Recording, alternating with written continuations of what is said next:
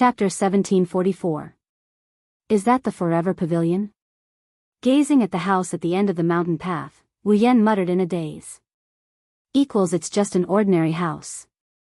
In fact, it wouldn't be an exaggeration to say that it was an extremely simple and crude house. However, Wu Yan sensed a different aura from the house. It's an aura that transcends time, space, and the entire world. It's an aura that's rich in existence. This aura made the simple and ordinary house seem to have transcended all of a sudden. It gave people a feeling of returning to simplicity, and it also gave people the urge to peel away the transcendental aura and see the truth behind it. It's this impulse that made Wu Yan somewhat intoxicated. He can't wait to go over there. However, Wu Yan also understood. The transcendent aura that permeates the house isn't from the house itself but from the things within. Everything that passes through will leave behind traces. Everything that stays will leave behind an aura. Needless to say, the reason why people were so eager to tear apart the layer of mystery that shrouded the house was because there was an existence with a transcendent aura living inside that made people want to meet him. Finally found it. The pitifully weak Patrice slumped to the ground. She gasped for air. Next time. I'll definitely not come to such a faraway place. Phew. Even Alice couldn't help but let out a long sigh of relief. Glancing at Wu Yan, she couldn't help but recall Wu Yan's hands that were crawling all over her body. She could still remember his scent even now. Her pretty face panicked a little but she pretended to be calm as she spoke. I've brought you to the Forever Pavilion. Can you tell me the secret of Marissa? Yes. Why you still have me? Patrice raised her hand in a half-dead manner. I also want to know the secret of Marissa. Well. Wu Yan regained his senses and shrugged his shoulders. Since you're already here, why don't you follow me to meet the owner of the Forever Pavilion? Just as Wu Yan finished his sentence, someone interrupted him. A clear and aged voice rang out. It reverberated from the front of the mountain path. It's a pity that today's Forever Pavilion doesn't have any guests. Go back to where you came from. Following the voice. A gust of wind blew through the lost bamboo forest. The surrounding bamboos rustled in the wind. Leaves fluttered in the wind and covered the vision of Wu Yan, Patrice, and Alice. When the wind stopped. When the wind stopped, the fluttering leaves dissipated. When Wu Yan, Patrice, and Alice regained their vision, a figure that seemed to have been there since the beginning entered their vision. The owner of the figure was a young girl. At the very least, from the looks of it, she was indeed a young girl. However, this young lady's attire was rather strange. She was wearing a nurse's cap on her head and a cheongsam dress that was half purple and half red on her upper body. Her lower body was also the same color, but the colors on both sides had been switched, making her look like a cheongsam. The dress was embroidered with constellations and the cap was embroidered with the constellation Lyra. The upper right half had the constellation Cassiopeia, the upper left half had the constellation Big Dipper, the lower right half had the constellation Sagittarius, and the lower left half had the constellation Andromeda. All sorts of constellations were put together and it looked very strange. Even the dress had an 8 trigrams pattern revolving around it.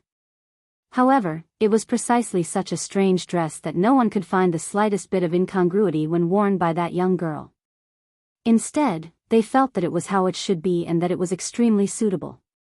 Her long silver hair swayed slightly in the wind that had already dissipated. One could clearly see that the long silver hair that reached her waist had been tied into a braid that hung down behind the young girl's back. The ends of the braid were casually spread out, and a hair band was tied around a little above the braid. The appearance of this young lady could only be described with one word. It was truly shocking. Even when compared to Patrice and Alice who are beside Wu Yan, he's not inferior. Due to the vicissitudes of life he exuded, he gave off a mature vibe. Yonglin, level 95. Level 95. Demigod. This young lady who seemed to be in her 20s was actually a demigod expert. Moreover, he wasn't just any ordinary demigod. He was a level 95 demigod powerhouse who had walked quite a distance in the demigod realm. However, Wu Yan wasn't surprised that this young lady named Yonglin had the strength of a demigod. Why? This was because Yonglin of 8 Wills was not as young as she looked. No one knew Yonglin's true age. However, Wu Yan was certain that Yonglin was much older than anyone that Wu Yan had ever met. It wasn't something that could be described as 1,000 years, 10,000 years, 100,000 years, 1,000,000 years, or even 10 million years. Yonglin was definitely more than 100 million years old. At this age, even if she cultivated for a day and rested for 10 days, it wasn't impossible for her to reach the demigod realm. If it was Wu Yan who had lived this long, let alone the demigod realm, he would have no problem reaching the celestial realm. Therefore, Wu Yan wasn't surprised at all. What surprised Wu Yan was what Yonglin said just now. That. Under Yonglin's calm gaze, Wu Yan felt as though his heart was weighed down. He hesitated for a moment and asked in doubt. Decline the guest? That's exactly what it means. Yonglin didn't look at Patrice and Alice. Instead, she looked at Wu Yan. Rather than saying that she wasn't looking at Patrice and Alice, it was more accurate to say that Yonglin knew who was the one that wanted to visit the Forever Pavilion. Today, the Forever Pavilion won't be receiving any guests. If you are guests, then I'm sorry, but please return. If you are patients, I can treat you here. Although I'm not very willing. By the way, Yonglin Yagi was also a doctor. She was a doctor who could cure almost any disease except for reviving the dead. Furthermore, the 8 Wills Yonglin not only treated humans, but also demons. The Forever Pavilion never rejected any patients. As long as someone could find the Forever Pavilion and the 8 Wills Yonglin in the Lost Bamboo Forest, the 8 Wills Yonglin would treat them. This was probably the first time since the Forever Pavilion had been opened to the public, wasn't it? Patrice and Alice looked at each other in dismay. Wu Yan furrowed his brows before relaxing them and looking at Yonglin. We aren't here to seek treatment. We have some matters to discuss with the owner of the Forever Pavilion. Yonglin's expression didn't change. She looked at Wu Yan calmly. That was all it took for Wu Yan to feel an indescribable pressure. After a long time, Yonglin Yaoi sighed slightly. Don't you understand? Alice was confused by Yonglin's words. Wu Yan and Patrice muttered to themselves. One of them had a gloomy expression while the other had an astonished expression. Could it be? Seeing Wu Yan's silence, Patrice hesitated for a moment before giving her guess. The Forever Pavilion isn't declining guests. You're just not letting anyone in? Ever since the Forever Pavilion was open to the public, not only would it welcome those who got lost in the Lost Bamboo Forest, but it would also treat patients. Every once in a while, the pavilion would hold an exhibition. It had never rejected anyone from entering.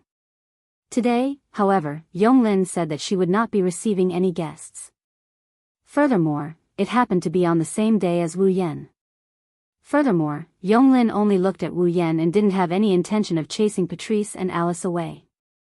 Wasn't this enough to explain something? Yonglin didn't agree or refute Patrice's question. Instead, she looked at the silent Wu Yan and shook her head with a smile. Originally, I wanted to use some tricks to make you guys get lost in the Lost Bamboo Forest. If you can't find the Forever Pavilion, you guys will obediently go back. In the end, the location of the Forever Pavilion has been exposed because of a lost rabbit. Plans really can't keep up with changes. Wu Yan, Patrice, and Alice finally understood. The reason why Patrice and Alice led him to the wrong place was all because of Yonglin Yoni. Chapter 1745. Both Patrice and Alice have been to Yongyuan Pavilion before. The environment of the Lost Bamboo Forest changed at a shocking speed. It was easy to get lost. However, Patrice and Alice wouldn't lose their way the moment they entered the Lost Bamboo Forest. Previously, Patrice and Alice thought that it was because they hadn't been here for too long that they were in such a sorry state. In the end, they had to chase after a rabbit to find the Perpetual Pavilion. Only now did they know that it was Yonglin Yoni who had done something behind the scenes. You. Wu Yan looked at Yonglin in astonishment. You knew that I would come to Yongyuan Pavilion? Yonglin shook her head in response to Wu Yan's astonishment. You're thinking too much. I only sensed your arrival the moment you entered the lost bamboo forest. If she knew that Wu Yan would come and didn't want to let Wu Yan find Yongyuan Pavilion, then with Yonglin's methods, Wu Yan would never find Yongyuan Pavilion. She wouldn't have deciphered Yonglin's plan just because of a rabbit.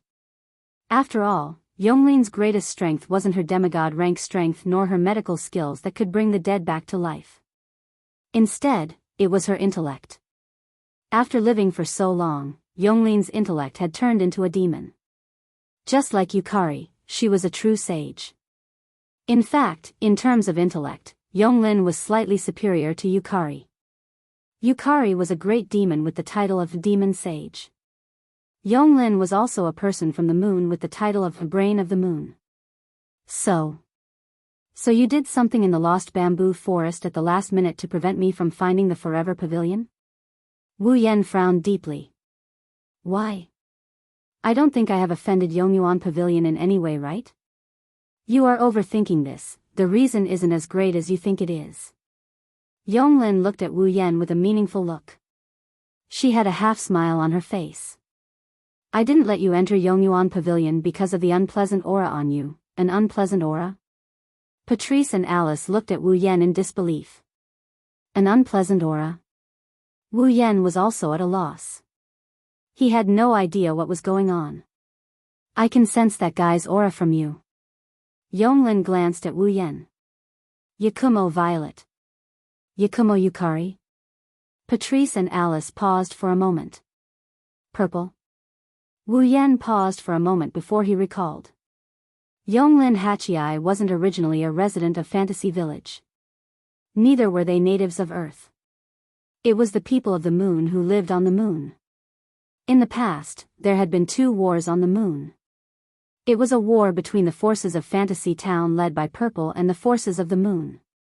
It could be said that Violet was the one who initiated the 2 lunar wars.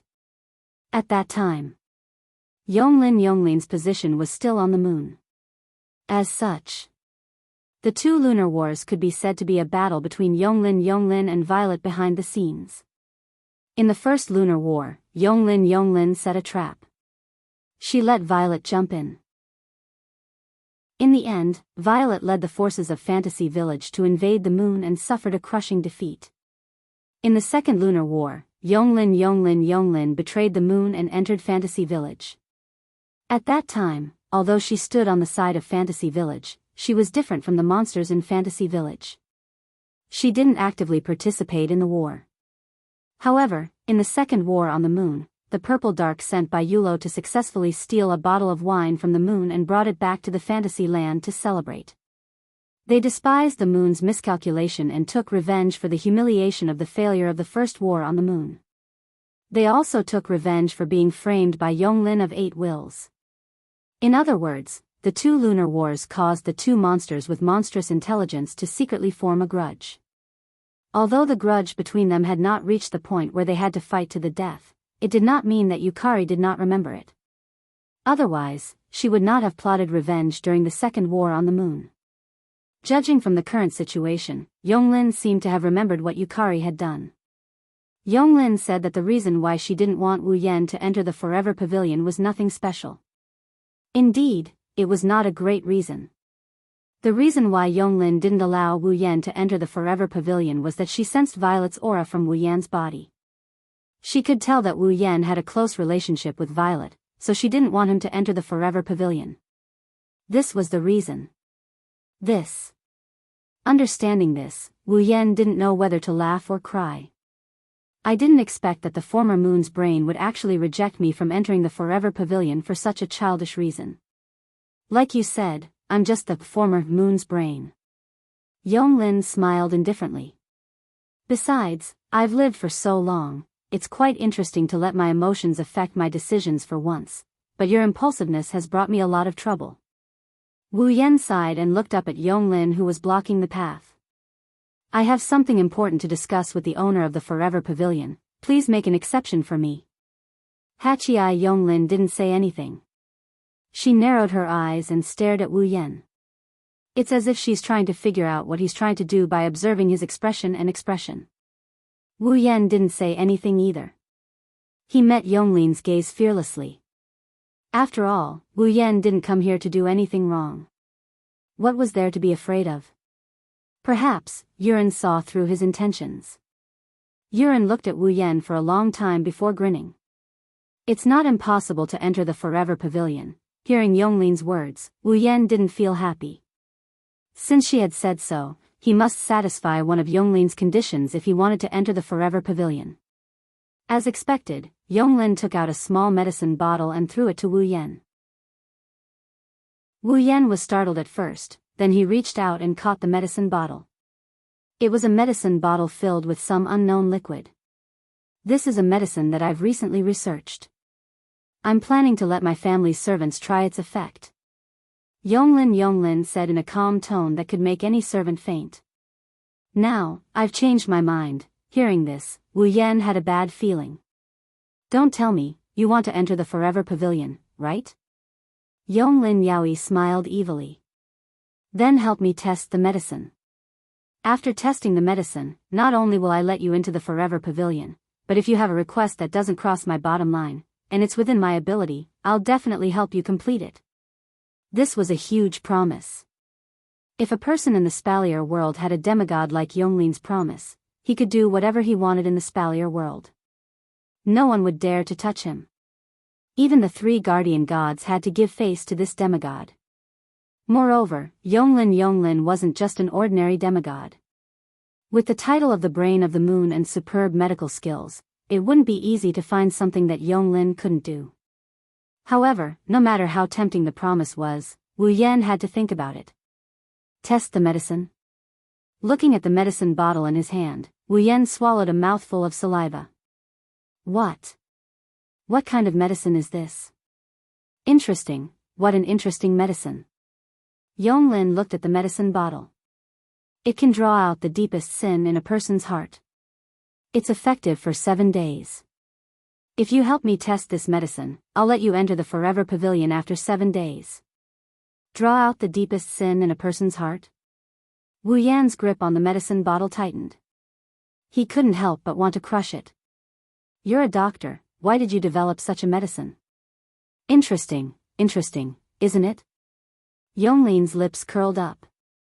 Of course, you can try to force your way in without drinking it. I don't mind, force my way in. Let's not talk about whether I can make it in. Even if I do, I'll be hated. Wouldn't that be a loss? Draw out the deepest sin in a person's heart. Patrice showed an unusual interest. This medicine is quite unique, give it a try. Let's give it a try.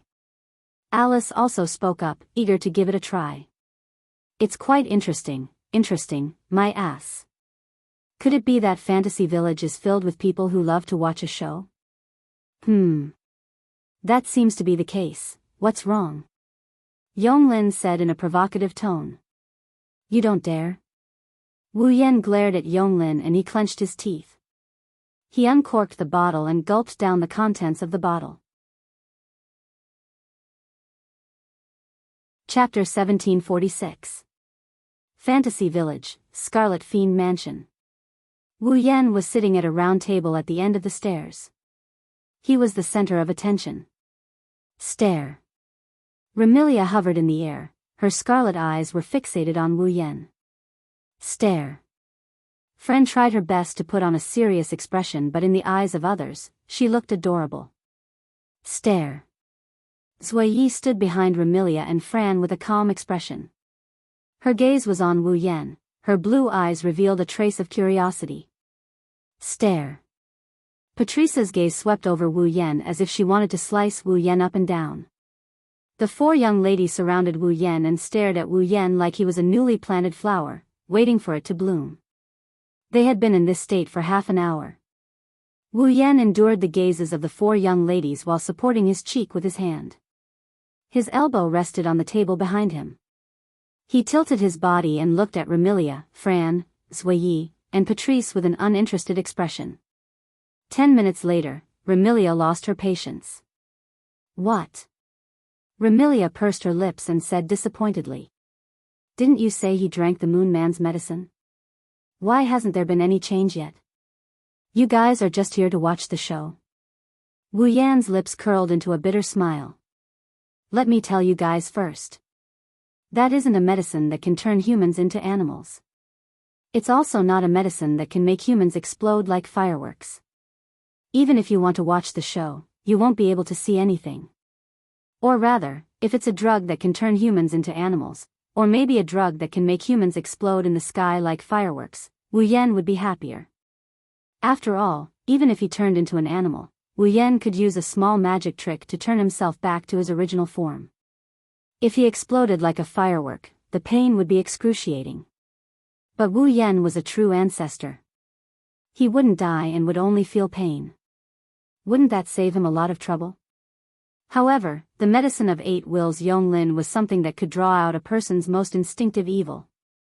To be honest, Wu Yan is also very nervous right now. He was worried that he wouldn't be himself anymore. Or he might do something irrational under the influence of the medicine. Fortunately, this was Fantasy Village. There were many people more capable than Wu Yan. In addition, there was an invincible witch from town security. Wu Yan wasn't afraid of causing any trouble. It was because of this that Wu Yan drank that bottle of medicine and became the test subject of Yonglin. As for how Wu Yan would react after drinking the medicine, the people in Red Devil Mansion were very curious. That was why they came over to watch after learning that Wu Yan drank the medicine. This also confirmed Wu Yan's previous thoughts. In Fantasy Village, other than Boli Ling Meng who was afraid of trouble, everyone else was a group of people who liked to watch the show. A medicine that can turn humans into animals. A medicine that can make humans explode like fireworks in the sky. Fran was stunned. Brother will turn into an animal and explode like fireworks in the sky? What's so good about animals and explosions? Remilia crossed her arms and said disdainfully. If you want to see animals, you can go to the human world. Maybe you can just go out and catch an animal that turned into a fairy. As for the explosion. Sister wants to see an explosion? Then Fran can help. Fran tilted her head and said with an innocent expression. All Fran needs to do is to grab something and it will explode with a bang no matter what. Wu Yan, Remilia, Sakuya, and Patrice felt their scalps tingling when they heard Fran's naive expression. They couldn't help but chuckle out loud. No. No need. Speaking of which, why did you drink some unknown medicine in order to enter that moon person's place? Remilia asked in confusion. Don't tell me you want to find moon weapons from that moon person? In this world, the level of technology on the moon was many levels higher than that on Earth. The ability of the armed forces was also not just a little bit stronger. They could even threaten the monsters.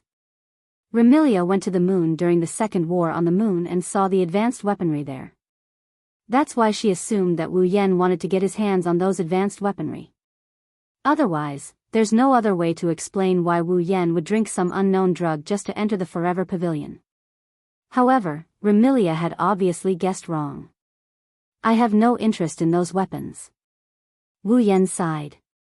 I just want to find the owner of Forever Pavilion for something. You said the same thing before. Patrice raised her head and asked suspiciously. But what is it? Well. Wu Yan didn't try to hide it. I just want a drop of blood from the owner of Forever Pavilion. Yes. Wu Yan wanted to enter Forever Pavilion to obtain a drop of blood from the owner of Forever Pavilion and to complete his Demigod Path mission. The fourth segment, Path to Demigod, requires him to obtain 5 types of blood. Blood that contains the power of fantasy. Blood that contains the power of realm. Blood that contains the power of eternity. Blood that contains the power of nature. Blood that contains the power of time. When he brought Fran back to Scarlet Devil Mansion and fought with Remilia and Black Knight, Wu Yan obtained a drop of blood from Black Knight who could control time. Blood that contains the power of time. This proves that Wu Yan's conjecture is correct. The 5 types of essence blood were the blood of beings who had the power of fantasy, realm, eternity, nature, and time. In other words, Wu Yan only needed to obtain the blood of existences with the power of fantasy, realm, eternity, nature, and time respectively. Blood that contains the power of time was Black Knight's blood. Blood that contains the power of realm was most likely Violet's blood. And in the lost bamboo forest, the owner of the Eternal Pavilion had an ability related to eternity. If he could obtain a drop of blood from the owner of Forever Pavilion, he would be able to obtain the blood that contains the power of eternity. This was the reason why Wu Yan didn't hesitate to drink Yonglin's medicine in order to enter Forever Pavilion. Otherwise, even if he managed to barge in, the owner of Forever Pavilion wouldn't give him a drop of blood as an uninvited guest unless he tried to rob it. However, if he did that, he would completely offend the Moon Brain. Compared to offending Yonglin, testing the medicine was more reliable. Anyway, it was just a bottle of medicine with a validity of 7 days. 7 days would pass in a jiffy. At that time, Yonglin would have to fulfill her promise. Not only would she allow Wu Yan to enter Forever Pavilion, she would also do her best to help Wu Yan.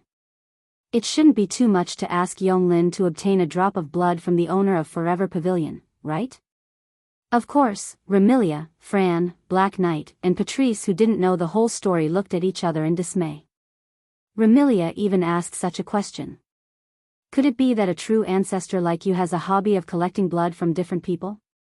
Hearing this, Patrice and Black Knight also came to a realization. Unfortunately, they forgot that Wu Yan once said that he never drinks blood, and he won't collect other people's blood for his own hobby. Well, just think of it as my hobby. Wu Yan didn't bother explaining himself as he stood up. It's getting late, let's go back to sleep. I just woke up. Remilia grumbled. Besides, it's already night time, why are we still sleeping?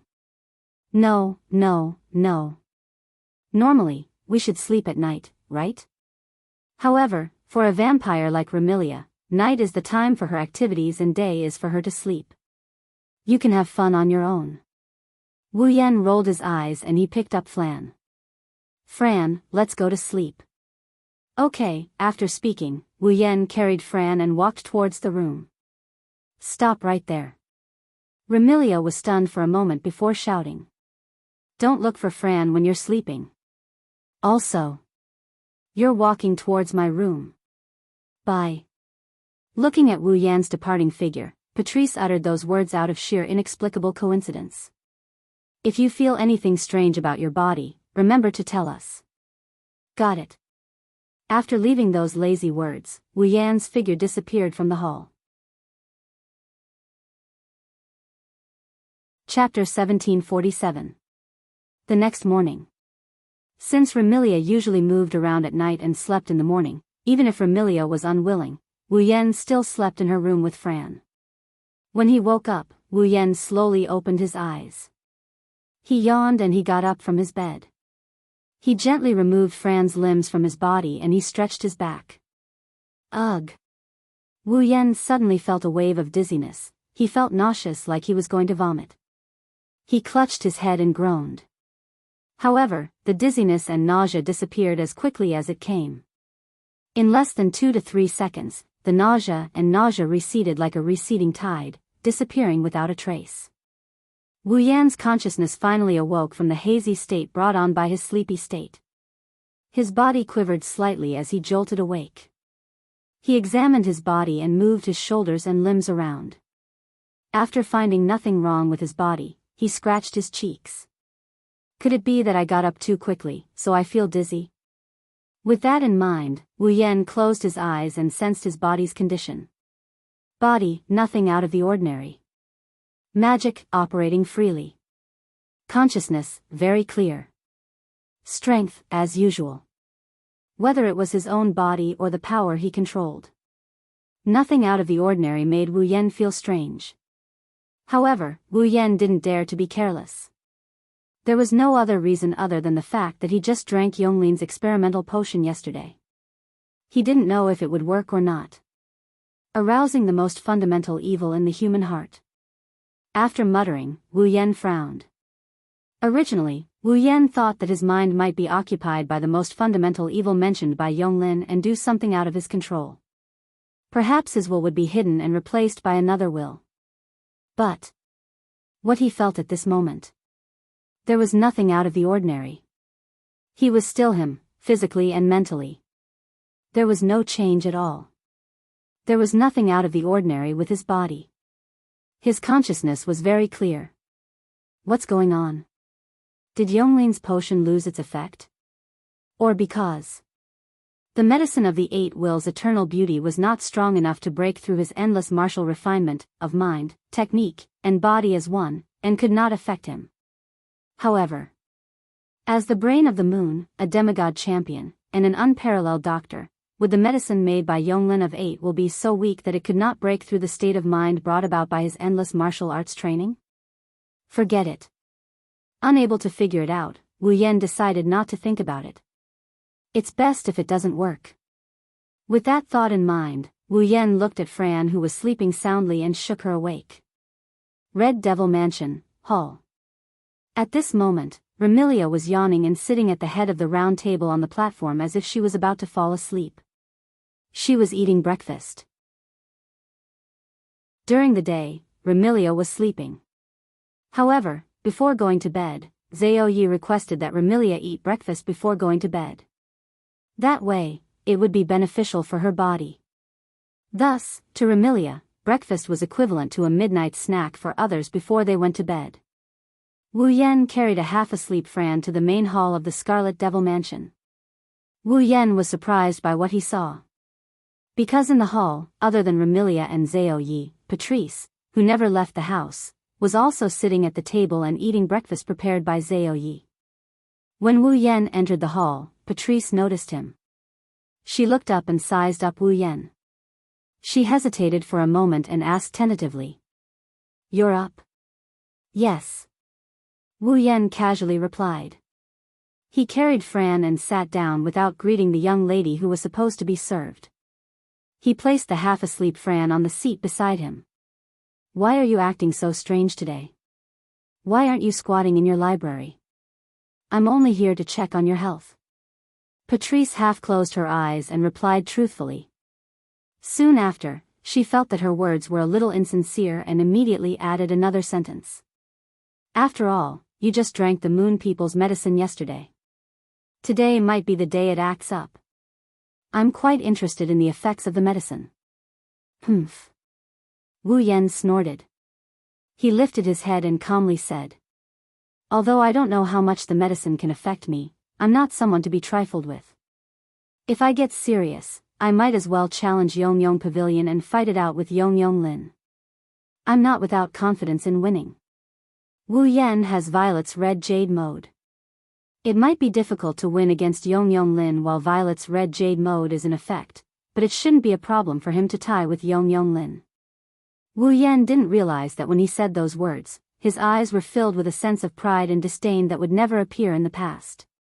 Only Remilia, Patrice, and Zhao Yi noticed something amiss and frowned. It's not that the 3 of them felt that Wu Yan's words were inappropriate. It's because the 3 of them knew that Wu Yan was hiding a lot of secrets. No one in Scarlet Fiend Mansion had a thorough understanding of him. Therefore, the 3 of them didn't dare to say that Wu Yan wouldn't be able to do what he said. After a few days of interaction, Remilia, Patrice, Zhao Yi, and the others didn't know much about Wu Yan's secrets, but they did have a better understanding of Wu Yan's personality. To put it simply, Wu Yan is a casual person. He won't be bound by rules and regulations. Even if his every action seems to have a purpose, he still lives a free and easy life. He won't force himself to do anything.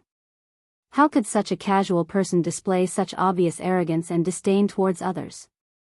Remilia, Patrice, and Zhao Yi weren't idiots and immediately had such a thought.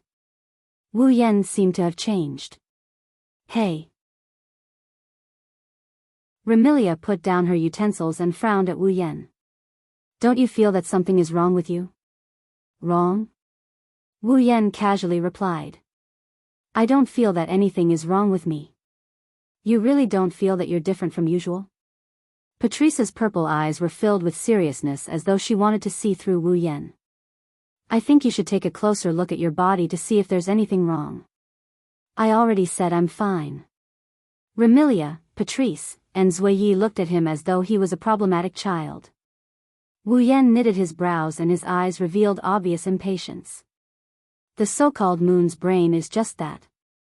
It's too early for a mere bottle of medicine to cause problems for me. No. Patrice's eyes flashed with a wisp of wisdom as she spoke in a deep voice. I feel that the moon's medicine has already taken effect. Following this sentence, a heavy atmosphere suddenly surrounded everyone at the scene. Wu Yan narrowed his eyes. He glanced at Patrice and then at Remilia before laughing out loud. Who do you think I am? Useless like you guys? Patrice, Zuiyi, and Fran were stunned by his arrogant words. Remilia was enraged, and just as she was about to stand up, Zuiyi held her back. Perhaps he felt that there was no more common topics to talk about. He stood up and without looking at the girls, he turned around and left the scene. Zuiyi. Remilia glared at Zuiyi. Why did you stop me? Young mistress. Zuiyi bowed apologetically. I'm really sorry, but Zuiyi feels that Master Bai's condition is a little strange. If young mistress were to clash with Master Bai now, it might blow things up. So be it. Remilia's anger had yet to dissipate. Do I, Remilia, need to be insulted by others? Remy, don't be angry. I also feel that something is amiss. Patrice consoled Remilia before turning to Zuiyi. Zuiyi, pay more attention to Master Bai today and see if you can discover anything. Yes, young Mistress Patrice. Fran bit on a spoon and gazed at Wu Yan, who was gradually walking away. She muttered worriedly. Big brother. Chapter 1748. Wu Yan was in a bad mood, very bad mood. Wu Yan couldn't pinpoint exactly why he was upset. However, when Remilia, Patrice, Zuiyi and the others looked at him strangely, Wu Yan felt restless. That feeling was as if his pride had been hurt. It was very unpleasant. Yonglin is indeed strong, but I'm not weak either, right? Wu Yan sneered, and he spat out those words in an arrogant manner. If it weren't for the demigod path quest, I would have reached the demigod level a long time ago. I might have even reached a higher level than Yonglin. I've never lost to anyone of the same level. That was the truth. Let alone being at the same level, even if his level is lower than his opponent's, as long as the difference isn't due to the difference in levels, Wu Yan is confident that he won't lose or even win. Moreover, I'm not fighting Yonglin right now. I only drank a bottle of potion. Why are they treating me like an idiot? Wu Yan curled his lips. If I knew, I would have fought Yonglin yesterday. Those who don't know might think I drank Yonglin's potion because I'm afraid of her. It was true that he didn't want to offend Yonglin, but that didn't mean that Wu Yan was afraid of her. He just didn't want their relationship to be strained. After all, Yonglin wasn't an annoying person. At most, she had a bad personality. That was why she rejected Wu Yan when she sensed Yukari's aura. Now that I think about it, instead of being looked down upon, I might as well barge in and snatch the essence blood of eternity. Wu Yan was displeased. As for straining our relationship, so be it. Thinking this way, he didn't realize that his words have gone beyond the scope of indignation. They have turned into true arrogance and rudeness. Yonglin is stronger than Wu Yan right now, but Yonglin is still stronger than Wu Yan. Even if she wasn't as strong as Wu Yan. If it was in the past, Wu Yan wouldn't look down on someone because of their strength. But now, Wu Yan was using his strength to evaluate others. He even had a status. Those who were as strong as him. At least they could get along. Those who weren't as strong as him. What right did they have to talk to him? As for those who were stronger than him, that was only temporary. Once he completed the demigod path mission, who would be his opponent? Wu Yan's mood improved a lot. Suddenly, a figure appeared behind Wu Yan. There was no sign of the person's presence, not even the slightest bit of aura. Lord Bai. Who is it? Wu Yan turned around abruptly. He saw a silver-haired girl in a maid uniform with an indifferent expression on her face. Yukari? I'm sorry, Lord Bai. Yukari bowed respectfully. But if one looked closely, Yukari's expression was still calm. Yukari is used to moving like this. I'm sorry for scaring you. Time stop. Just now, Zui must have used this ability to sneak up behind Wu Yan without leaking any of her aura. Wu Yan didn't notice her until she appeared. Scared? Do you think I would be scared? Wu Yan glanced at Yukari. But I don't like people appearing behind me silently. If there's a next time, I can't guarantee that I won't treat you as an attacker. Yukari paused for a moment and then nodded. Yukari understands. That's good. Wu Yan nodded with satisfaction. Why are you looking for me? Did Lord Bai forget? Sakuya frowned when she saw Wu Yan's nonchalant expression. He didn't seem to want to talk to her at all. She quickly recovered her composure. Yesterday, you said that you wanted to personally cook a meal and let Bai experience your cooking skills. Cook? Wu Yan was stunned. He seemed to have remembered this. However, Wu Yan didn't show any sign of understanding. Instead, he showed a hint of reluctance. That's what a servant should do, not what I should do. When he heard this, it was Zun Ye's turn to be stunned, and his beautiful blue eyes were filled with a strong sense of discomfort. What a servant should do. Does Lord Bai really think so? Yukari couldn't help but think back to the conversation with Wu Yan yesterday morning. I'm a newcomer. There are many things I can't take care of. With a knowing and gentle smile, Wu Yan reached out his hand to the stunned Yukari. When the time comes, you have to help me, my head maid. At that time, Wu Yan didn't reject the position of butler because of his identity as a true ancestor. Instead, he said that there were many things he couldn't take care of.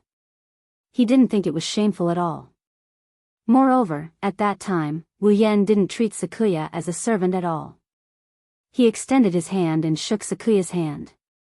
Frankly speaking, that was the first time Yukari shook hands with someone in her life. Therefore, Yukari didn't believe that Wu Yan was the kind of person who looked down on other people's work. Sure enough, something happened to Lord Bai that we didn't know about. Thinking this, Yukari decided to test it. But the first and second young ladies seemed to be looking forward to Lord Bai's cooking. Yukari looked straight at Wu Yan. Since Lord Bai is the butler of the Scarlet Devil Mansion, it shouldn't be a problem for him to serve the first and second young ladies, right? Butler? Wu Yan was stunned. The smile on his face widened. In the end, he couldn't help but laugh out loud. Did I hear wrong? Yukari didn't say anything. She just stared at the laughing Wu Yan with a serious expression. You don't really think I'll be the butler, do you? Wu Yan snickered and he continued with a look of disdain. I just think that Remilia announced that I'm the butler in front of so many people. It's not bad to embarrass her. Who would really be the butler? Now, Yukari was finally sure. The medicine of Yonglin of 8 Wills had definitely taken effect. Yukari was sure that before today, Wu Yan didn't have any thoughts of looking down on his position as the butler. Otherwise, Wu Yan wouldn't have put on the uniform of a deacon yesterday. He wouldn't have personally poured black tea for Remilia or squatted down to feed Remilia and Fran. At that time, Wu Yan didn't have any dissatisfaction with the position of the butler. He only looked at Remilia and Fran with love and care. There was definitely no contempt like now. Yukari was immersed in her thoughts when suddenly, a hand wrapped around her waist and pulled her into a warm embrace. It was Wu Yan. A cold glint flashed in Sakuya's eyes. She lifted her head and looked at Wu Yan, who was looking at her with an evil grin while hugging her. Her voice sounded like an ancient well. Lord Bai, please respect yourself. Unfortunately, Wu Yan didn't listen to her. Instead, he stretched out his other hand and lifted Yukari's chin. Hey, Yukari, why don't you be my maid? Lord Bai. Hey Osama. Sakuya met Wu Yan's fiery gaze without any fear. She raised her voice a bit. I won't betray the young mistress. Am I not as good as Remilia? Wu Yan smiled disdainfully and slowly moved his lips closer to Yukari's. I'm stronger than Remilia. Although I'm younger than Remilia, I'm definitely more knowledgeable than Remilia. I can even let you see a wider world and let your strength surpass Remilia's. Don't you want to consider it? Yukari. Yukari didn't say anything. She just looked at Wu Yan calmly. Even the cold light in her eyes disappeared. "You're really loyal," Wu Yan said indifferently. With a mischievous smile, he slowly moved closer to Yukari's lips. Seeing that Wu Yan was about to take her first kiss, Yukari's face was still calm. She didn't even struggle or resist. It was as if she had become a puppet and had lost her feelings. Her reaction is eerily calm. When he was about to touch her lips, Wu Yan couldn't help but stop. Wu Yan didn't understand until this moment. If he really kissed her like this, Yukari definitely wouldn't resist. However, from now on, the relationship between him and Black Knight would forever stop at being strangers. Wu Yan had such a premonition. Chapter 1749. For a moment, the atmosphere of the scene was infinitely close to a cold state, making people feel the space become heavy and incomparably oppressive. With one hand around Ruoya's waist and the other holding her chin, the distance between their lips was less than 5 centimeters. Ruoya didn't seem to have any intention of resisting. She only needed to lean forward, and in the next second, this perfect and chic headmaid's first kiss would be snatched away by Wu Yan. However, looking at Ruoya's seductive lips and delicate face, feeling her soft body and smelling her blood-boiling body fragrance, Wu Yan felt that this 5 centimeters distance seemed to be the furthest distance in the world. There was a wall between them that couldn't be shortened no matter what. No, it should be said that Wu Yan didn't dare to shorten this 5 centimeters distance. That's because, looking at Kuoye's strangely calm blue eyes, a voice kept telling Wu Yan in his heart. "Can't kiss. If you kiss, then there's no way to take it back." However, another voice kept echoing in Wu Yan's mind. "Kiss her. Take this perfect and chic head made from Remilia's side." The person who should have such a perfect head made shouldn't be Remilia, but him. Two voices, one was ringing in Wu Yan's head while the other was ringing in Wu Yan's heart like a drum. It made Wu Yan feel as if the whole world was distorted and his body was split in half. Not only was it uncomfortable, but it also made him dizzy. Ugh! Under the unbearable dizziness, Wu Yan squeezed out a painful groan from his throat. His body went limp and he directly fell to the ground. However, before Wu Yan fell to the ground, a soft and delicate body embraced Wu Yan's body and supported him. "Lord Bai." She hugged Wu Yan as if they were hugging each other. She let Wu Yan's head lean on her shoulder. She rested her chin on Wu Yan's shoulder as well. Her voice didn't have that eerie calmness anymore. Instead, there was only a hint of gentleness. "Are you all right, Jiu Yi?" Wu Yan felt his head go numb. His vision could not be restored either. Everyone felt dizzy. However, he still forced himself to speak. I'm fine, Lord Bai." It was the same greeting, but this time, Wu Ye's tone was forceful. "You are tired. Am I tired?" He used the last bit of rationality he had left. Wu Yan pondered over this question for a moment, and then replied in a hazy manner. Maybe, Wu Yan, who was leaning on Ji, didn't notice that his answer had made Ji's calm, beautiful face soften a little. "Lord Bai, I'll take you back to your room to rest." Then, Ji didn't ask for Wu Yan's permission. He supported Wu Yan, who had fallen on him, put one of his arms around his neck, and put him on his shoulder. Then, he moved step by step towards Remilia's room. Although there were plenty of rooms in the Scarlet Devil Mansion, Wu Yan had been staying in Remilia's room with Fran these days. Therefore, Ji subconsciously brought Wu Yan to Remilia's room and let him lie on her bed. Looking at Wu Yan, who was lying on the bed in a daze, Ji hesitated for a moment, and finally said this. "Lord Bai, your behavior today is really a bit strange. You're saying that again." Wu Yan reflexively wanted to express his dissatisfaction, but the dizziness in his head didn't allow him to make such a big fuss. He could only show a tired expression. "Then tell me, how am I strange?" I think. Ji lowered his head and quietly looked at the tired Wu Yan, who was holding his head. Today's Lord Bai is completely different from the usual Lord Bai. Hearing this, Wu Yan's tired expression froze on his face. No matter what, Ziyi is only a maid and has no right to lecture Lord Bai. However, Ziyi has something to tell Lord Bai no matter what. Ziyi's eyes rippled. Compared to today's Lord Bai, Ziyi hopes to get along with the past Lord Bai more. Ziyi bowed slightly, turned around, and walked out of the room, closing the door behind her. Lying on the bed, Wu Yan couldn't help but hold his dizzy head. His wine-red eyes were filled with uncertainty. Now that he thought about it, Wu Yan felt that he was a bit strange. Disregarding everything else, when he woke up in the morning, he felt dizzy for no reason, but his body was fine. When he interacted with Remilia, Patrice, Ziyi, and even Furan, he felt that they had to treat him as the main body and stand on his side. Not only that, he also subconsciously looked down on the Yonglin potion that he drank yesterday. He felt that a mere bottle of potion wouldn't be able to affect him. Wasn't this kind of thinking a bit too arrogant? What kind of person was Yonglin? She was a monster who had lived for hundreds of millions of years. Be it strength, methods, intelligence, or even lifestyle, she was a monster. Even if he had a trump card, he still didn't have the confidence to win against the other party, right?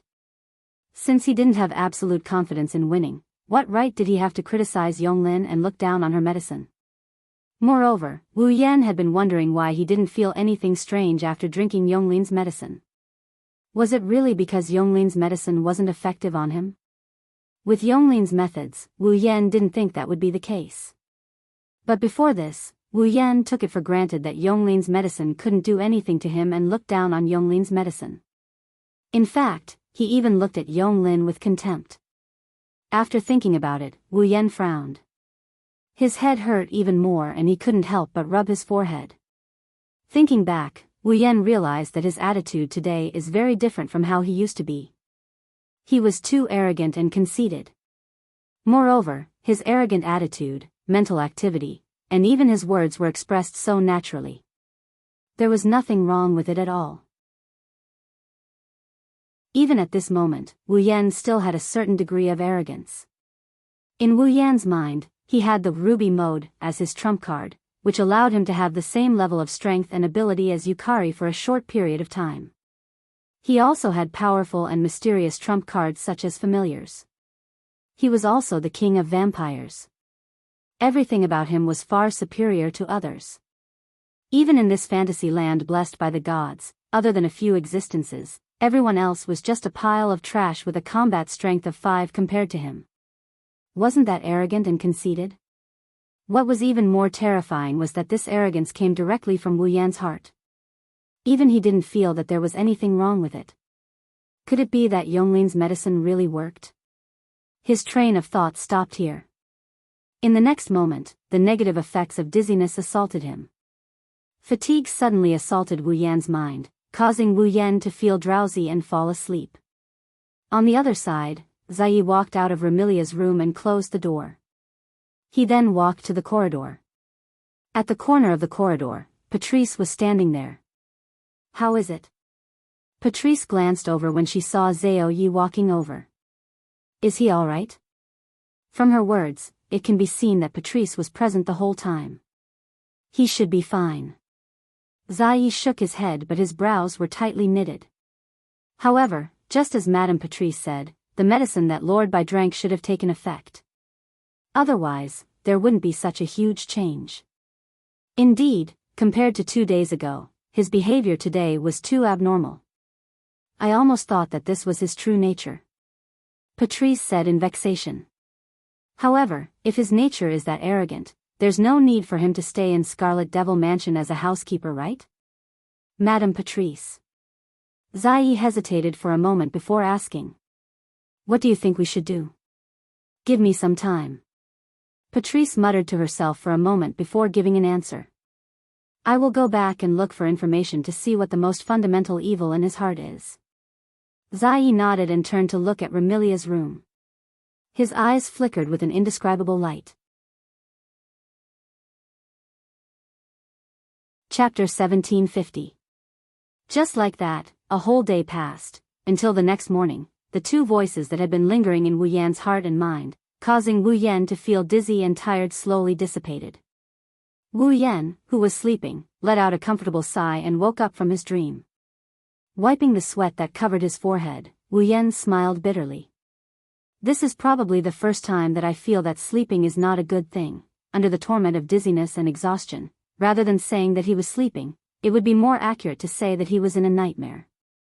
He felt as if something heavy is pressing down on his body, making it hard for him to breathe. He couldn't turn over, he couldn't open his eyes, he couldn't move. It's a torment. However, now that he woke up, Wu Yan felt refreshed all over.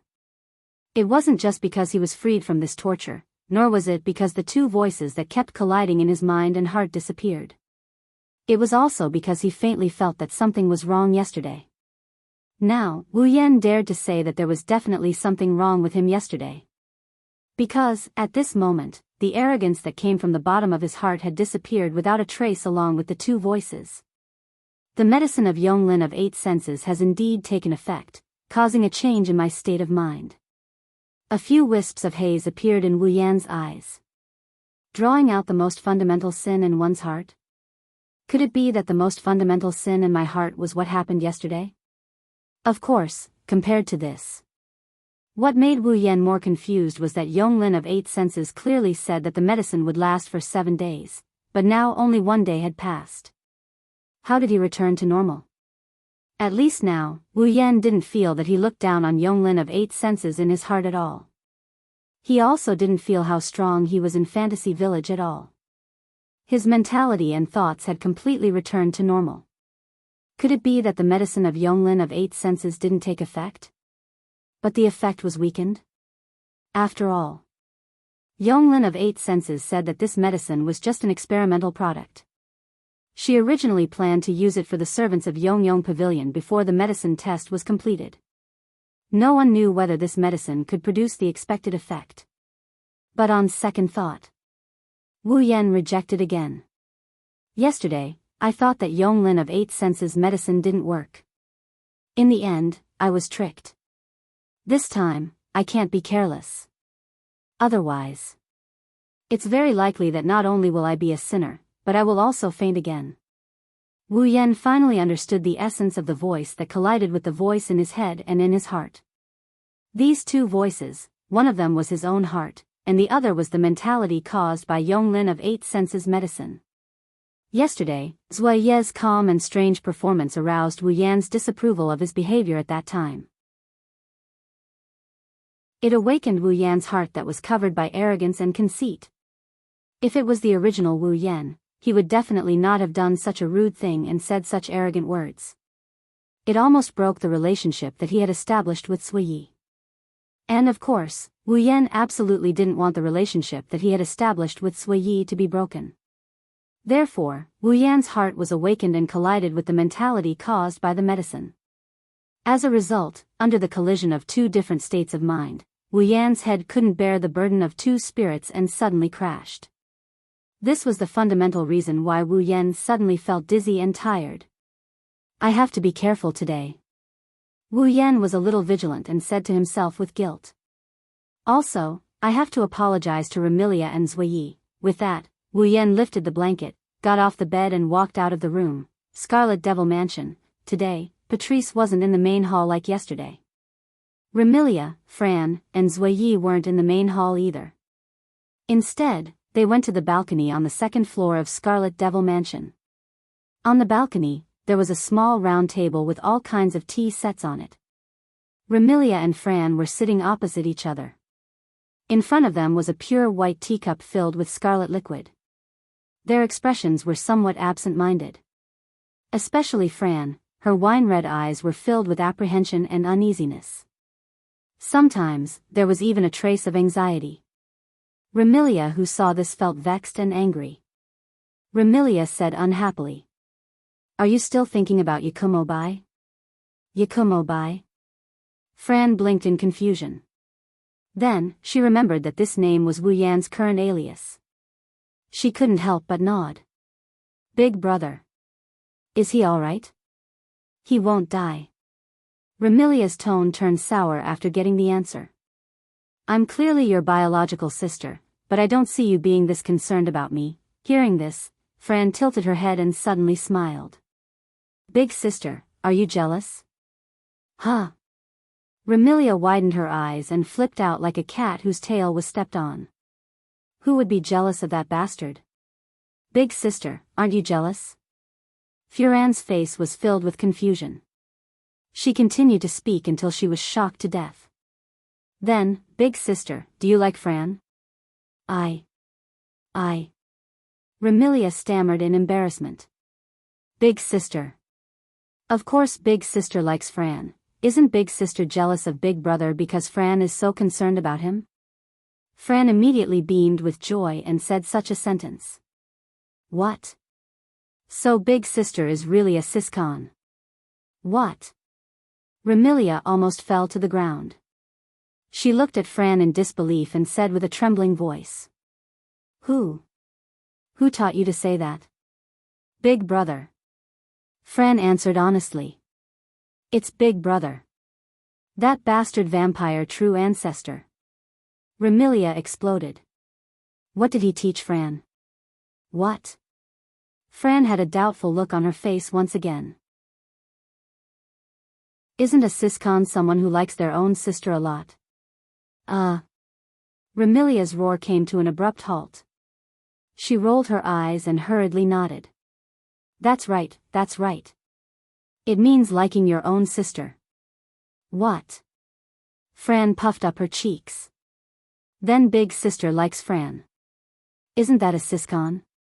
Remilia's face turned red and white. She couldn't explain anything. Her expression was strangely sullen.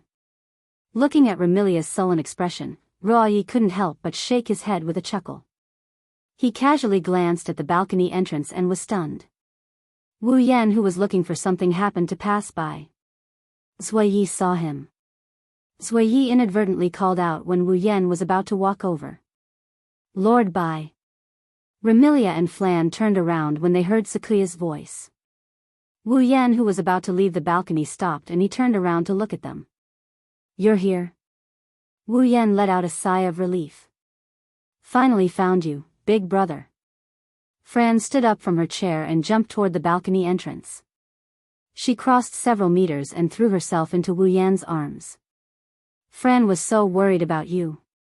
Flan. Wu Yan hugged the petite girl who jumped into his arms. He rubbed Flan's head in a doting manner. Sorry for making you worry. Remilia and Sakuya exchanged glances when they saw the adoration in Wu Yan's eyes and his apologetic tone. You. Remilia hesitated for a moment before asking. Are you okay? Wu Yan looked up at Remilia and Zuoyi with a bitter smile. I don't know when I'll get a cramp, but I'm really sorry about yesterday. I went a little too far. Yesterday, not only did Wu Yan call them useless in front of Remilia and the others, he also tried to force Sakuya to become his maid.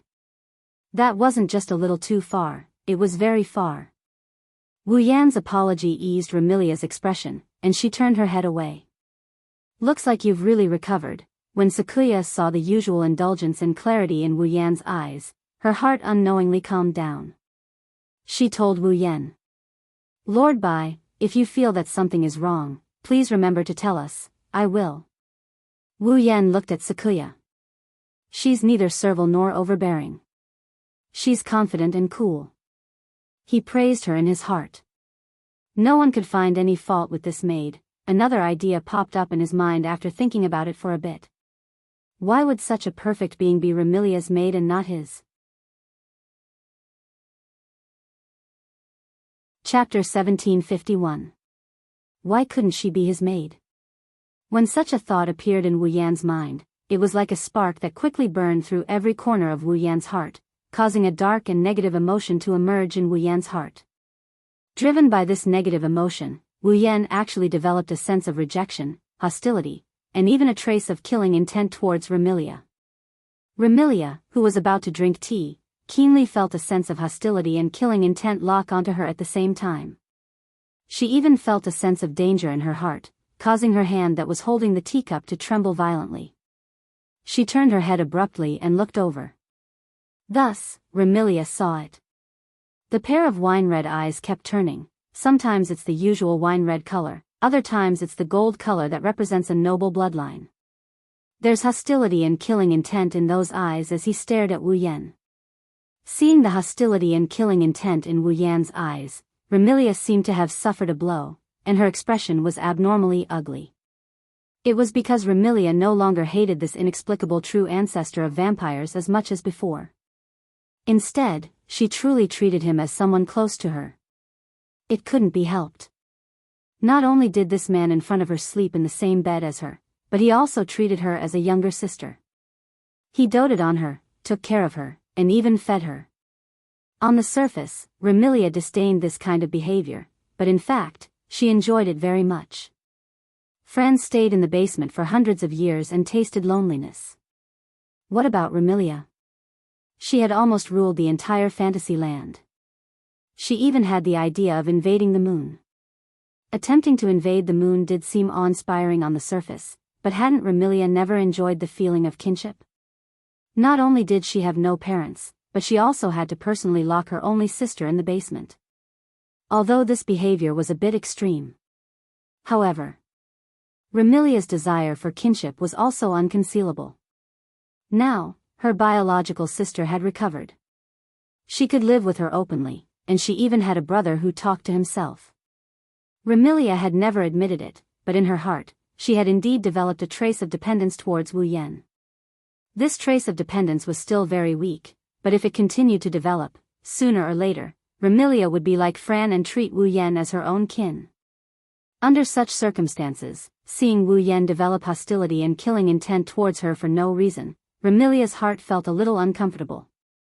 Her eyes flashed with a trace of sadness, but more than that, her anger towards Wu Yan. You. Remilia's eyes met with Wu Yan's eyes that constantly alternating between red and gold. As she withstood the faint pressure from her bloodline, she spoke. What is the meaning of this? Lord Bai. Zuiyi also noticed the change in Wu Yan. Unknowingly, he appeared beside Wu Yan and pressed down on Wu Yan's shoulder. Please calm down.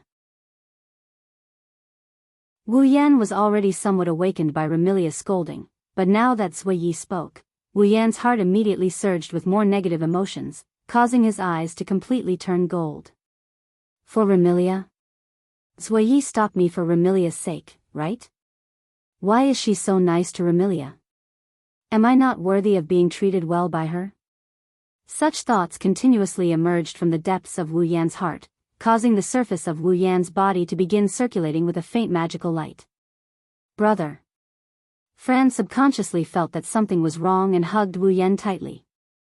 Lord Bai. Zuiyi couldn't help but raise his voice. Don't forget, you've always treated Miss as your younger sister. This sentence was like a basin of cold water splashing into Wu Yan's heart, causing Wu Yan's heart to turn cold and his expression to clear up. He finally understood what he had just done. At the same time, just like yesterday, two completely different voices in his mind and heart collided once again, allowing Wu Yan to instantly understand. The medicine of 8 Wills' eternal beauty was still in effect.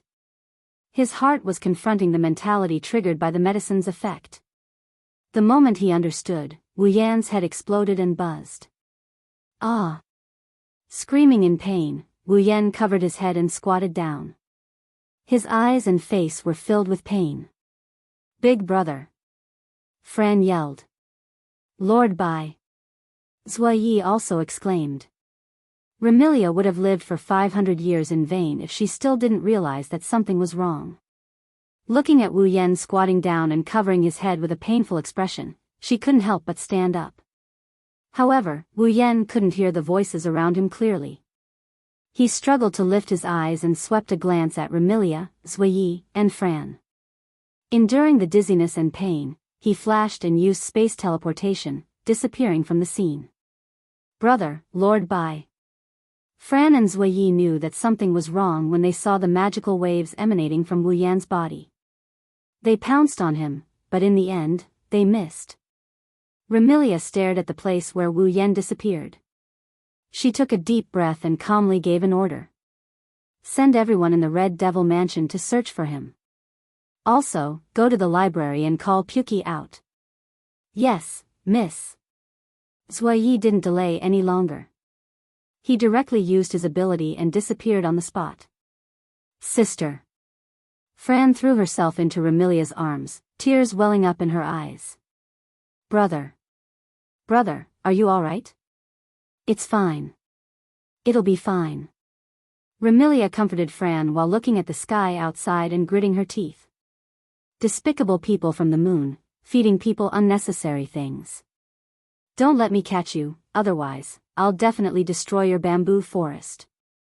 In the fantasy village, there was an extremely large forest. It was the most humid forest in the fantasy village. Very few people set foot in it, and it had many ancient trees.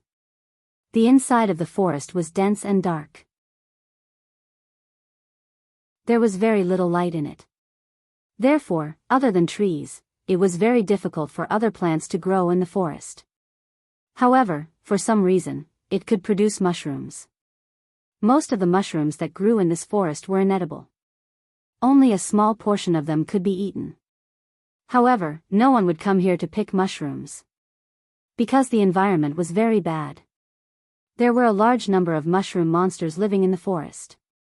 Their spores would dance in the air of the forest. If ordinary people breathed them in, they would fall sick. For ordinary monsters, this was not a comfortable place, and even more so for humans. Not to mention, there was also miasma, or rather, dense demonic aura, released by the monsters in this forest that humans could not tolerate. The mushroom monsters could even cast a series of illusion spells and magic, causing people who entered to be lost in this place. It was possible that they would fall into an eternal slumber. However, if they could withstand the miasma, humans could live here and protect themselves from the attacks of demons. In addition, although the mushroom monster's spores could bring about hallucinations, they could also increase a human's magic power to a certain extent. Therefore, humans who were determined to become magic envoys would usually come here to live. Since those who could live here could rely on these mushrooms to increase their own magic power, it was assumed that those who lived here were magic users. Hence, this forest had such a name, the Magic Forest. Regardless of whether it was the human by profession, Misty Rain Demon Risa, or the demon by race, Magic Caster Alice, who was a human by profession, Magic Caster Margaret Lloyd lived in this magic forest. At this time, Alice was bringing her two dolls, Shanghai Humanoid and Penglai Humanoid, to pick some edible mushrooms in the magic forest. Regarding these mushrooms, Marissa, who also lived in the magic forest, ate them 3 times a day. As for Alice, who was a magic user, she only ate them when she needed them. For example, when she wanted to increase her magic power. Eating these mushrooms directly can also increase her magic power. Moreover, it was much more useful than absorbing the spores. Of course, the further she progressed, the more limited the amount of magic she could gain from eating these mushrooms. For Alice, the amount of magic she could gain from eating these mushrooms was less than the amount of water dripping out of a faucet, but it was better than nothing. While Alice was picking the mushrooms, suddenly, not far away, a magic fluctuation was transmitted over. Alice looked towards the source of the magic fluctuation. In the next moment, she was stunned. Not far away, there was a person lying on the ground. Chapter 1752. Heavy. Incomparably heavy. The heaviness that assaulted him made it hard for him to breathe in his sleep. He groaned in pain. His consciousness is like a small boat, tossing and turning under the battering of the storm. It's like he's in the middle of a tidal wave, he can't control his body and he's in great pain. Of course, it was very simple to be immune to this pain. As long as Wu Yan allowed his heart to follow the negative mentality caused by Yonglin's medicine and vent it wantonly, there would be no pain. However, rather than being a completely different person, Wu Yan would rather continue to suffer. Maybe, even Yongrin didn't expect Wu Yan's willpower to be strengthened by the influence of the important people around him. That's how he resisted the evil that came from the depths of his heart. That's how things turned out this way. He didn't know how much time had passed, and he didn't know who won in the end. At a certain moment, the heavy feeling that attacked him all the time began to recede, and the dizziness and pain also disappeared like a receding tide. Wu Yan slowly opened his eyes. When he opened his eyes, the first thing he saw was an unfamiliar ceiling. After struggling in the heavy feeling for such a long time, Wu Yan's consciousness was slightly chaotic. He looked at the unfamiliar ceiling in front of him. For a moment, he was at a loss. Where am I? Red Devil Mansion? However, the walls of the Red Devil Mansion were red, but the ceiling in front of him was white. Boli Shrine? However, the ceiling of the Boli Shrine was made of wood. Not to mention the ceiling, even the floor was made of wood. The ceiling in front of him was obviously made of stone bricks. Since it was not the Red Devil Mansion or the Boli Shrine, there was no other place for him to stay in the fantasy village, right? As he thought about it, Wu Yan finally remembered. He had escaped from the Red Devil Mansion. He had escaped. His eyes instantly widened to the limit. Wu Yan suddenly sat up from the bed. Almost at the same time, a voice suddenly sounded from the side. Are you awake? Hearing this voice, Wu Yan reflexively turned his head. He looked to the side. Not far from Wu Yan. It was only 2 or 3 meters away. A young girl was sitting on a chair, holding a thick book with a red ribbon tied with a bow. 2 little people were floating beside her. Seeing this young girl, Wu Yan was startled and murmured, Alice. Alice nodded her head lightly. Her expression was neither cold nor warm, as if she was entertaining a strange guest. Do you feel uncomfortable anywhere? Where do you feel uncomfortable? Wu Yan smiled bitterly. I feel uncomfortable all over. After saying that, Wu Yan looked around and saw where he was. This was a Western-style room. The room wasn't very big, much smaller than Remilia's room. However, it was slightly bigger than an ordinary room. There were pink curtains on the window and some furniture, such as a desk and counter, had dolls placed on it. It was filled with the youthful aura of a young girl. However, if one looked closely, they would discover that the dolls placed on the furniture were more like human dolls than dolls. That was because one could clearly see some gears on their limbs, and there were obvious signs of broken joints on their joints. As for Wu Yan, he's lying on top of a pink bed with a canopy. He could smell the sweet scent of the bed wafting into his nose. This fragrance wasn't something Wu Yan hadn't smelled before.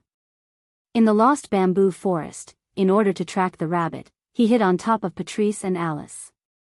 One of the 2 scents emitted from Patrice and Alice was identical to this fragrance. Alice. Considering the situation before him, Wu Yan looked at Alice in astonishment. This is your home? Alice gazed at Wu Yan and slowly nodded. It's also my room. As expected. Wu Yan rubbed his forehead. How did I get here? I found you in the magic forest. Alice replied in an unhurried and indifferent tone. You fainted, so I brought you back. Magic forest?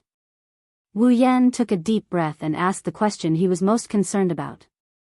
Then, how long have I been unconscious? It's afternoon now. Alice replied. You've been sleeping since morning. In other words, I've been unconscious for half a day? Wu Yan scratched his head in annoyance. Remilia, Fran, and Jiaya should be worried, right? More than worried. Right now, the entire Scarlet Devil Mansion is looking for Wu Yan everywhere. But at that time, there was no way around it. If Wu Yan didn't run away, he couldn't guarantee that he wouldn't attack Remilia. Yonglin. Wu Yan sighed. I didn't expect her medicine to be so overbearing. I'm afraid that people with weak willpower might really fall into the negative emotions and even change their temperament, right? It wasn't impossible for this to happen. After all, it's a sin that comes from the depths of a person's heart. Is it because of the medicine that you drank that time? Alice furrowed her brows. Could it be that the medicine can affect the body in addition to the mind? That's not true. I fainted because my heart was fighting against the sin that was triggered. The mental burden is a bit heavy, but there won't be any problems with the body. Wu Yan said as he got off the bed and put on the shoes that Alice helped him take off. No matter what, thank you for bringing me here, but I have to return to the Scarlet Devil Mansion. Hearing this, Alice didn't stop him. She looked at Wu Yan quietly for a while before suddenly speaking. Ling Meng said that you only came to the fantasy village in the past 2 to 3 days. Wu Yan, who was putting on his shoes, paused and he raised his head to look at Alice with a puzzled expression. What? Is there a problem? I don't know much about the Scarlet Devil Mansion, but the people in the fantasy village basically don't go there except when Remilia holds a banquet. The Scarlet Devil Mansion is also famous for being resistant to outsiders. Alice muttered for a while and met Wu Yan's eyes. You seem to be getting along well with the people from the Scarlet Devil Mansion. Hearing Alice's words, Wu Yan fell silent. Indeed, to be precise, Wu Yan and the people from the Scarlet Devil Mansion had only been together for 2 to 3 days. However, in these short 2 to 3 days, the relationship between Wu Yan and Remilia seemed to be incompatible on the surface. Instead of saying that they were enemies, it was more like a daily quarrel. As for Sakuya, although he didn't have many chances to be alone with her and they didn't interact much with each other, the two of them seemed to have developed a tacit understanding in these short 2 to 3 days. They are like bosom buddies. As for Patrice, due to the incident in the library, their relationship was awkward. However, yesterday, Patrice came out of the library to observe whether Wu Yan was affected by Yonglin's medicine. Patrice was also very concerned about Wu Yan. It had only been 2 to 3 days and his relationship with the people from the Scarlet Devil Mansion had improved so much. Now that he thought about it, Wu Yan felt that it was inconceivable. It was because she had noticed this that Alice had purposely asked about it, wasn't it? After a moment of silence, Wu Yan revealed a helpless smile and gave such an answer. Perhaps, my relationship with the Scarlet Devil Mansion is better. Relationship. Alice mumbled to herself for a moment before nodding in agreement. That's true. Other than this, I can't think of any other reason to explain why that homie who has a lukewarm relationship with everyone else other than her own family and Marissa would approve of you in such a short period of time and interact with you. Scarlet Devil Mansion. Wu Yan was speechless. Alice didn't care about how his relationship with the people from the Scarlet Devil Mansion progressed so quickly. Instead, she cared about how his relationship with Milan progressed so quickly. That was to be expected. No matter what, the two of them were love rivals in name. Regardless of whether it was Alice or Marissa, both of them more or less had lesbian tendencies and held lustful thoughts towards the unfortunate Black Devil Mansion. Gazing at the beautiful young lady before him, Patrice's delicate yet delicate face surfaced in his mind. Wu Yan's heart suddenly became restless. Why didn't these two beautiful young ladies like him? Chapter 1753. Regardless of Alice or Patrice, no one would be able to find fault with their looks. Let's not talk about Patrice. Let's talk about Alice, this typical Western beauty. In the mouths of some people, she was even given the title of the #1 Western beauty in Fantasy Village. In other words, among all the girls in the Fantasy Village series, most people believed that Alice was the prettiest in terms of appearance. For such a young lady, as long as one was a man, he would more or less have some unconventional thoughts. As for Patrice, due to her frequent hiding in the Scarlet Fiend Mansion's underground library, not many people in Fantasy Village knew of her. Those who had met her were even fewer. Sometimes, Patrice's figure might not even be seen in large-scale banquets. Therefore, most of the people in Fantasy Village only knew of Patrice as a member of the Scarlet Fiend Mansion. Some had only heard of her name, and there were even some who had never heard of her name before. However, who could say that Patrice's looks weren't good? Although not many people knew or had seen Patrice, in terms of looks, Patrice wasn't inferior to Alice. Facing these two absolute beauties, Wu Yan couldn't help but ponder. Why didn't they belong to him? Such a thought. Without any warning or reason, it suddenly burst forth from the depths of Wu Yan's heart. A trace of haze flashed across Wu Yan's eyes as resentment towards Marissa rose in his heart. This situation was exactly the same as when he faced Remilia in the Scarlet Fiend Mansion. If there was anything different, it would be that this time, Wu Yan had finally discovered the uncontrollable resentment towards Marissa that burst forth from the depths of his heart. Immediately, Wu Yan understood. The sin induced by Yonglin's medicine. It still persisted.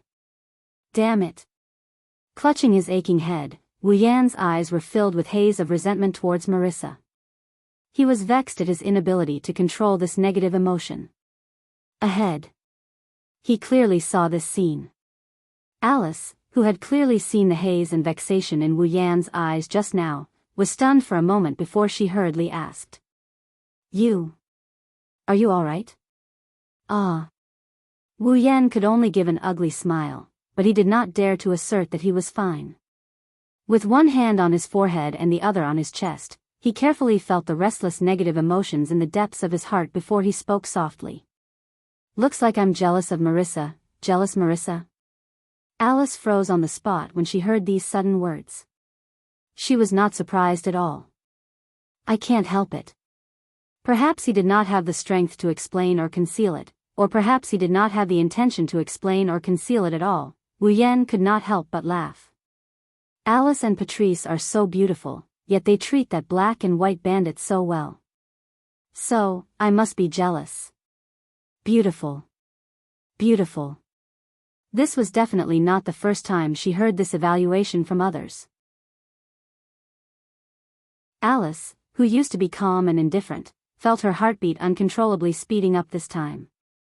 Looking at Wu Yan's laughing expression, Alice's thoughts uncontrollably returned to the day when they went to Lost Bamboo Forest together. Wu Yan pressed her down and caressed her body with a hand.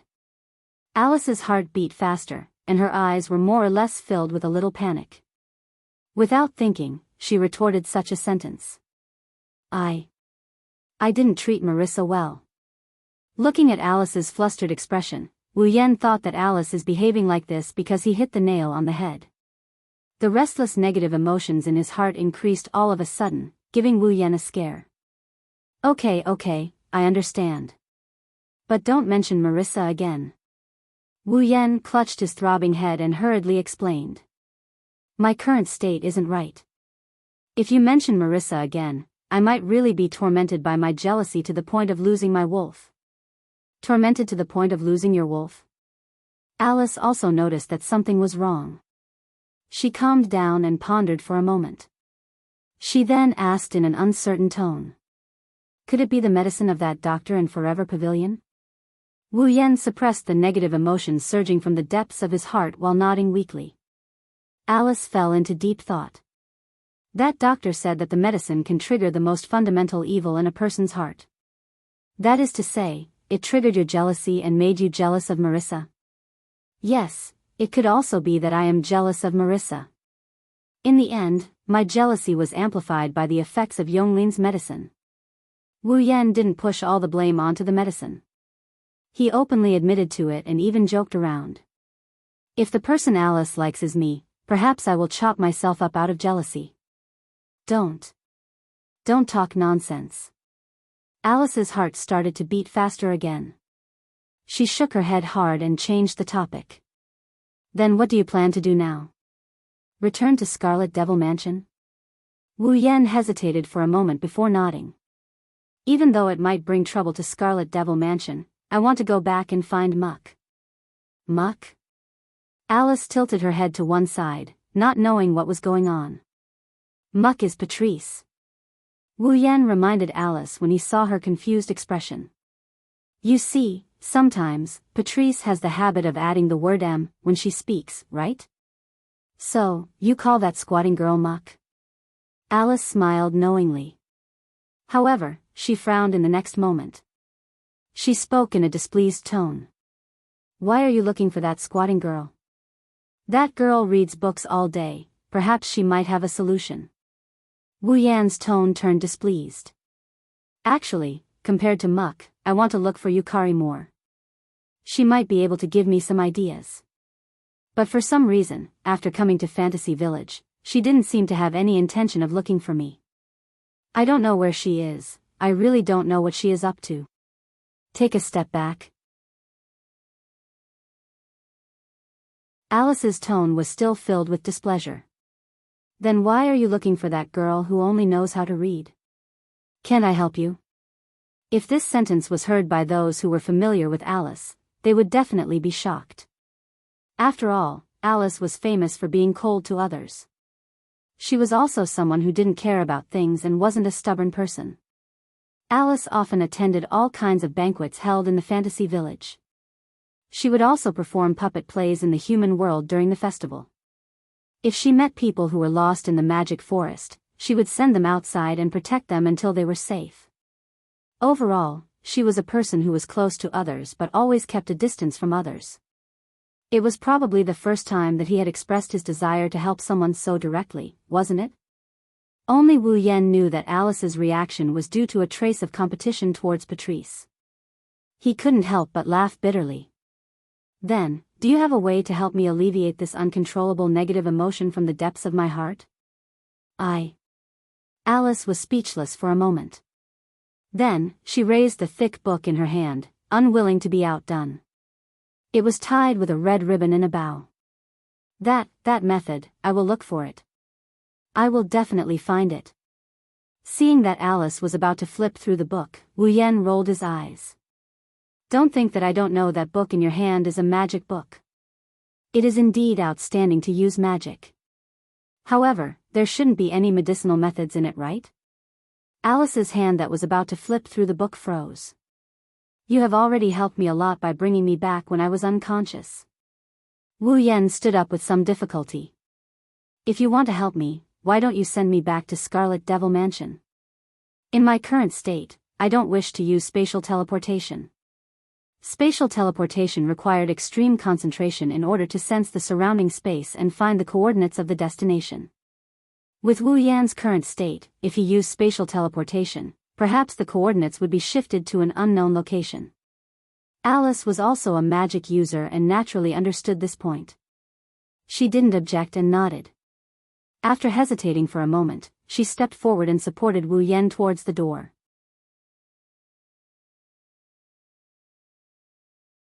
Chapter 1754. Fantasy Village, Red Devil Mansion. In the hall, on the platform at the end of the stairs, Remilia sat at the head of the table as usual. Patrice and Franz sat on either side of Remilia, facing each other. Only Zuoyi stood behind Remilia. At this moment, there was an extremely heavy and silent atmosphere between the four girls. Each of them had a different expression. Remilia lowered her head and looked at the scarlet liquid in the teacup in front of her. Her scarlet eyes were filled with anxiety. Patrice was holding a thick book with a pair of spectacles on her face. She flipped through the pages with a serious expression in her eyes. Fran's gaze was fixed in the direction of the entrance of the Red Devil Hall. Her eyes were filled with anticipation, worry, and even more uneasiness. As for Zuoyi, on the surface, her face was calm. But if one looked closely, they would notice that Zuoyi's gaze would unnoticeably shift to the entrance of the Red Devil Mansion. Clearly, no matter what the four members of the Red Devil Mansion were thinking about, it was all related to one person. In fact, this scene had been going on since the morning. After Wu Yan disappeared from Remilia and the others, Remilia had all the fairy maids in the Red Devil Mansion go out to search for Wu Yan. She and the others had been waiting here for news from the fairy maids. However, looking at Remilia and Fran, it was likely that they couldn't wait any longer. As time passed, the heavy and deathly silent atmosphere grew thicker and thicker. Fran's wine-red eyes even blossomed with blood-red light, proving how anxious she was in her heart. Second miss. Beside her, Zai silently appeared and placed a cake in front of Fran. You haven't eaten anything since this morning. Please eat something first. The bloody light in Fran's eyes dimmed a little. She seemed to be hungry, but she didn't look at the cake in front of her and shook her head. Fran doesn't want to eat. Then let's drink some black tea. Remilia glanced at Fran and advised her as well. Otherwise, you didn't wait for Yakumo-bai to come back. You fell down first. Remilia and Fran's vampire bloodline wasn't strong enough to prevent them from consuming blood. They could truly live without relying on blood. Only the true ancestor. Therefore, both Remilia and Fran had to consume fresh blood within a certain period of time. Otherwise, if they took too long, they would lose control. In the end, they might even enter a state of eternal sleep. Even Flan couldn't get rid of this trait. Back in Silveria, she had to consume the blood that Wu Yan bought from the system to maintain her mental state of being at 100 times more energetic than before. Flan understood what Remilia meant, but there was nothing she could do. She had no appetite at all, whether it was the cake or the black tea with blood. In the end, Fran shook her head unhappily. Fran doesn't want to eat. Remilia turned to Patrice, who was flipping through her book. Puki, how are things on your side? I have some ideas. Patrice replied without raising her head. But I don't think we can successfully remove the effects of the medicine that affected Haku. Why? Remilia asked. Don't tell me you can't remove the effects of the medicine. This is merely the effect of a single medicine. Although I don't know if it will be effective, I can think of many ways to remove it. Patrice faintly sighed. The problem is, helping the moon person test the medicine is the condition for Haku to enter the Forever Pavilion. If we find a way to remove the medicine, that moon person will definitely not allow Haku to enter the Forever Pavilion. I think Haku knows this as well, so he definitely won't agree to remove the effects of the medicine, right? Patrice shook her head. Since that's the case, we can't use any methods that can affect the medicine. Not remove the effects? Remilia frowned. Doesn't that mean there's no solution? No matter what, according to the moon person, the medicine will only last for 7 days. Patrice said concisely. That's why we don't have to find a way to remove the effects. Can't we just endure the 7 days? 7 days? Remilia felt a headache coming on. It hasn't even been 2 days and Scarlet Fiend Mansion has to send everyone out. How are we going to survive the next 5 days? Upon hearing Remilia's words, Patrice lifted her head from the book in her hand and gazed at Remilia with a deep gaze. Remilia, you've changed. Remilia looked at Patrice doubtfully. What changed? 2 or 3 days ago, didn't you hate Haku? Patrice looked at Remilia as though trying to decipher something from Remilia's expression. Besides, other than Scarlet Fiend Mansion's members, you used to be indifferent to everyone. This time, you've sent everyone out for a person you've only known for 2 or 3 days. Isn't that enough to prove that you've changed? How is this considered a change? Remilia's expression was unnatural. You said it yourself. I'm only indifferent to Scarlet Fiend Mansion's members. That person is now a member of Scarlet Fiend Mansion. Is that so? Patrice nodded in agreement. Then let's just treat it that way. If that's the case, Patrice, haven't you changed as well? Remilia didn't want to be outdone, so she added. You've only known that person for 2 or 3 days. Haven't you been hiding in the library since yesterday to find a way to help him?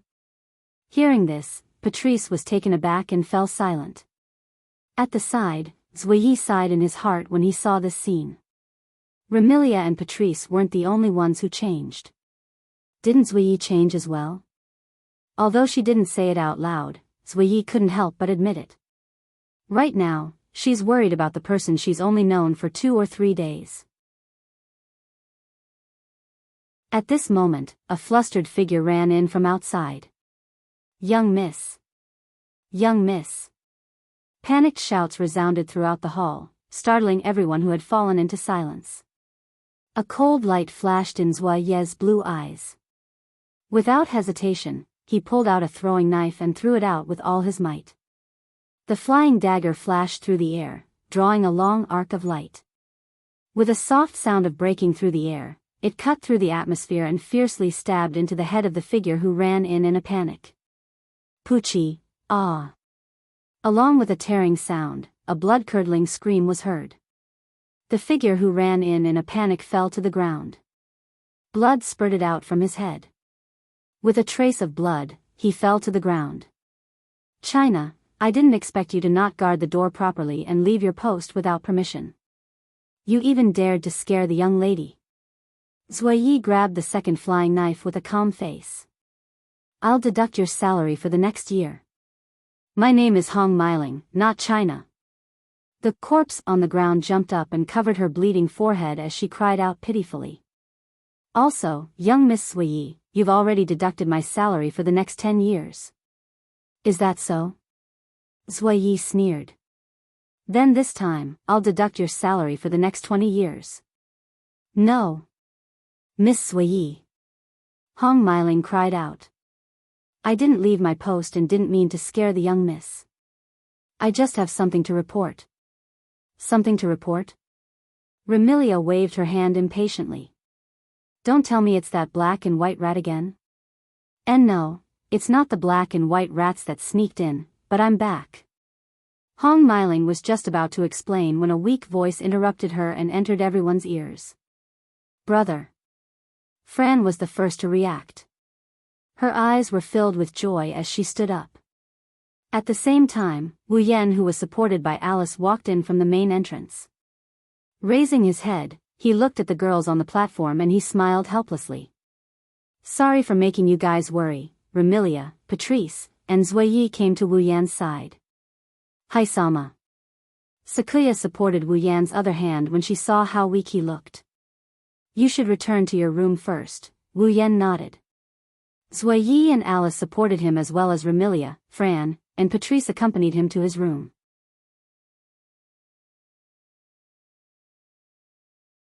Chapter 1755. Scarlet Devil Mansion, Remilia's room. Looking at Wu Yan lying on the bed with Alice and Sakuya's help, Flan climbed onto the bed and came to Wu Yan's side.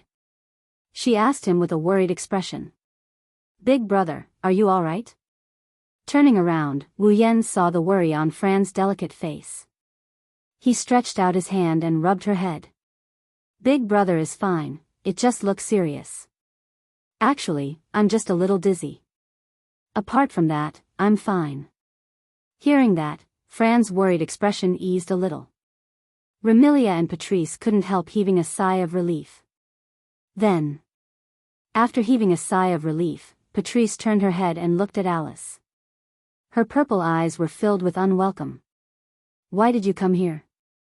He fainted in the magic forest and I found him. I'm just sending him back. Alice didn't even look at Patrice. She patted her wrinkled clothes from supporting Wu Yan and straightened her body. Moreover, I'm not squatting at home.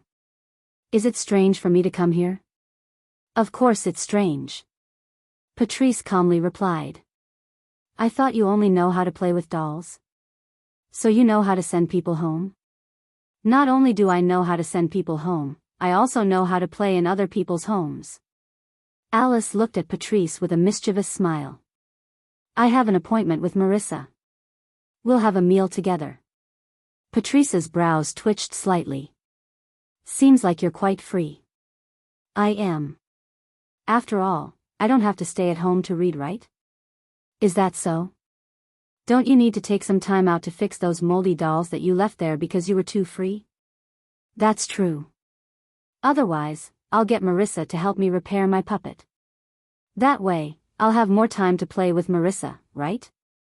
Hee hee. A thick ancient book suddenly appeared in Patrice's hand. Boundless magic power surged from it. Recently, I've just developed a new spell. Since you're so free, why don't you give it to me? Why don't you test the power of this spell with me? What a coincidence. I have also recently practiced a new formation with Shanghai and Penglai. Alice crossed her arms in front of her chest and spread her fingers.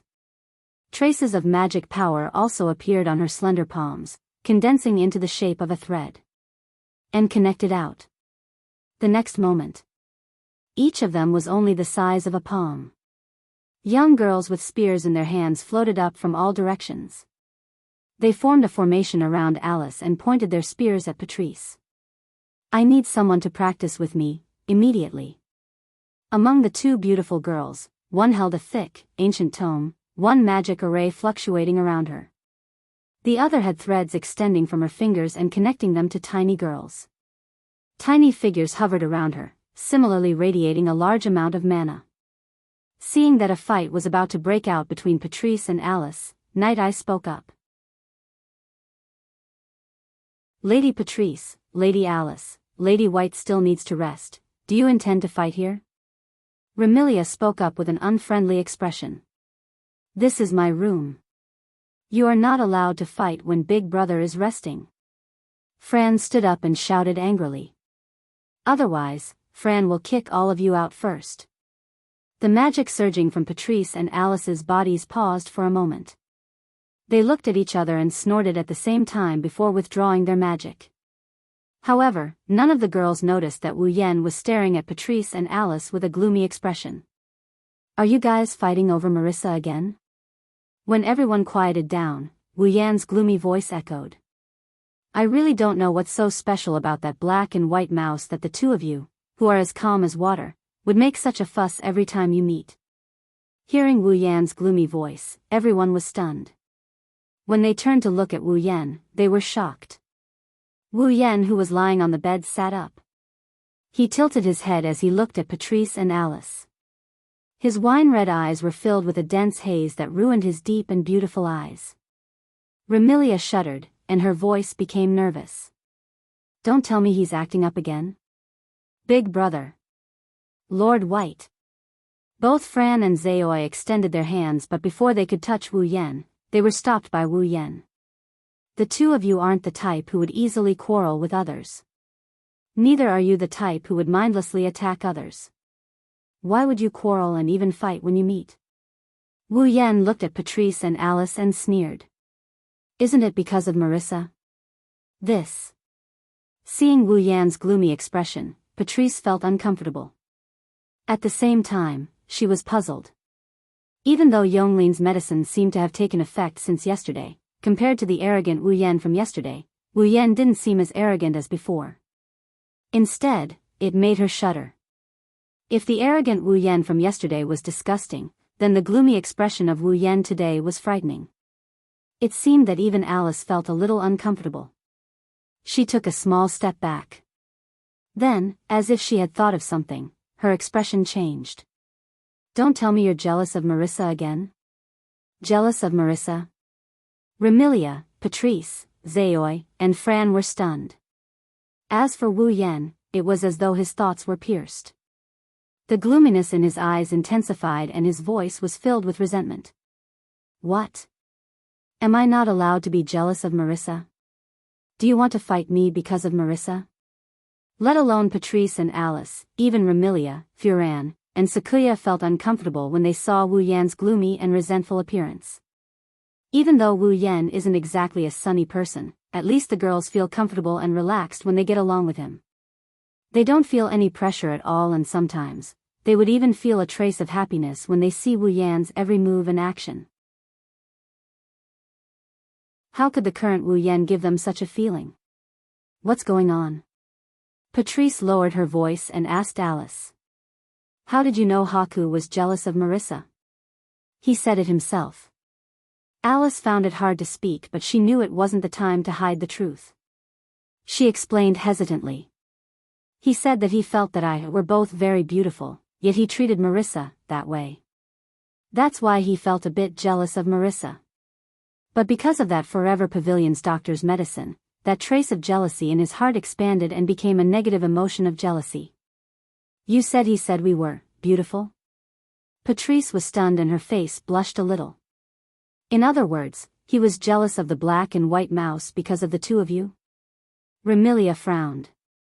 Then, this morning, he suddenly became hostile towards me. Could it be because of jealousy? Jealousy. Zaoi seemed to have thought of something.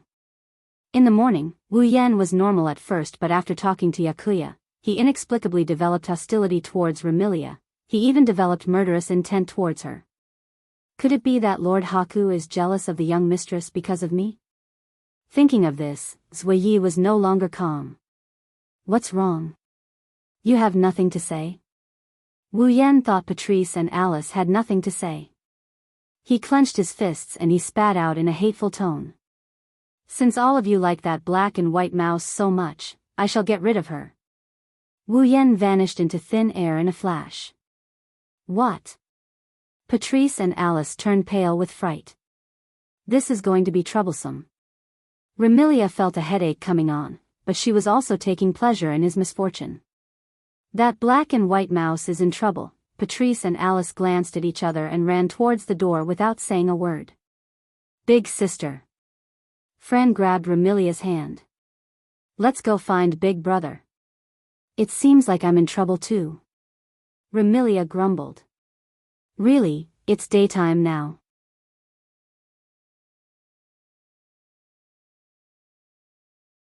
Chapter 1756. Fantasy Village, Magic Forest. In the air above the magic forest, Marissa rode her broom and leisurely flew above.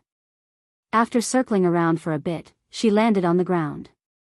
The moment Marissa was about to land on the ground, the broom automatically flew out from under her and floated behind her. Marissa was hugging a large pile of items. A pile of junk. It was truly a piece of junk. In this pile of junk, not only were there books that were starting to rot, boxes that were missing a corner, toys that were scattered all over the place, and herbs that were mixed together with weeds. This was a pile of junk that no one would be willing to pick up. However, while hugging this pile of junk, Marissa's face was filled with joy. Great harvest.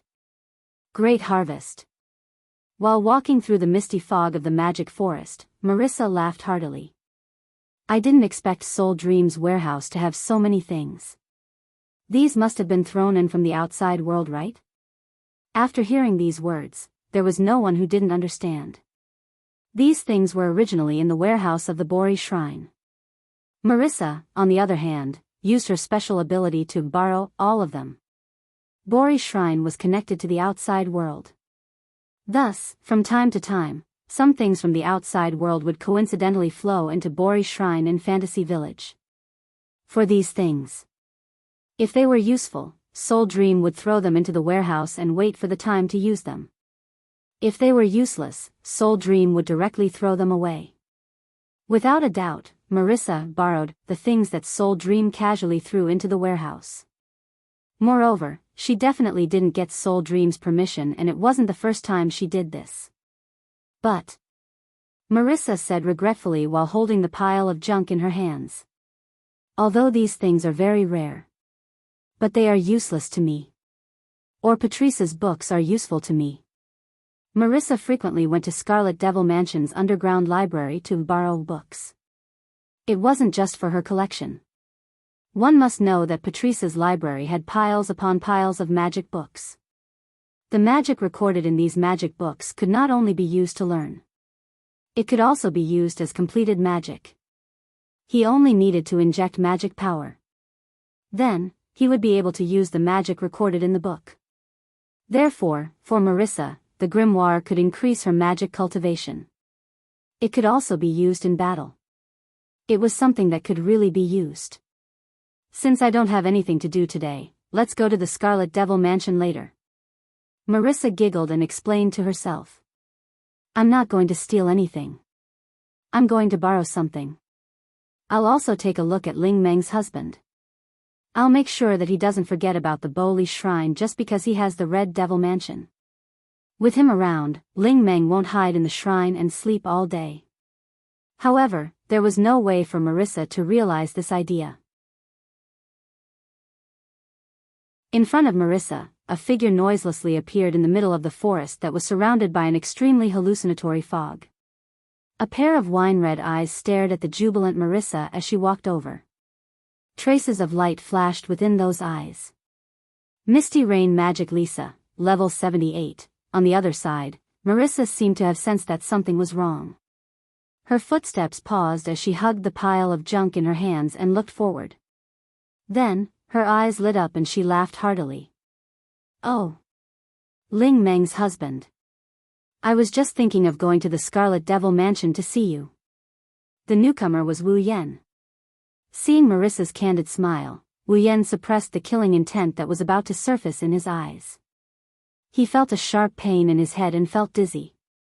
Back in the Scarlet Devil Mansion, Patrice and Alice had nearly fought on the spot.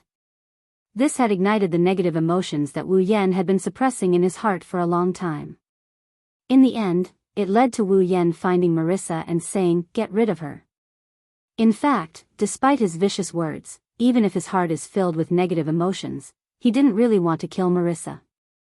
However, teaching her a lesson and venting his anger is something he definitely needs to do. Seeing Marissa's candid smile, Wu Yan's expression cleared up. However, it was quickly filled with negative emotions again. After experiencing yesterday's dizziness and today's fainting, those negative emotions seemed to have accumulated for a long time. How could they be so easily suppressed? Moreover, as the saying goes, where there is oppression, there will be resistance. The fiercer the suppression of negative emotions, the stronger the backlash. Thus, Wu Yan covered his head with his hand while looking at Marissa with his one eye exposed outside of the hand covering his head. The corner of his lips curled up. What a coincidence, I also came to see you, is that so? Marissa revealed her signature smile. You came at the right time. I just obtained some interesting things and was about to share them with Alice. Since little brother is here, why don't you play with me? Play. Wu Yan glanced at the pair of junk in Marissa's hand and shook his head. Forget it. Rather than playing with this, why don't we play something more interesting, oh? Marissa's eyes lit up and she asked without warning. What kind of interesting thing? A game. Wu Yan smiled maliciously. However, his smile appeared somewhat ice-cold. Your favorite bullet screen game. As soon as his voice fell, a glittering magic flame erupted from Wu Yan's body. Sensing the boundless ocean-like mana, Marissa's complexion changed. Without hesitation, she leaped up. The broom behind her spun and lifted her into the sky. Buzz! At the same time, a torrent of flames as violent as a waterfall rushed over like a wave on a beach. The instant Marissa soared into the sky, it brought along a scorching airflow and abruptly rushed past her. Boom! The ferocious torrent of flames mercilessly crashed into the trees of the forest of magic. With a loud boom, the ground trembled violently, engulfing all the trees within a dozen meters of Marissa's original location and burning them to ashes. Marissa, who had flown into the air, saw this scene and a drop of cold sweat slid down her forehead. She shouted. Even if you want to play bullet screen games, you should at least give us a heads up, right? As soon as Marissa's voice rang out, another voice seemed to cover it up, covering Marissa's voice. I already gave them a heads up. Below, where the torrent of flames was still crashing into the ground, streaks of flames condensed into scorching beams of light. Like swordfish breaking out of the water, they shot out from the torrent of flames and soared into the sky. They covered the sky and shrouded Marissa. Hey hey hey! I'm not ready yet. Marissa let out a frantic shout. In the time it took to shout, the earth-shattering beam of light had already arrived in front of Marissa. Feeling the terrifying heat from the beams of fire, Marissa's eyes bulged slightly. If there was only one beam of this level of attack, Marissa wouldn't take it seriously at all. But if there were so many that covered the sky and filled her field of vision, that was no laughing matter. If they all hit, even Marissa wouldn't be able to fight anymore. At that moment, Marissa hurriedly controlled her broom like a boar dodging arrows shot by an entire army. She dodged the beams of fire shooting toward her in a sorry state. She had to admit that although she looked like she was in a sorry state, not a single beam of fire that filled her field of vision touched her. She dodged all of them. Part of the reason is that Wu Yan went easy on her. But, it also shows that Marissa is very proficient in flying. Unfortunately, the pile of junk in her hand wasn't so lucky. Boom! At a certain moment, a beam of fire suddenly shot over. Due to Marissa's evasion, it didn't hit Marissa, but instead ruthlessly struck the pile of junk Marissa was holding in her hands. The next moment, the pile of junk in her hand burst into flames. Wah! It's so hot! Marissa shrieked and let go of the pile of junk. Before the pile of junk could fall to the ground, it burned into ashes in the air. My treasure! Marissa hugged her head and cried out as though she had lost her most cherished treasure. Then, she became angry. She looked down and stood up from the broom. Since that's the case, then let's go all out. Dze. Marissa even used her favorite words, yet she got angry over a pile of junk. Even the somewhat irrational Wu Yan couldn't help but ridicule her. Compared to Spirit Dream, Marissa seems to be even poorer.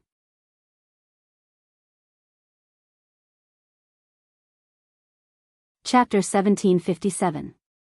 Although Marissa's treasure had already turned to ashes, leaving Marissa grief-stricken, it also left her hands empty. At this moment, Wu Yan was standing on the ground filled with flames. Faint magical light fluctuated around him, isolating the surrounding flames. Through the sea of flames, he looked at Marissa above him.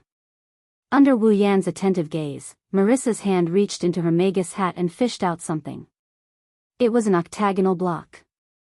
It was black and white, with yin and yang fish eyes and the 8 trigrams carved on its surface. Combined with Marissa's Western witch attire, it gave people a feeling of incongruity.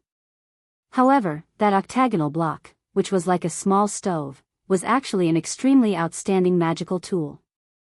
This strange little furnace could release a small fire that was only enough to cook dinner, but it could also release a large fire that could burn down a mountain. Moreover, it was completely fueled by mana, and other than that, it did not require any other conditions to be activated. Due to this 8 trigrams furnace's characteristic of using magical power as fuel, Marissa used it as her main means of attack. She had set up a magical array inside the 8 trigrams furnace, converting magical power into pure offensive power to release a powerful cannon attack. In terms of power, Marissa's magic cannon was at the forefront of the fantasy village. It was also because of this that Marissa had relied on the might of her magic cannon to challenge opponents of a higher rank and rank. With a bit of luck, Marissa had succeeded in her challenges. If one were to say that Soul Dream was a simple bug character, often using cheats, then Marissa was truly shrouded in the aura of a main character, often defeating the strong as the weak. And Marissa's method of defeating the strong as the weak was to surpass her own rank. A super powerful magical cannon attack that could threaten people of a higher rank. Clearly aware of this, even if his heart was filled with negative emotions similar to jealousy, Wu Yan didn't dare to be careless and raised his guard. In that instant, a stream of magical power surged out from Marissa's body, pouring into the 8 trigrams furnace in her hand.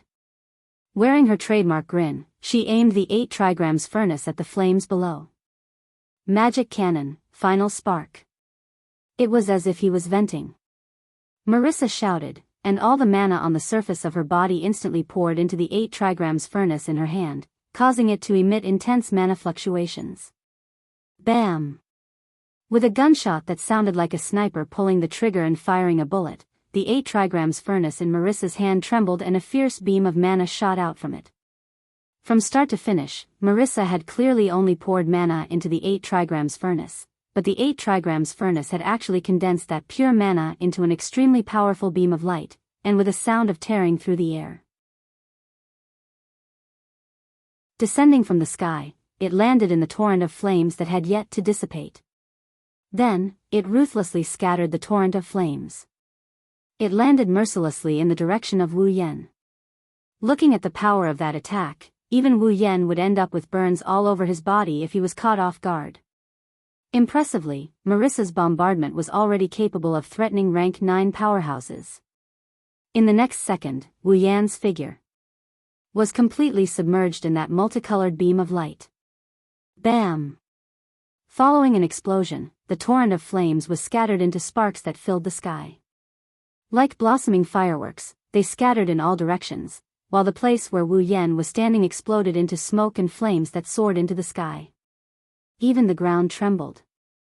Ayaya, I used too much force. It's been a long time since I used final spark in a fight. Lingmeng's husband should be fine, right? Marissa grabbed her hat. Although she said this, her face was full of joy. Although I haven't been able to defeat Lingmeng, I can defeat her husband. In the future, I can be arrogant in front of her. He. Marissa was aware of her own limitations and knew that she was being very arrogant. However, when the smoke and flames that soared into the sky dissipated and the scene inside was exposed to the air, Marissa was petrified. Perhaps Marissa didn't have much confidence in her own strength, but she had plenty of confidence in her destructive power.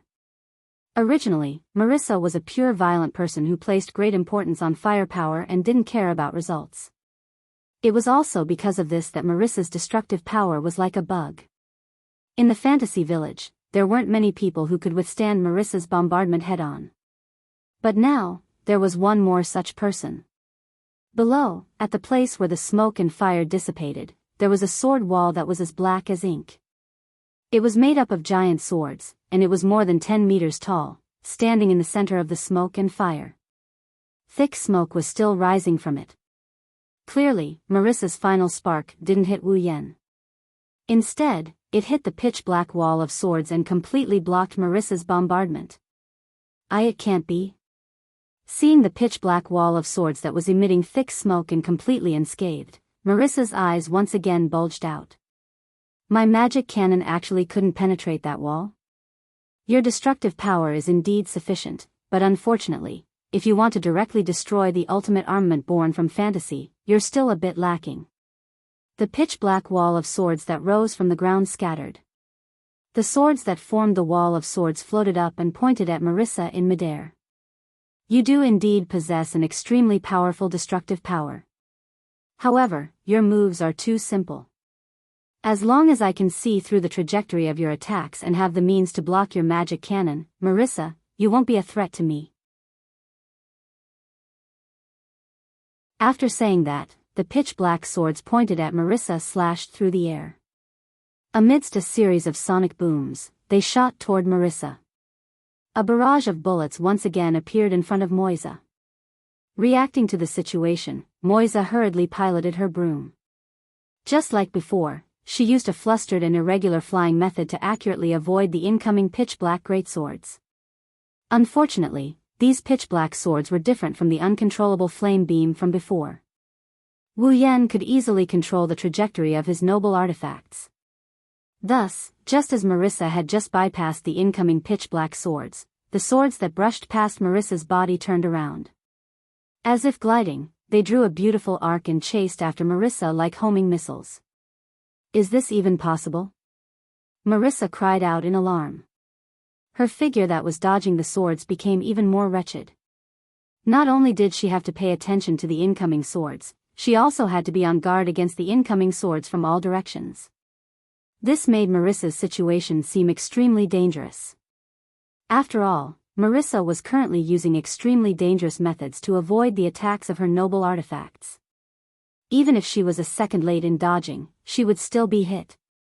Realizing that she couldn't continue like this, Marissa turned around and soared into the sky. She actually stood on her broom and shouted.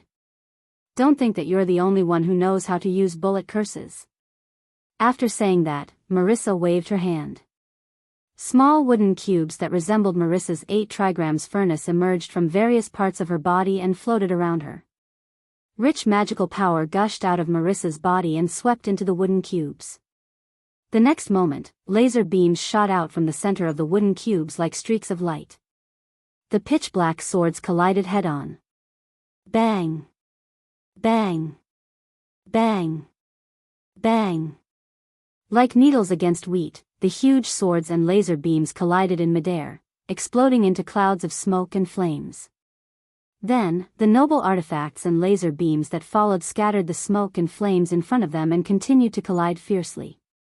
For a moment, the sky above the magic forest was filled with bursting flames, thick smoke, and deafening explosions, rendering the sky above the magic forest as if it were a chaotic battlefield.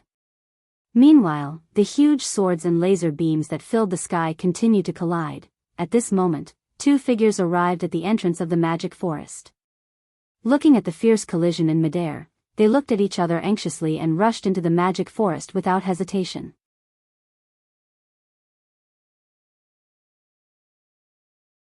Chapter 1758.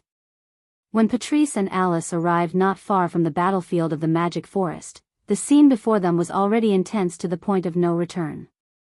This scene was imprinted in the eyes of Patrice and Alice. A person stood on the ground, unmoving like a mountain. Behind him, there was a crimson spatial ripple. Numerous pitch-black sabers, swords, spears, and other pitch-black weapons shot out from the ripple and soared into the sky. In the sky, another person was standing on a broom, facing round after round of shooting, displaying unparalleled flying skills. Not only was he in a sorry state, but he was also nimbly shuttling back and forth among the shooting weapons. There were also small wooden cubes floating around him, occasionally shooting out lasers and landing on the ground. The pitch-black weapons and the dazzling laser beams collided intensely in the void between the two figures, one still and one moving, one above and one below. Waves of smoke and dust were stirred up, and strong gales were produced, attacking in all directions. From the looks of it, the two seemed to be exchanging blows, neither giving way to the other. However, Patrice and Alice were clear.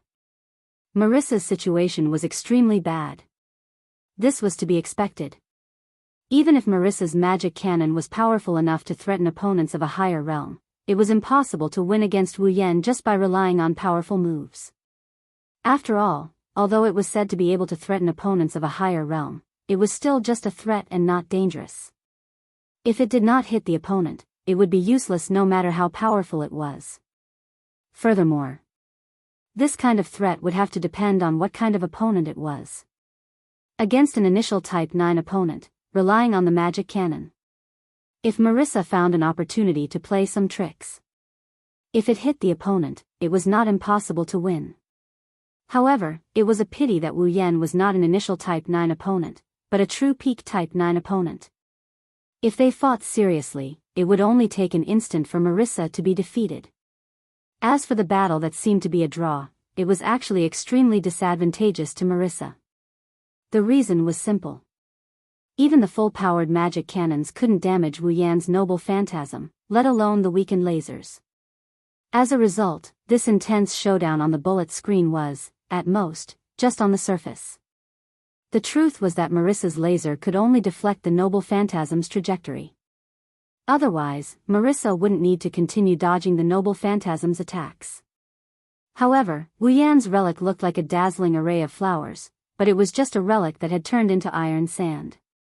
By using electromagnetic force to control them, he could easily control the direction of the noble phantoms, allowing the noble phantoms that were deflected or evaded by the Marissa to continue pursuing the Marissa. It was an easy task. In other words, Marissa's attack had no effect on Wu Yan, while Wu Yan's attack was a real threat to Marissa. Wu Yan didn't move an inch from the start. Instead, Marissa flew all over the sky in a rather pitiful manner. You can see this from the fact that Wu Yan is still standing on the ground. Oh no! Alice cried out in surprise. If this continues, Marissa will definitely be defeated. White! Patrice shouted as she endured her heavy breathing due to rushing over. Stop it! As if that wasn't enough, Patrice and Alice also rushed over. They intended to stop Wu Yan. Humph! Wu Yan snorted when he noticed Patrice and Alice's arrival. He finally made a move after remaining motionless for so long. He raised a hand, and a circle of light formed by mana fluctuated above it. The ripple spread out in the air. Buzz! A magical ritual containing intricate geometric patterns rose from the ground and expanded to a radius of more than 20 meters. With the periphery of the magical ritual as the source, a cylindrical light curtain rose and surrounded the battlefield where Wu Yan and Marissa were. Patrice and Alice almost crashed into the light curtain. Their hands were pressed against the light curtain, but it was as though they were pressing against glass. They couldn't pass through the light curtain. A barrier? Alice stood up in astonishment. In just an instant, he didn't even chant an incantation and created such a large-scale barrier? No. It's not just the scale of the barrier. Patrice frantically touched the glass-like barrier. With her attainments in magic, she instantly discerned the truth of this barrier. Its defense is rather high. Even Marissa's magic cannon won't be able to penetrate it without at least 10 shots. Marissa's magic cannon? 10 shots? Alice jumped up in fright. In just an instant, not even a second. She didn't even chant an incantation. Is this barrier that advanced? I'm afraid it's more than that. Patrice smiled bitterly. It seems that Haku's attainments in magic are higher than I imagined. Don't you have a huge collection of books in your library? Alice hastily asked when she saw Marissa dodging in such a sorry state, as if she could be hit at any moment. Don't you have any other ideas? It's not difficult to break this barrier, but it will take time. Patrice was vexed. But during this period of time, Marissa might be injured at any moment. While Patrice and Alice were having an anxious conversation, Wu Yan seized the opportunity when Marissa's magic power was fading to launch a large number of noble artifacts. Sensing the rapid, fast, and frequent pitch-black weapons piercing through the air, Marissa had no choice but to pick up her 8 trigrams furnace and endlessly pour her magic power into it. Once again, a dazzling light beam shot out. The magical light beam struck away all the noble artifacts in its path and tore through space.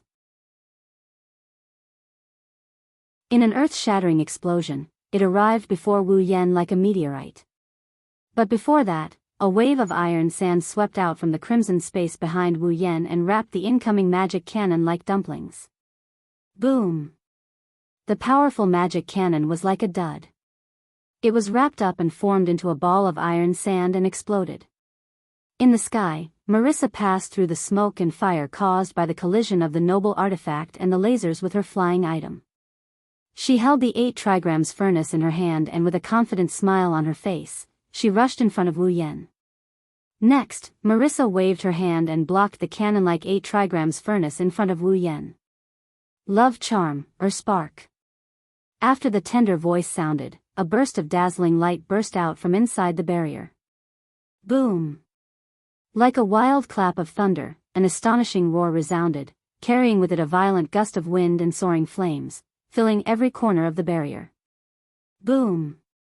However, almost at the same time that the strong wind and the flames soared, a gust of mana vibrated violently and dispersed all the flames in the surroundings. At this moment, Patrice and Alice finally saw it. Marissa rushed toward Wu Yan and aimed her 8 trigrams furnace at Wu Yan. A charred hand emitting light smoke was holding it. That was Wu Yan's hand. Wu Yan actually used his hand to block the 8 trigrams furnace when Marissa's magic cannon was about to fire. In the end, Wu Yan's hand was injured, but he was fine. What? Marissa widened her eyes in disbelief. What welcomed her was Wu Yan's murmur. It's over. Wu Yan tightened his grip on the 8 trigrams furnace. His eyes flashed with a cold glint. He raised his other hand and clenched it into a fist. Violent blue and white electric currents flickered on it. Marissa! White! Outside the barrier, Patrice and Alice screamed at the same time. Wu Yan's hand that's covered in blue and white lightning went straight for Marissa's head. She couldn't react in time and he didn't hold back. At this critical moment, a few figures appeared behind Patrice and Alice under the lead of a graceful maid. The moment they appeared, they witnessed this scene. The suave figure in maid attire was startled. She rolled her blue eyes and gritted her teeth. Without hesitation, she shouted at Wu Yan. Actually, the person Madame Patrice and Miss Alice like isn't that black and white mouse. Instead, it's you, Sir White.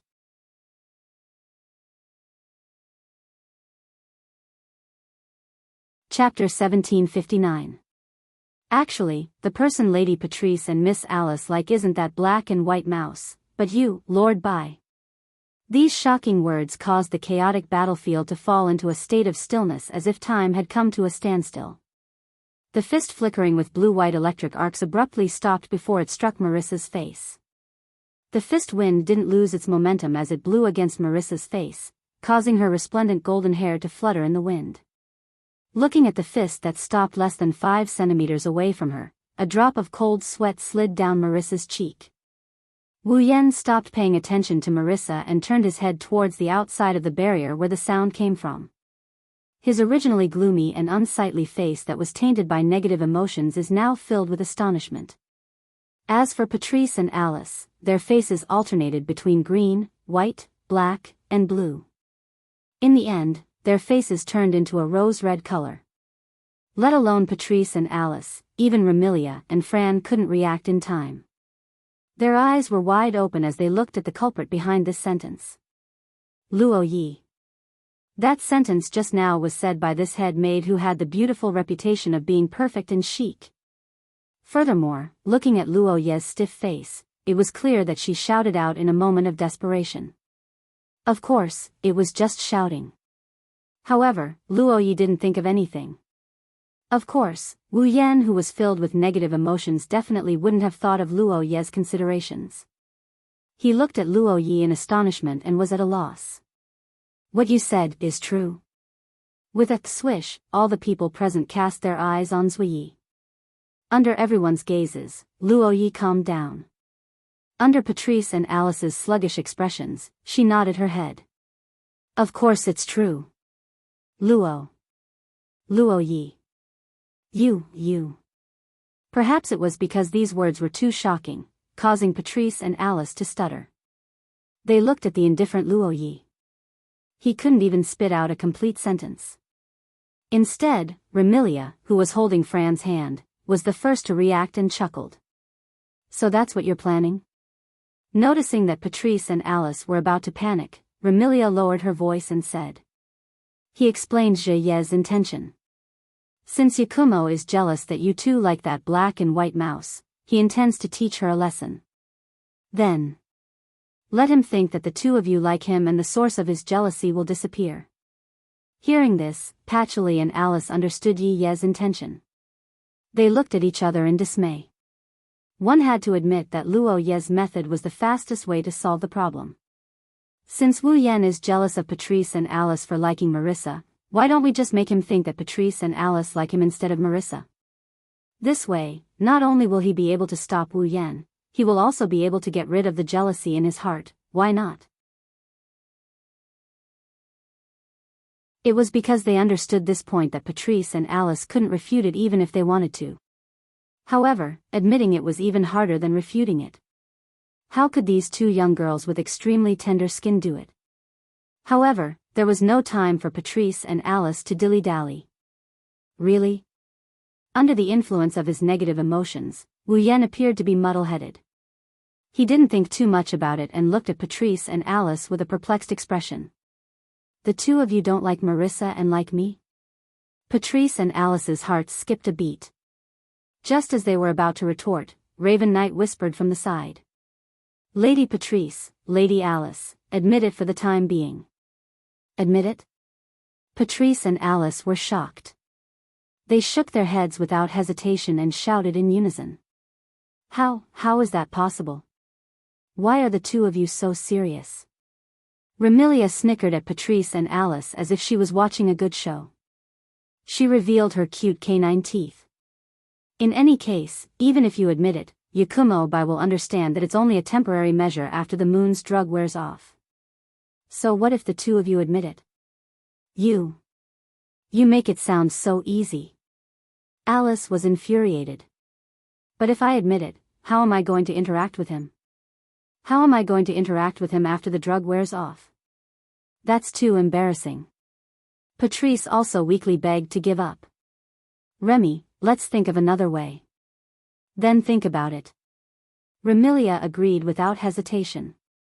As long as the two of you can think of another way, there won't be a problem. Patrice and Alice were speechless at Wu Yan's words.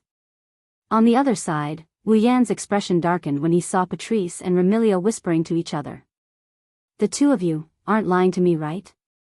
As he spoke, Wu Yan raised his fist in front of Marissa's face. The blue-white lightning arcs flickered even more violently, causing Marissa to sweat profusely. Remilia rejoiced in Marissa's misfortune. Well, since the one being taught a lesson is that black and white rat, I don't mind. Since Milady doesn't mind, then there's no problem.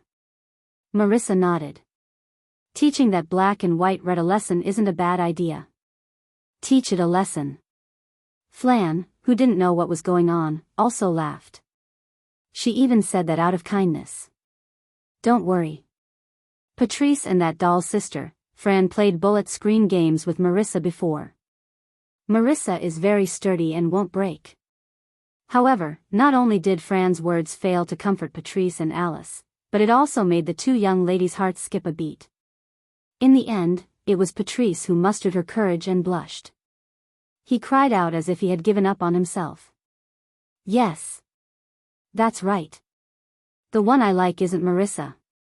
It's you. Instantly. The flickering blue-white lightning fist in front of Marissa dimmed a little. The haze in Wu Yan's eyes also cleared up. It's effective. Remilia seemed to be excited and urged Alice. Quick. You too. How could I possibly say that? Alice couldn't help but take 2 steps back, shaking her head like a rattle. Her face was filled with panic. And this will. Wu Yan's gaze was fixed on Alice.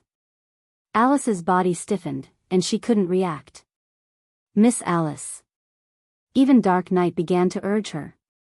If you don't say it, that black and white mouse will be in trouble. I. Alice was at a loss. She looked at Marissa, who was sweating profusely under the lightning fist and didn't even dare to speak. She closed her eyes and blushed as though she couldn't see anyone and shouted. I also, like you. The entire place was silent. Wu Yan glanced at Patrice, who had an unnatural expression on her face. Then, he glanced at Alice, who had her eyes closed in shame. He sneered. Where's the evidence? This time, it wasn't just Patrice and Alice.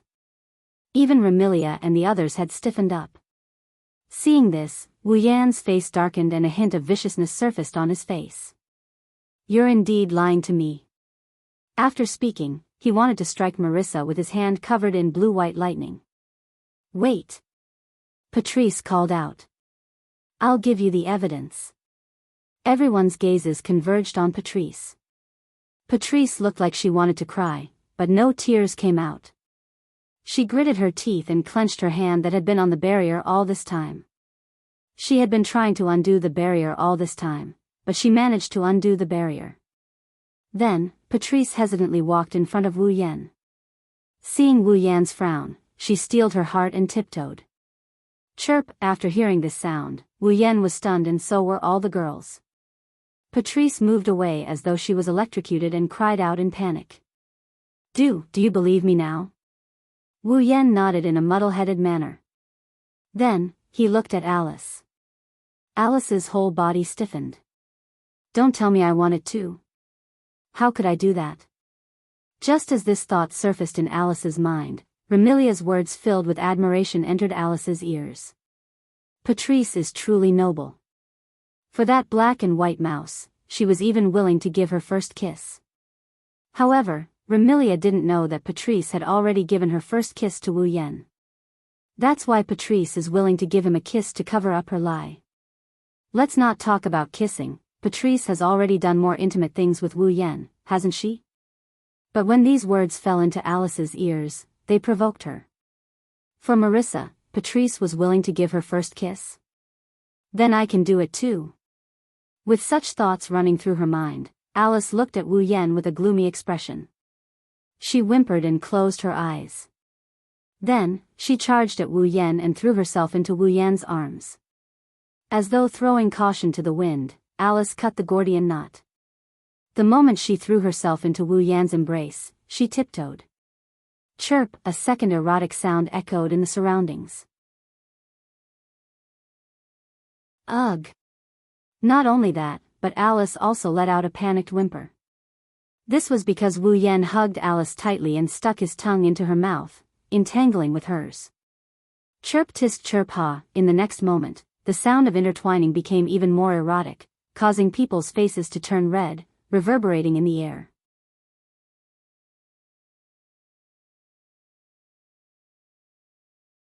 Chapter 1760. Fantasy Village, Scarlet Devil Mansion. Remilia, Patrice, Zhuyi, and Fran gathered together. Even Marissa was present. They scattered around a bed and looked at Wu Yan. Apart from Fran, the rest of them blushed. After Alice offered up her first kiss for the sake of the so-called evidence, she was entangled by Wu Yan. After a passionate kiss that would make anyone blush, Wu Yan, who was already a bit muddle-headed, collapsed right before Alice was about to suffocate. It wasn't hard to understand. After all, the source of jealousy had been eliminated. The negative emotions were naturally reduced by half. Wu Yan's heart once again emerged and clashed with the evil. Thus, Wu Yan fainted as usual. Afterwards, Remilia and the rest sent Wu Yan back to Scarlet Devil Mansion and let him lie down. They maintained this state and didn't speak for a long time. It couldn't be helped. The people here were all young ladies who had never experienced love before. How could they not feel embarrassed after being kissed so passionately by Wu Yan? Other than the innocent Flan who doesn't know anything, even the careless Marissa is blushing. One can only imagine how intense the kiss between Wu Yan and Alice was.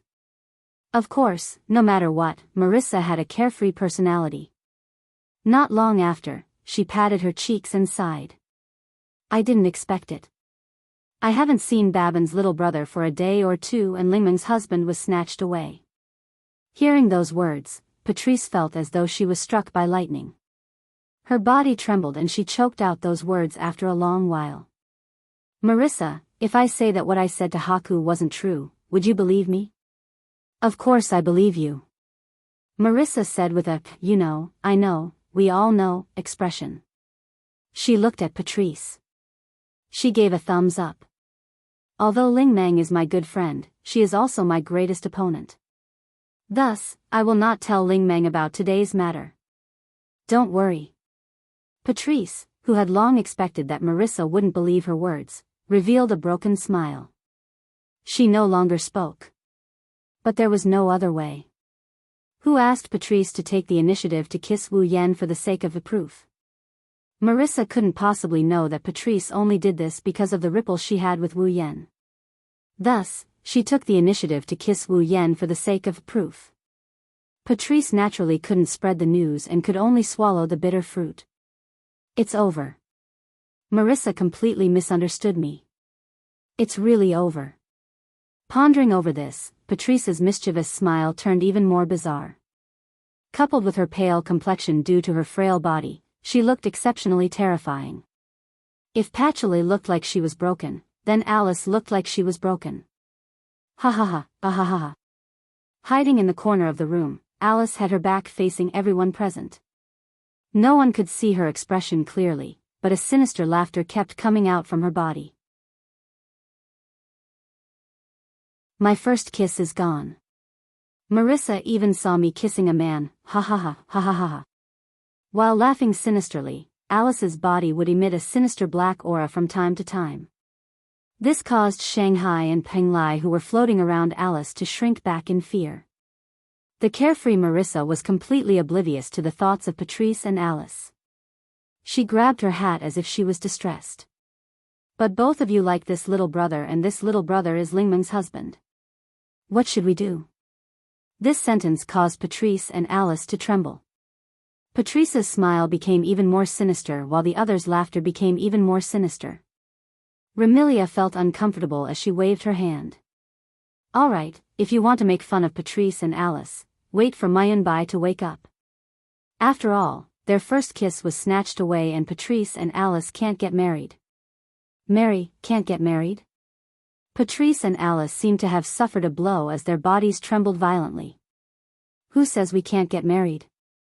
Seemingly feeling pity for Patrice and Alice, Marissa jumped out as though she wanted to stand up for Patrice and Alice. Patrice's eyes lit up and Alice also turned her head over. However, Marissa's next sentence caused the two to fall from a state of shock to a state of hell. Mayunbai's little brother has a lot of money. If he can raise Lingmeng, adding Patrice and Alice wouldn't be a problem. Marissa. Shaw. Alice almost flipped out. Her words filled with resentment caused Marissa to shrink back and not dare to speak anymore. Sigh. Remilia shook her head as if she had a headache. She looked towards Patrice, who was muttering, "Can't get married," and asked. "Patrice, can't you think of a way to deal with this fellow? I won't be able to take it if this fellow continues to cause trouble for a few more days. But we can't directly affect the effects of the medicine given by that moon person. What can we do?" Patrice stopped muttering when it came to serious matters. Instead, she revealed a pained expression like Remilia. This is all because Patrice volunteered to test the medicine in order to enter the Forever Pavilion. In order to enter the Forever Pavilion, he wouldn't want to neutralize the effects of the medicine. The only thing we can do is to keep an eye on him during the few days when the medicine takes effect and prevent him from causing trouble. In other words, we have to deal with the trouble this fellow will cause in the next few days when he loses control. Remilia said in a displeased tone. This fellow has only been in the Scarlet Fiend mansion for a few days and he has already brought us so much trouble. If I had known earlier, I wouldn't have let him enter the Scarlet Fiend mansion. Sister. Hearing Remilia's words, Fran, who was lying beside Wu Yan and taking care of Wu Yan, turned around angrily and glared at Remilia. Sister, you promised Fran to live with brother. Are you going back on your words? Sister. Sister, Remy can't go back on her words. Patrice didn't wait for Remilia to speak and said to Fran in a vengeful manner. But now, Remy also likes him. Patrice. Remilia jumped up and glared at Patrice warningly. I don't. What? Patrice looked at Remilia with an unperturbed expression and asked. What? I don't like that guy. Remilia repeated as if she wanted to increase her persuasiveness. Never. However, let alone Patrice, even Marissa, Alice, Xiaoyi, and Fran were looking at Remilia with distrust. Especially Marissa, who directly exposed Remilia's worries. If you don't like that Yakumo bro, why would you come to my place for him? Moreover, you did it under the sun which you hate the most. I said I don't like him. Remilia choked and glared at Marissa with glowing eyes. Do you believe I won't suck your blood dry if you keep talking? I don't believe you. Although she said that, Marissa covered her neck and looked at Remilia vigilantly. Don't think I don't know your appetite isn't that big. You didn't just drink one person's blood and you only drink type B blood. I'm not type B. You. Remilia was furious. How did you know? Humph. Marissa proudly puffed up her chest and said in high spirits. In Fantasyland, there's nothing I, Marissa, don't know. Unfortunately, Mo Ye's cold voice exposed her. You only heard about it when you were stealing from Scarlet Devil Mansion, right? Marissa's expression turned sluggish and looked at Sui Yi with dissatisfaction. I only borrowed it, not stole it. I don't care if you borrowed or stole, you sneaked in, you black and white rat. Remilia snorted and she glared at Wu Yan who was lying on the bed. She started complaining. Looks like my bed is going to be occupied by this guy. How about we lock him up? Marissa said with some excitement. This way, we won't let him go out and cause trouble. Even a black and white rat like you knows how to break the wall and escape when you're caught stealing. Do you think Lord Bai is an idiot? Sui Yi stood up and came to Remilia's side. Miss, how about letting me take care of Lord Bai? Hearing this, Remilia, Patrice, Alice, Marissa, and the others looked at Jean Yi with strange expressions, making Jean Yi's expression turn unnatural. Remilia sighed. What a sinful man.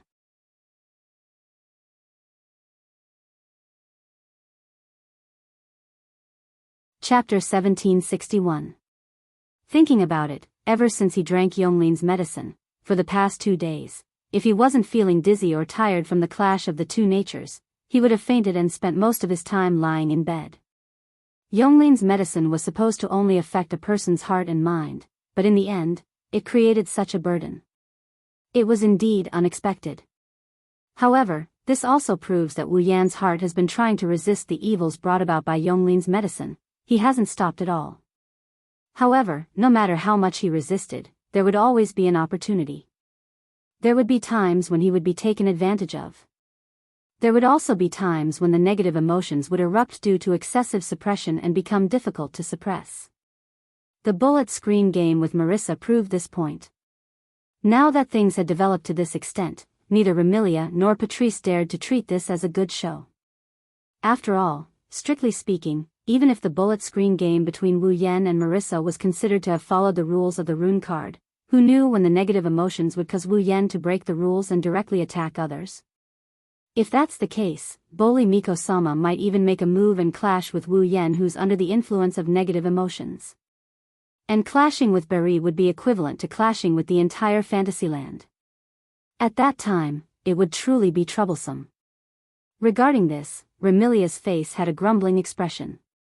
Patrice also had a headache, but she still seriously instructed Sui Yi to watch over Wu Yan.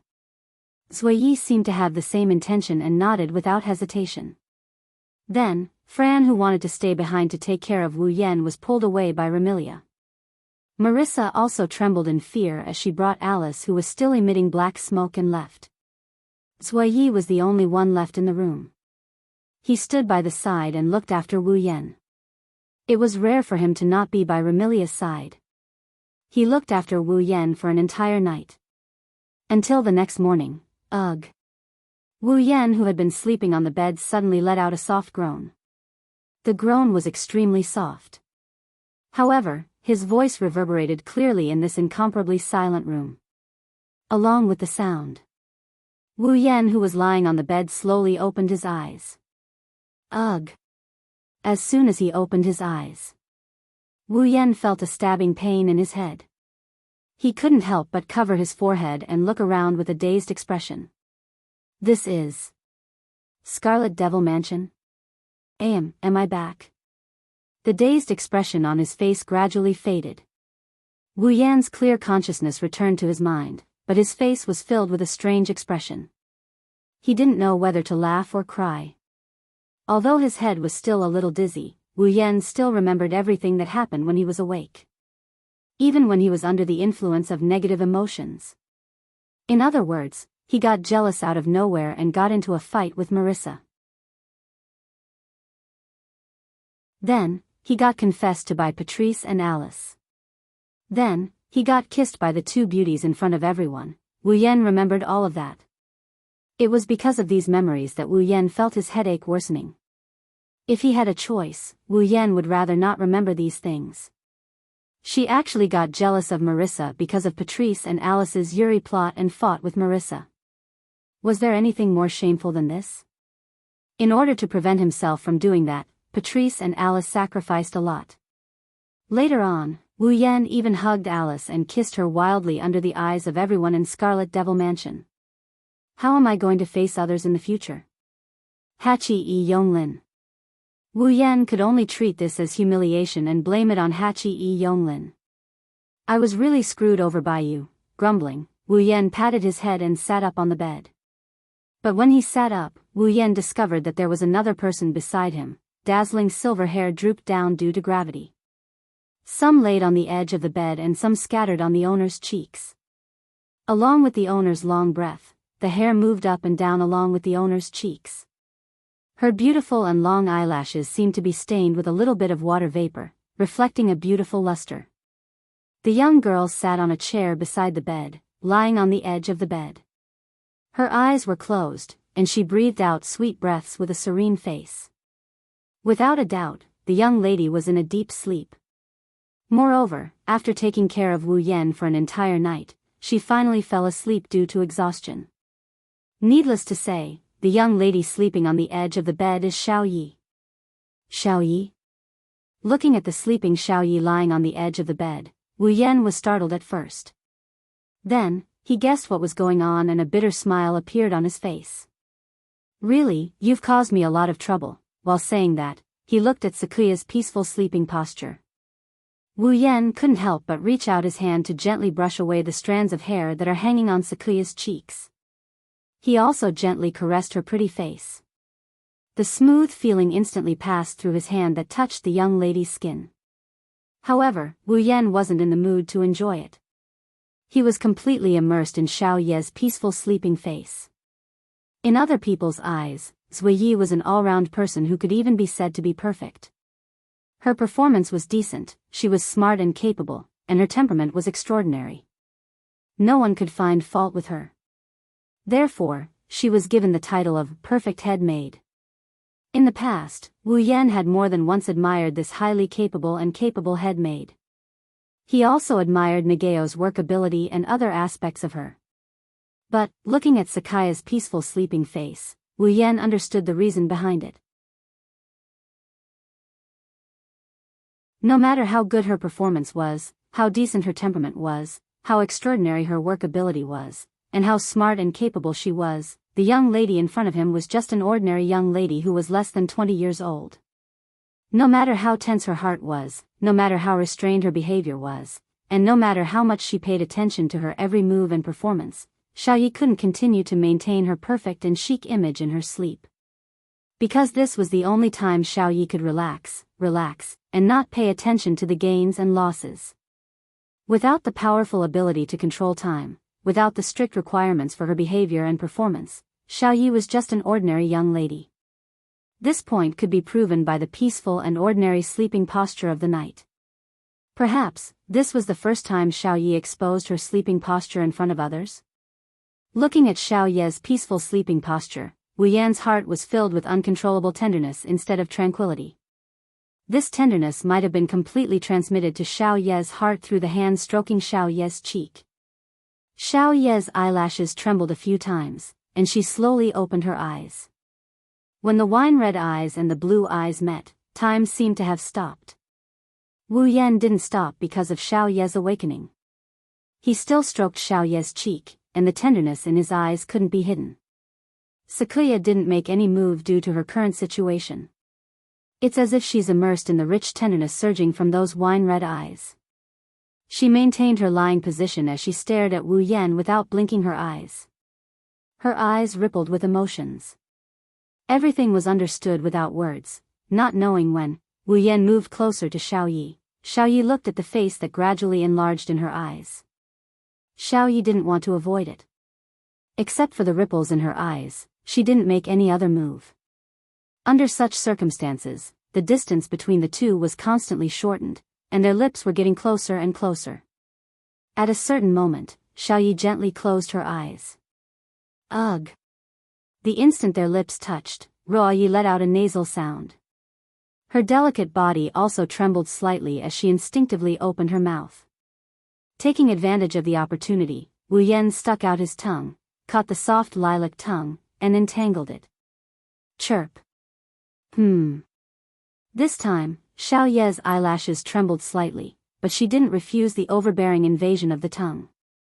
She used a jerky and passive movement to slowly intertwine with it. In this perfect atmosphere, it was obvious that Xiaoyi was moved. She gave her first kiss, which she had never thought of giving to anyone before. To be honest, Wu Yan himself didn't expect Xiaoyi to accept his kiss. No matter what, the two had only known each other for a few days. The relationship between them was not so much love, but more like mutual appreciation. It was far from being so intimate. However, it was also true that Xiaoyi didn't resist. Therefore, under the influence of the atmosphere, Wu Yan reached out and carried Xiaoyi to the bed.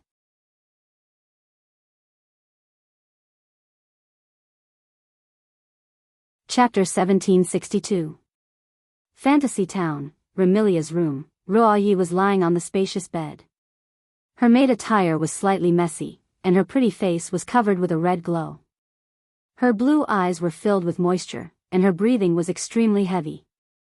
There was also some perspiration on her face, which gave her an extremely alluring feeling. Wu Yan placed his hands on either side of Luo Ye's head and pressed his body on top of her. He looked at Luo Ye's flushed face and watery eyes. She seemed to be very aroused. His breathing also became heavy and his hands moved around Luo Ye's body through her maid uniform. Kacha, with this extremely soft sound, one would not be able to hear it if one did not listen carefully. A button on Luo Ye's maid uniform was undone and her white skin was exposed inch by inch. A cool feeling came from her chest and Luo Yi could not help but notice that her maid uniform was being undone. Her face became redder and the water in her eyes became denser. She stared at the person on top of her and did not move her eyes away for even a second. In this situation, Wu Yan's hand reached for the second button on Luo Ye's maid uniform. If this button was undone, then Luo Ye's chest would be completely exposed. This made Luo Ye's eyes finally show a trace of shyness. Her hands that had not resisted could not help but lift up. She pressed them against Wu Yan who was on top of her. No. Don't. The perfect and elegant head maid who had always been neither servile nor overbearing was using a shy expression to say no. If it was another man, what would he do in front of such a delicate and lovely person? Wu Yan did not know. He only knew that his words almost made him lose his rationality. Wu Yan's hand, which was about to unbutton the second button on Luo Ye's maid uniform, was now free.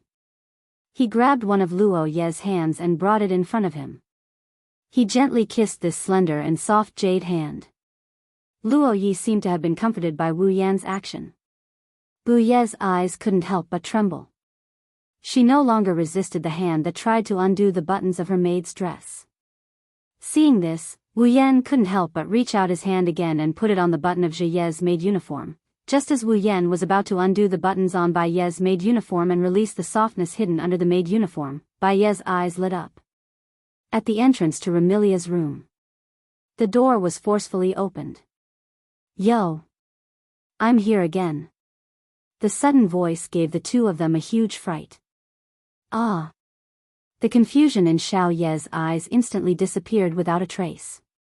What replaced it was the awe of the past. Apart from that, there was also a trace of panic as he cried out in alarm.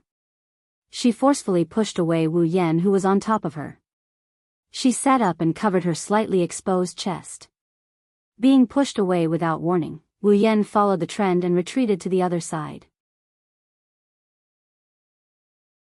Looking at Xiao Yi, who had regained her consciousness, what emerged in his heart was not embarrassment but uncontrollable anger. As mentioned before, although the relationship between Wu Yan and Xiao Yi wasn't bad, it wasn't good either. They both appreciated each other very much.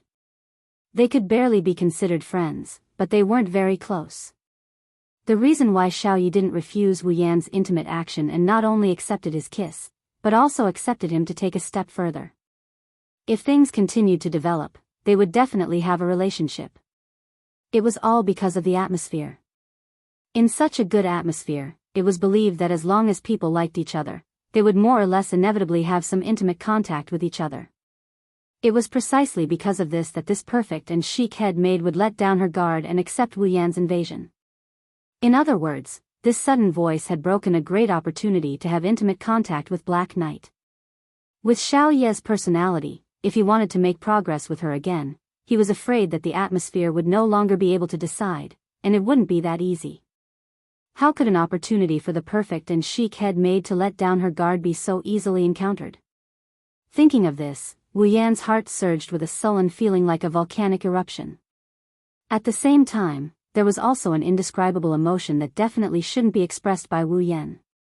That was the anger that couldn't be suppressed and instantly filled Wu Yan's heart. Driven by anger, Wu Yan turned his head hard and looked in the direction of the door. Then, holding a broom, Marissa's face with a carefree smile appeared in front of Wu Yan's eyes. "Oh? Already awake?" Marissa didn't seem to notice what Wu Yan and Xiao Yi had just done. She just looked at Xiao Yi, who was sitting on the bed with a red face and clutching her chest, and asked curiously, "What's wrong?" Under Marissa's curious gaze, Xiao Yi used the fastest speed in her life to stop time and quickly jumped off the bed. She buttoned up the front of her body and tidied up her messy clothes. After doing all this, Xiao Yi glanced at Wu Yan, who lowered his head and couldn't see his expression. She patted her cheeks and suppressed the panic and shyness in her heart. She took a deep breath and calmed down before releasing time stop. Until now, Xiao Yi only needed to talk to Marissa with a calm appearance as usual. Then, she could cover up everything and act as if nothing had happened. However, in the next moment, something that disrupted Zhuo Ye's plan and exceeded his expectations happened. Misty Rain Marissa. Looking at Marissa, who was standing at the door, Wu Yan's eyes were full of anger. His rationality was completely suppressed by anger. "Didn't your family teach you that you need to knock before entering someone's room?" That voice was filled with anger, causing Zhao Ye, who was just about to say his excuse, to freeze on the spot.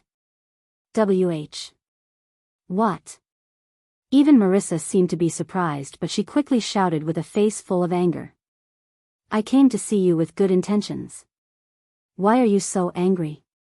If it was the usual Wu Yan, hearing Marissa's words, no matter how big his anger was, it would be greatly reduced.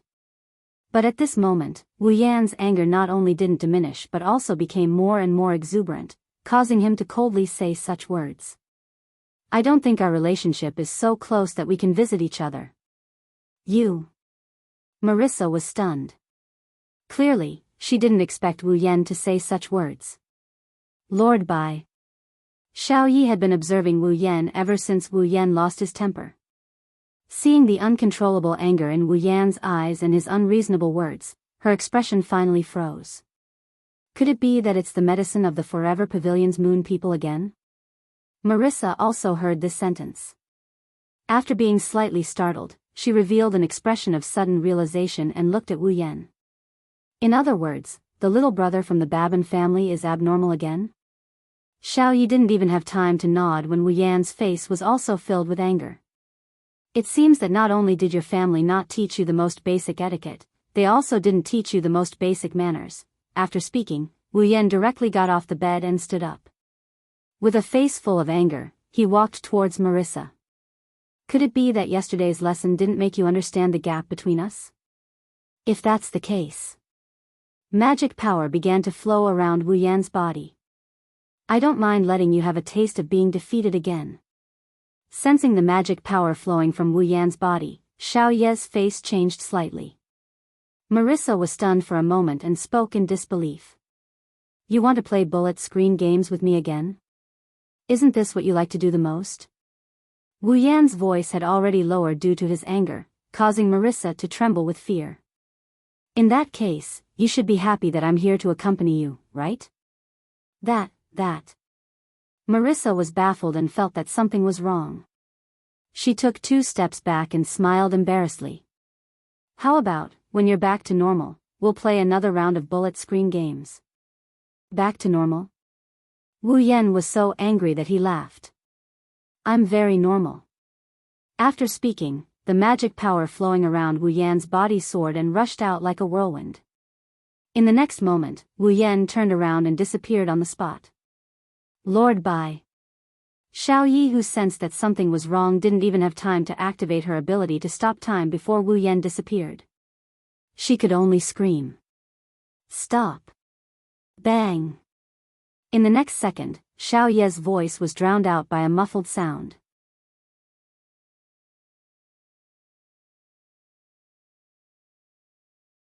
Chapter 1763. Boom. The muffled sound was like a thunderclap that resounded throughout the entire Red Devil Hall, causing the demonic maids who were about to work to be filled with fear and panic. Not long ago, a muffled sound suddenly rang out in the Red Devil Mansion. Soon after, the second miss of the Red Devil Mansion, who had been staying in the basement, ran away from home, causing the entire Red Devil Mansion to almost flip over. Now that the same thing happened, the fairy servants couldn't help but panic like birds startled by the twang of a bow. In the hall of the Scarlet Devil Mansion, Remilia and Fren ran out from one of the surrounding corridors. Patrice also appeared from another corridor and met up with the two of them. What's wrong? Remilia's small face showed a hint of surprise. What happened this time? This sound seems to be coming from your room, Remy. Patrice's beautiful face was filled with uncertainty. Could it be that something happened to Fry again? Big brother. Fran was startled. She leaped off the ground and tried to fly toward Remilia's room where Wu Yan was. However, the corridor leading to Remilia's room shook violently. Boom! Along with the vibration of the corridor, a dull roar once again reverberated throughout the entire Red Devil Mansion. A turbulent flow of magic power gushed out from the corridor like a flood and blew up like a gale. Amidst the torrential magic power turbulence, Marissa miserably flew out on her broom. When she caught sight of Remilia, Patrice, and Fran, her expression lit up. She rushed over as though she was escaping. Save me. Your butler killed someone. Marissa flew towards Remilia, Patrice, and Fran and jumped down from the broom while shrieking. She hid like a cowardly tortoise under the dubious gazes of the 3 young ladies. She hid behind Remilia, who was the smallest of them all. Your butler killed someone. Your butler killed someone. Marissa, what are you talking about? Patrice furrowed her brows. In the Red Devil Hall, other than Zhuyi, there isn't a single human. Could it be that Bai killed Zhuyi? Or did some human rats sneak into the Red Devil Hall?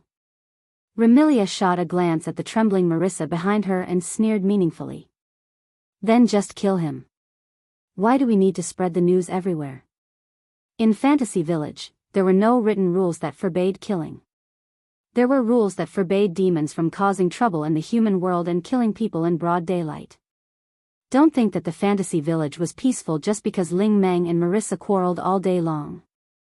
In reality, human lives were not that valuable in the Fantasy Village.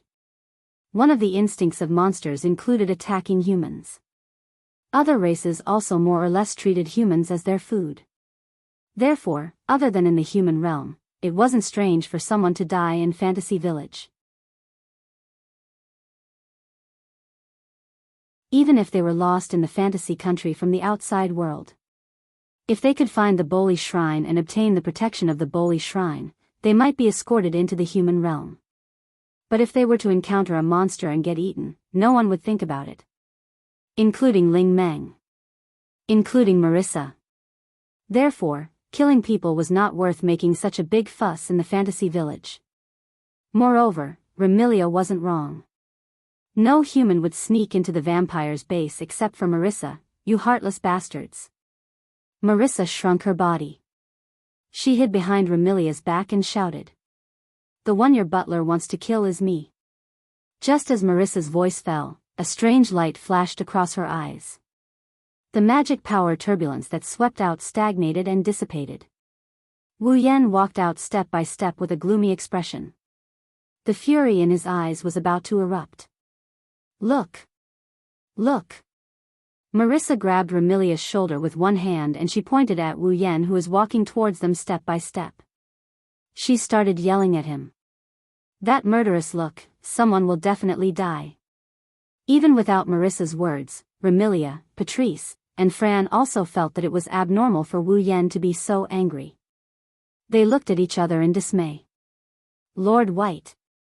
At this moment, Black Knight abruptly appeared beside Wu Yan and grabbed Wu Yan's arm. Please calm down. Black Knight. Let me go. Wu Yan struggled to get up. Today, I must teach this unfortunate Black and White a lesson and let her know what etiquette and manners are. I am not some unfortunate Black and White. I have a name, Misty Rain Marissa. Marissa protested, but Wu Yan's furious glare scared her out of her wits. She shrunk back and hid behind Remilia's back. On the other side, Remilia and Patrice cast inquiring gazes at Black Knight, who was tightly grabbing Wu Yan's arm. Black Knight bitterly smiled and nodded, instantly understanding the situation.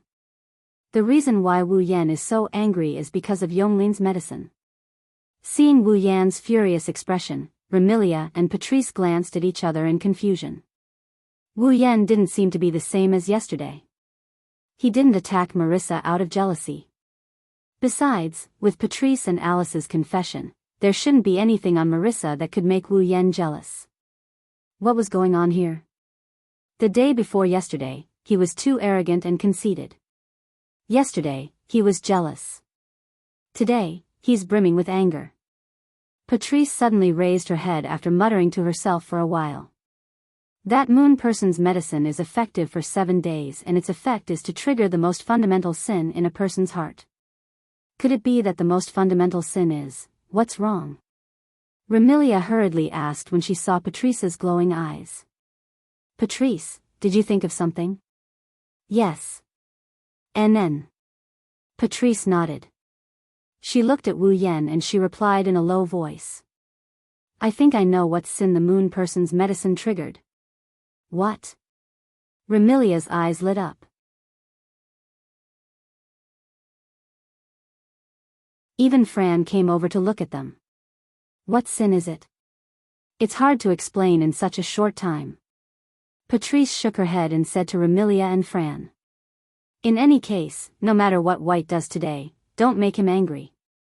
Don't make him angry at all. HM. Remilia tilted her head to the side. Why? That's because I'm afraid Haku will be very irritable today. Patrice sighed and advised. So, Remy, you have to remember to control your temper. Don't get into a conflict with Bai Chi right now. If you get into a conflict, Bai Chi might do something irrational. Do you understand? What are you talking about? You make it sound like I lose my temper all the time. Remilia complained. I am the owner of Scarlet Fiend Mansion. I won't get angry for no reason. Liar. Fran exposed Remilia's lie without hesitation. Big sister is the best at getting angry. She's like a child. What did you say? Remilia glared at Fran furiously. Patrice couldn't bear to look at Remilia as she clutched her head. See, didn't you get angry with just one sentence?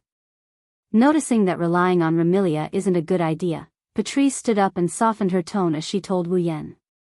White, no matter what Marissa did, you should have taught her a lesson. How about we just let it go? Wu Yan stopped trying to break free from Sakuya's grip. He glanced at Marissa, who was hiding behind Remilia, and then he glanced at Patrice, who was pleading for leniency. His anger dissipated quite a bit as he snorted and he warned her. If there's a next time, I will tie you up and hang you outside Scarlet Fiend Mansion to guard the door with China. Got it? Marissa nodded her head and didn't dare to disobey. Wu Yan's anger subsided. He turned to Patrice, who sighed in relief, and he asked her. Muck, come here. Don't stay with that unfortunate black. Huh? Patrice stared blankly at him. Why? Why? Wu Yan frowned. Aren't I the one you like? Patrice's face stiffened and she was petrified. Wu Yan's face sank. His eyes were burning with anger. Hurry up. Seeing Wu Yan about to explode again, Patrice cursed herself for reaping what she sowed. She obediently walked over to Wu Yan.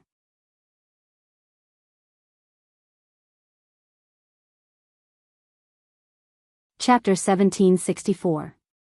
Fantasy Village, Scarlet Devil Mansion. At this moment, Patrice was seated stiffly on her seat. Due to her sickly condition, her pale face was flushed with a blush. Her eyes were filled with bashfulness, anger, and shame. She didn't even budge, as though she was a wooden block. On the side, Remilia, Fran, and Marissa were also sitting in their own seats. Zuoyi was standing behind Remilia as usual. However, the expressions on the four girls' faces were very interesting. They all had their own expressions. Remilia was slightly dissatisfied. Fran was slightly envious. Marissa was giggling as though she was watching a good show. As for Zuoyi, his gaze shifted to Patrice's position with a complicated look in his eyes. Under the gazes of the four young ladies, Patrice was like a young lady who was being humiliated. Her face turned redder and her delicate body started trembling. In the end, Patrice could no longer endure the gazes from the surroundings and turned to her side. Wu Yan is leisurely sitting there with a fork in his hand. He's eating the meat on the plate in front of him, one bite at a time. Why is he only using one hand? Because Wu Yan's other hand wasn't free at all. It was resting on Patrice's shoulder. In other words, Wu Yan placed his hand on Patrice's shoulder and hugged her. He hugged her tightly like a pair of lovers. They looked very intimate. Because of this, Patrice was behaving in such a manner. However, it was clear that Patrice couldn't hold on any longer. She weakly squeezed out a voice. Bye, since you're eating, why don't you let me go first? Wu Yan stopped his actions. He glanced at Patrice's bashful and indignant appearance and found it hilarious. Actually, after Patrice left Marissa's side, Wu Yan regained his composure. He instantly understood that he was once again affected by the effects of Yongling's medicine. Otherwise, with Wu Yan's casual nature, he might be angry at Marissa for ruining his plans, but he wouldn't go berserk to the point of attacking Marissa. Driven by his anger, even though he knew that Patrice confessed to him to get rid of his jealousy towards Marissa, Wu Yan decided to go with the flow and let Patrice come to his side. Needless to say, this could only be caused by Yongling's medicine. However, today's situation was different from the previous 2 days. On the first day, Wu Yan was extremely arrogant and conceited. On the second day, Wu Yan's reaction was one of extreme jealousy. Today, however, Wu Yan is acting extremely irritable. Even if it's just a trivial matter, he would still get a little angry, let alone Marissa's ruining of his plans. In 3 days, Wu Yan went through 3 different states. His mental state also manifested 3 different kinds of emotions. Could it be that in the next 4 days, he would have to display 4 different emotions? Then, what kind of emotions would they be? While he was pondering over this question, Patrice had already arrived by his side. At this moment, Wu Yan felt awkward.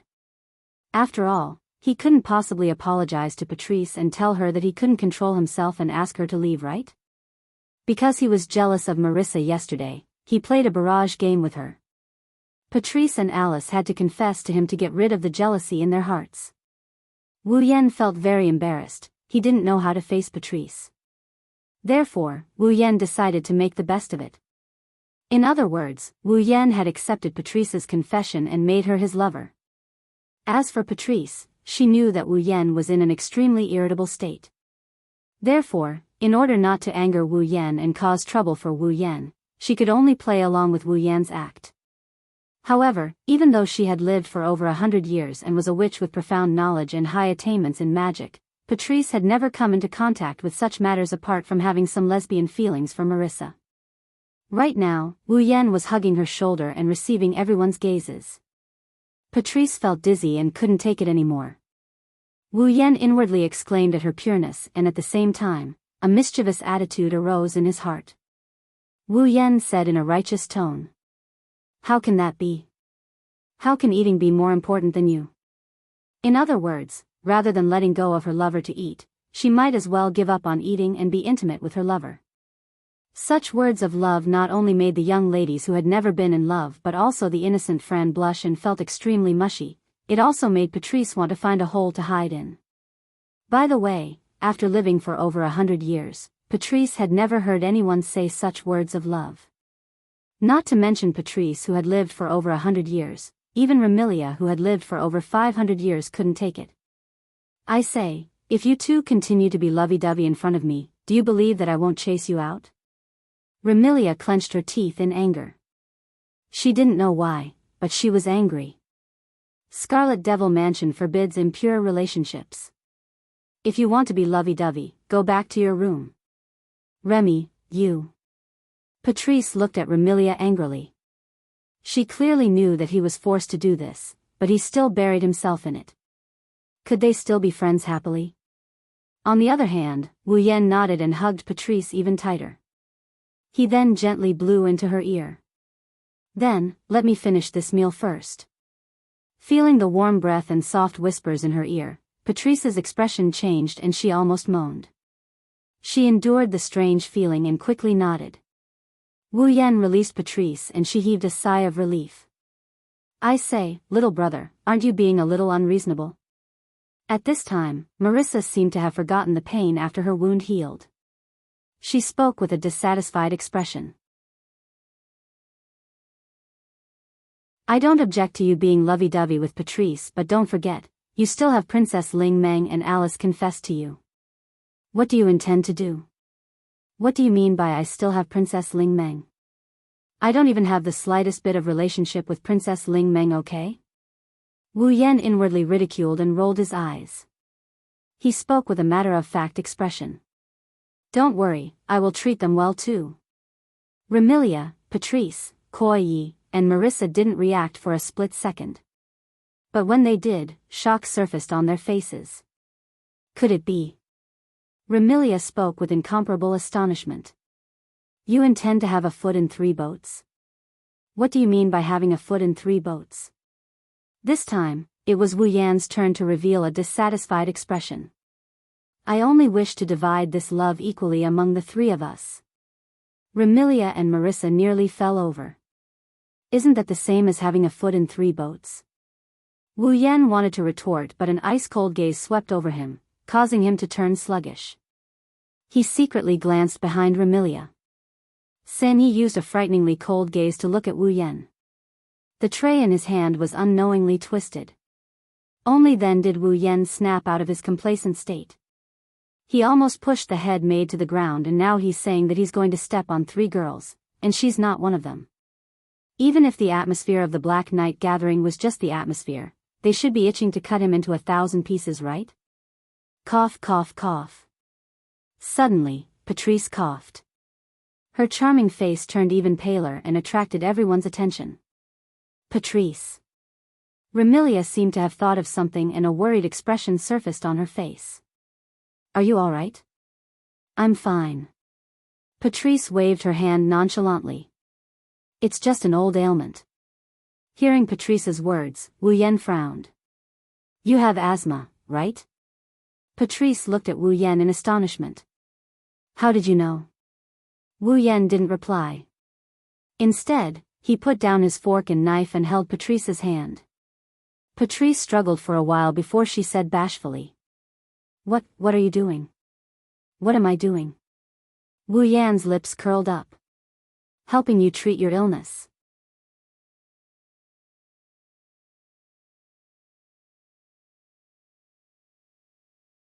Chapter 1765.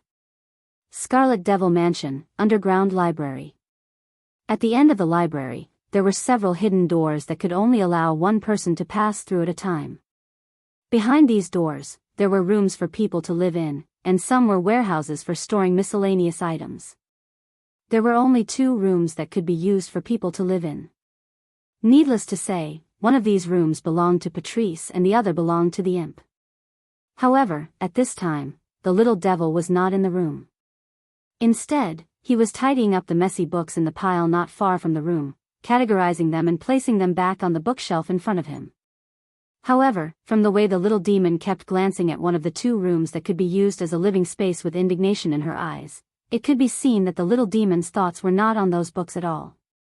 The room that the imp kept glancing at wasn't her room but Patrice's. Just a moment ago, Patrice entered the room. Furthermore, she wasn't alone. Of course, the imp didn't know that Patrice wasn't willing to bring anyone in and didn't dare to. It was too dangerous to be alone. This thought was confirmed when Patrice brought the imp into her room and the imp spoke. Take off your clothes. Patrice almost couldn't believe her ears. She froze on the spot. Wu Yan thought that Patrice didn't understand his meaning and decided to remind her again. Take off your clothes. How is that possible? After realizing that Wu Yan wasn't joking, Patrice didn't do as he said. Instead, she crossed her arms and shouted with a flushed face. Didn't you say you wanted to treat my asthma? I didn't know that I needed to take off my clothes to treat asthma. How can I treat your asthma so quickly with normal methods? Wu Yan didn't care about Patrice's panic. He waved his hand casually. If it was that easy to cure, you wouldn't have relapsed. You haven't recovered for 100 years. What can I do? It's a hereditary disease. It's not like it's an acquired illness. Patrice's tone carried a hint of resignation. She cast a doubtful gaze at Wu Yan. I haven't been able to find a cure until now. Can you really treat my illness? Since I've said it, I naturally have a way. Just do as I say. Wu Yan spread his hands. So. You just have to do as you're told. Take off your clothes. Wu Yan closed in on Patrice as he said that. Patrice had an embarrassed and anxious look on her face. It was as though she was about to cry. No. No matter what, isn't this too difficult? As Wu Yan approached, Patrice couldn't help but retreat. Her arms were still crossed in front of her. She looked like a delicate and pitiful girl who was about to be violated. My disease is a hereditary disease. It's very difficult to cure, but it only happens once in a while. Since I'm fine now, it doesn't matter if I don't treat it. Who would leave their illness untreated? Looking at Patrice backing away with a blushing face, Wu Yan felt like he's turning into an evil person. He rubbed his nose and he pounced on her. Since you don't intend to do as I say, I'll have to do it by force. Ah!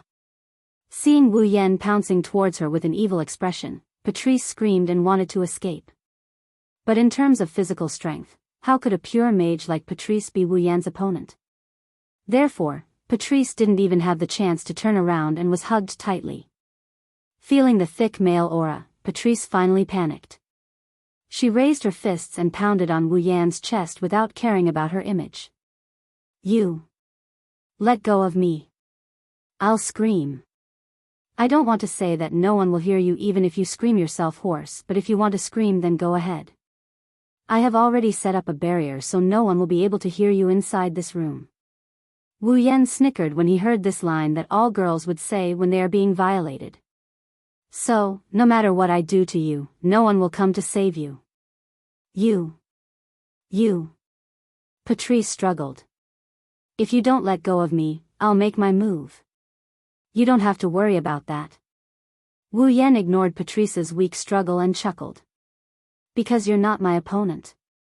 Under Patrice's horrified expression, Wu Yan placed his hand on the edge of Patrice's clothes. No. Want. Ah. In the next second, in the room that only the two of them could hear, a sorrowful wail that only the two of them could hear, reverberating endlessly. Wu Yan stood in the middle of the room with clothes scattered all over the floor. Looking at the scene in front of him, he couldn't say anything for a long time. Woo. Patrice whimpered as she curled her body into a ball and laid on the bed. Using her slender hands, she attempted to cover her naked body, but her efforts were in vain. No matter how Patrice tried to cover herself up, her voluptuous and slender figure wasn't something that could be blocked by a pair of hands. Her actions were merely to comfort herself and to give the only person who could enjoy this beautiful scenery a pleasant feeling. Looking at Patrice's naked body, Wu Yan's heart was filled with amazement. He could only find one word to describe it. Beautiful. If he had to find another word to describe it, then there was only one. Snow White. This word was often used to describe a young lady's beautiful complexion. However, it was an exaggeration after all. Wu Yan didn't believe that anyone could have skin as white as snow. Because if it was white to that extent, wouldn't it be equivalent to losing the color of one's skin? However, this young lady before him used facts to tell Wu Yan that in this world, there really were people with skin that could be described as snow white. It couldn't be helped. Due to her years of illness and inactivity, Patrice's skin was so fair that it would cause one to feel dizzy. However, it wasn't the kind of paleness that would cause one to feel uncomfortable. Instead, it was a jade-like luster that was smooth and flawless. Especially Patrice's delicate thighs. Her skin was so tender that it was almost transparent. Her pair of slender and elegant legs, coupled with the soft curves of her slender waist, outlined a heart-stirring curve that would make one's blood boil. What was even more unbearable was Patrice's voluptuous, delicate, and firm bosom. It was a dazzling snow white, glossy, and jade-like. Its scale could be described as perfect. One wouldn't be able to grasp it with one's hand. It was so voluptuous that one couldn't shift his gaze away. Right now, her voluptuous breasts were tightly protected by the sobbing Patrice. However, one could still see the dazzling soft flesh around them. Wu Yan couldn't shift his gaze away. Under Wu Yan's gaze, Patrice shrunk her body while sobbing in shame. Don't look. Looking at Patrice's timid appearance, Wu Yan's heart couldn't help but soften. He sat on the edge of the bed and stroked Patrice's soft purple hair. Don't worry. You look very beautiful like this. Patrice lifted her eyes and met Wu Yan's gaze. She had been suppressing the irritation in her heart a moment ago, but at this moment, her eyes were filled with gentleness. Her heart couldn't help but tremble as her charming face flushed. Patrice couldn't help but have such a thought. Letting him look at me doesn't seem to be such a frightening matter. Patrice couldn't help but jump in fright. She hastily shut her eyes and cried out with a flushed face. Since you want to treat me, then hurry up. Hearing Patrice's words, Wu Yan recalled that he was here to treat Patrice's asthma. Even if he wanted to do something delightful, he had to treat her asthma first. Wu Yan took a deep breath and he closed his eyes. He started caressing Patrice's soft and supple body. In that instant, Patrice's delicate body jerked. However, Wu Yan wasn't in the mood to observe Patrice's expression. His consciousness was immersed in his own body, awakening a certain consciousness slumbering in his body. Can it be treated?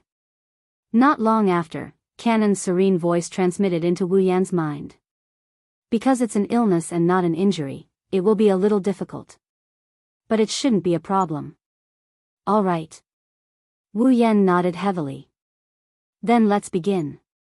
In the next moment, a gentle white light flashed in the room.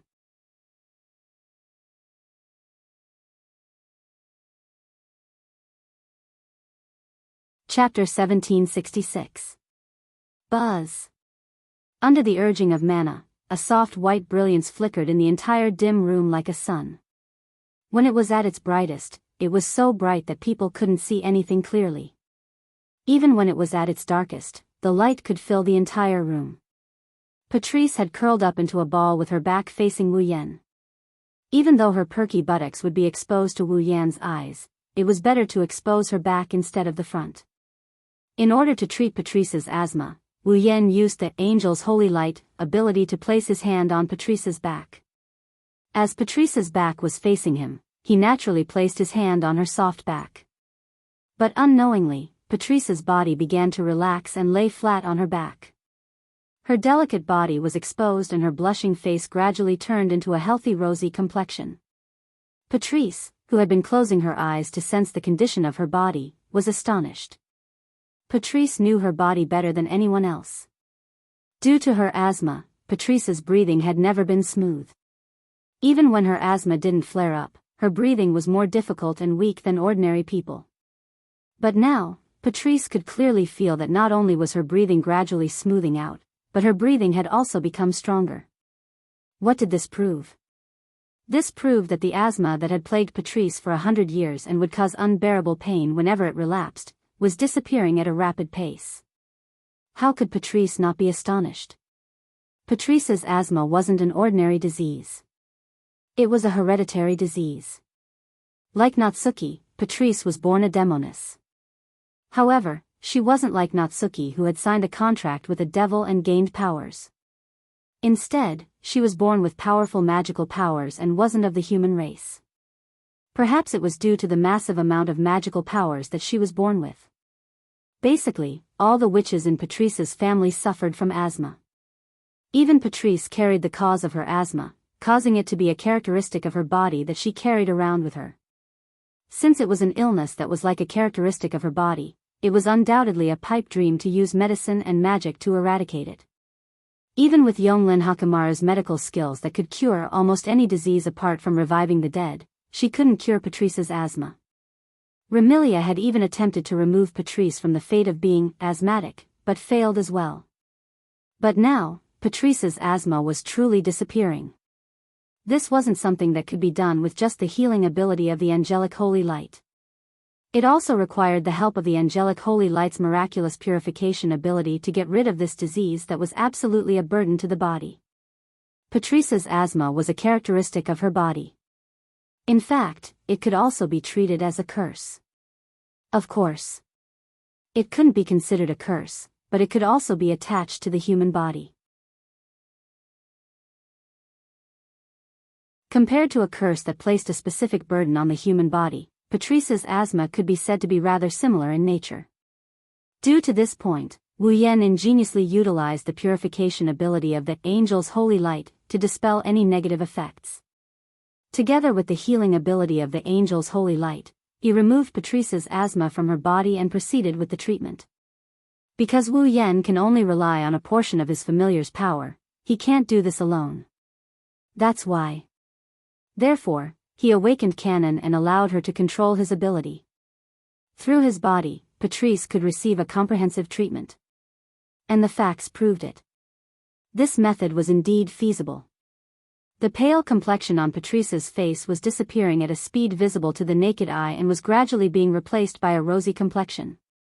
As time elapsed, the rosy complexion on Patrice's face gradually returned to normal while the unhealthy whiteness gradually disappeared until it was completely gone. She acutely sensed that her breathing wasn't as labored as before and her body felt much lighter. Patrice couldn't help but release a limp, lazy, and comfortable moan. Wu Yan shuddered violently and laughed bitterly. Please, if you don't want me to lose my rationality, can you not make such a sound that easily breaks me down? Patrice's charming face blushed like a ripe apple. If it wasn't for the blanket that Wu Yan tossed to the ground when he forcefully removed her clothes, Patrice would have pulled up the blanket and buried her face in it. No matter how calm and farsighted Patrice was usually, her behavior at this moment was no different from an ordinary young lady. She didn't know that such behavior would easily make a man lose his rationality. After confirming that Patrice's illness was completely cured, Wu Yan couldn't help but extend his arm and embrace her naked body. Patrice's heart skipped a beat. Only then did she recall that she wasn't wearing a single piece of clothing. Her body subconsciously struggled. But at this moment, Wu Yan's hand had already slid up and down Patrice's soft body and occupied a high spot. Don't do this. Patrice's voice began to tremble. My illness has been cured, I got it. Wu Yan laid down beside Patrice. Her back is facing him as he sniffed the fragrance of her hair. At the same time, his naughty hand started rubbing Patrice's sensitive spots, including her full and round breasts. But I worked so hard to treat you. Shouldn't you give me a reward? I am not muck. Patrice grabbed Wu Yan's wrist, but she couldn't break free from his grip. She could only move his hand around her body. Patrice's heart skipped a beat as she tried to move his hand around her body. Then, Wu Yan rubbed his teeth against Patrice's earlobe. Shall I call you Patrice? Patrice's trembling heart pounded rapidly. Apart from Ramilia and Fran, no one else called her Patrice. To be more precise, no one had a good relationship with Patrice. Even Marissa was the same. Now, a man whom she had only known for a few days actually wanted to call her that. If it was the Patrice of the past, she wouldn't mind even if others were to call her that. However, she would never agree to it. But at this moment, Patrice considered seriously. Then, she spoke in a mosquito-like voice. It's better than anything else. This could be considered a disguised agreement. Wu Yan's actions became even more rough as he caressed the soft body in his embrace. When Patrice's breathing became louder, he whispered in her ear. Patrice, I want you. Patrice's heart skipped a beat. When she reacted, she pleaded. Don't, okay? Why? Wu Yan asked softly. If you say you don't have a favorable impression of me, I won't believe it, indeed. If Patrice didn't have a favorable impression of Wu Yan, when Wu Yan attempted to strip her naked, she would have made a move even if she knew she couldn't win. But the truth was, she did resist, but she didn't make a move. After hearing Wu Yan's words, Patrice had to admit it even if she didn't want to. Ever since she was devoured by the Book of Souls in the library and had intimate contact with Wu Yan had left a faint shadow in her heart even if she wasn't willing. After all, Patrice had never been so intimate with anyone before. How could she not care? But while she cared, it was impossible for her to fall in love with Wu Yan after just 2 to 3 days of interaction. But Wu Yan did occupy a certain position in her heart. This position might rise in the future, but it wasn't to the point where Patrice was willing to give up her body. Therefore, facing Wu Yan's question, Patrice could only plead. Let me think about it, okay?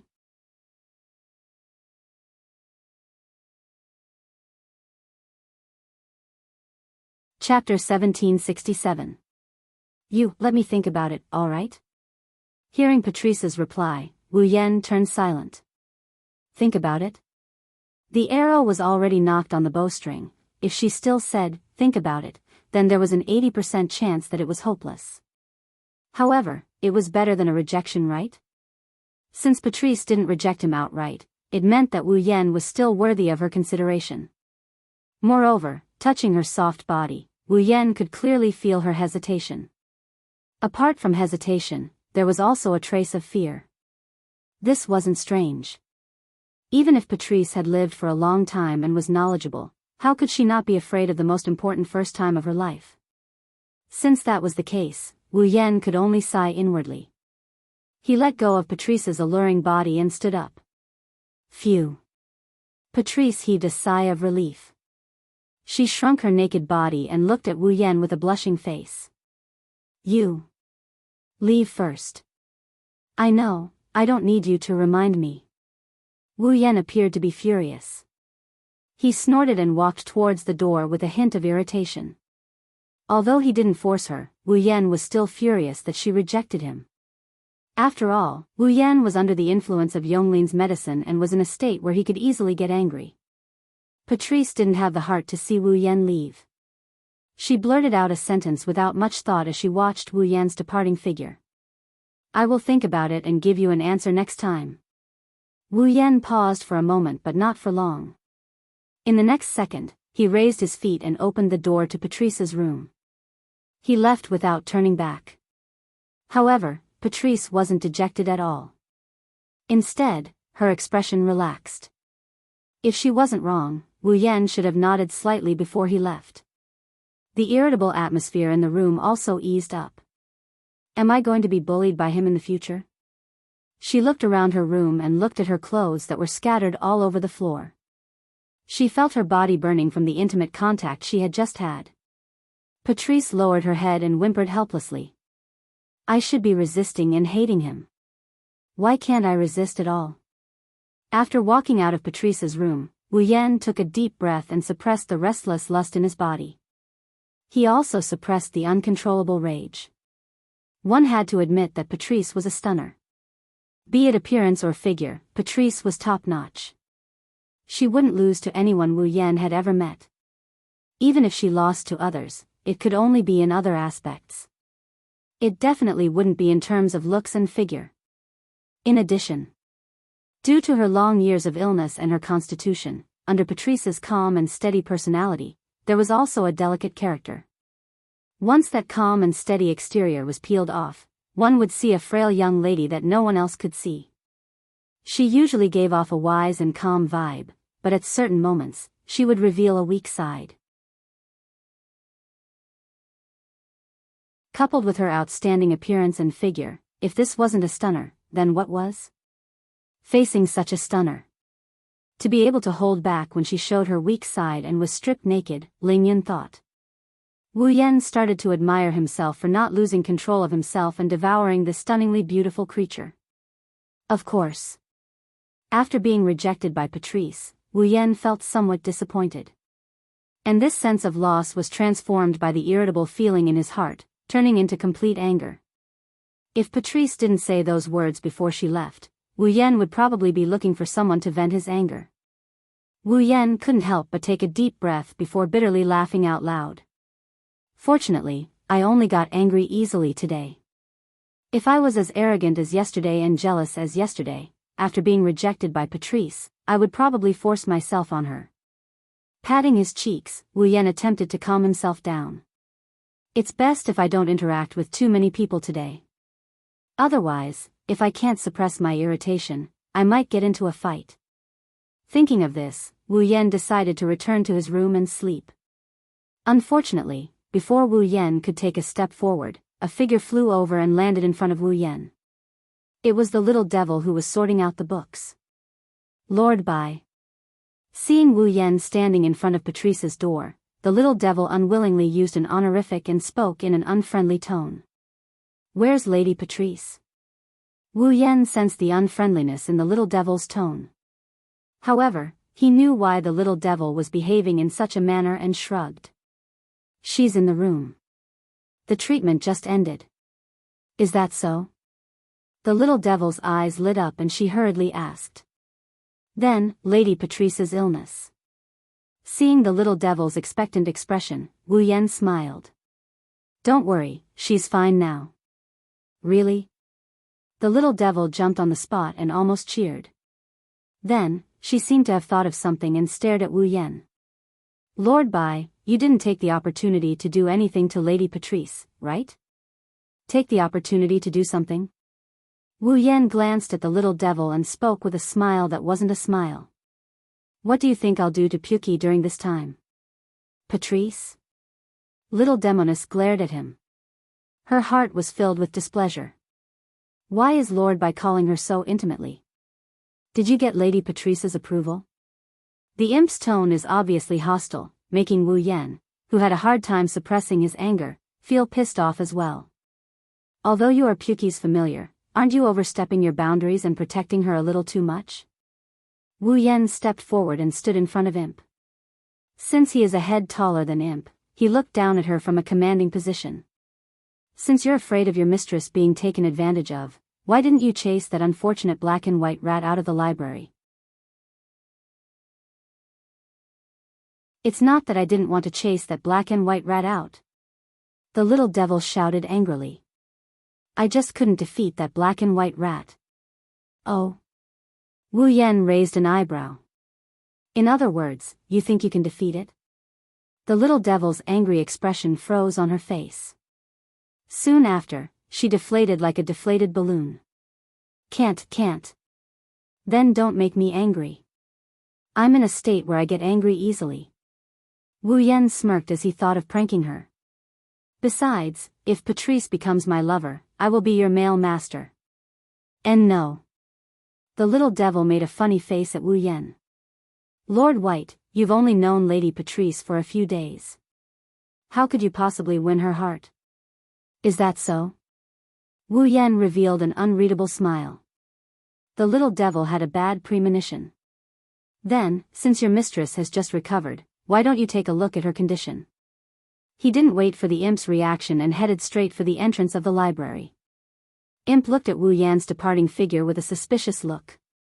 She turned around and opened the door to Patrice's room. She entered the room after doing so. In the next moment, the little devil's screams echoed throughout the library. Lady Patrice. Why aren't you wearing any clothes? Little devil. Why are you here? Lord Bai just left the room and Lady Patrice isn't wearing any clothes. Could it be that you? And no. It's not like that, it's not what you're thinking. Yua. Lady Patrice really found a master for me. I said it's not like that. Patrice's panicked shriek and the little devil's sorrowful cries echoed throughout the library. Wu Yan, who was walking towards the entrance of the library, smirked. Who asked the little devil to be so ignorant, and almost triggered the irritation that Wu Yan had suppressed with great difficulty. Moreover, Wu Yan wasn't lying. Patrice said that she would consider whether to follow Wu Yan. If she decides to follow Wu Yan, wouldn't Wu Yan become her master? I'm just stating the truth. Although it's only a possibility.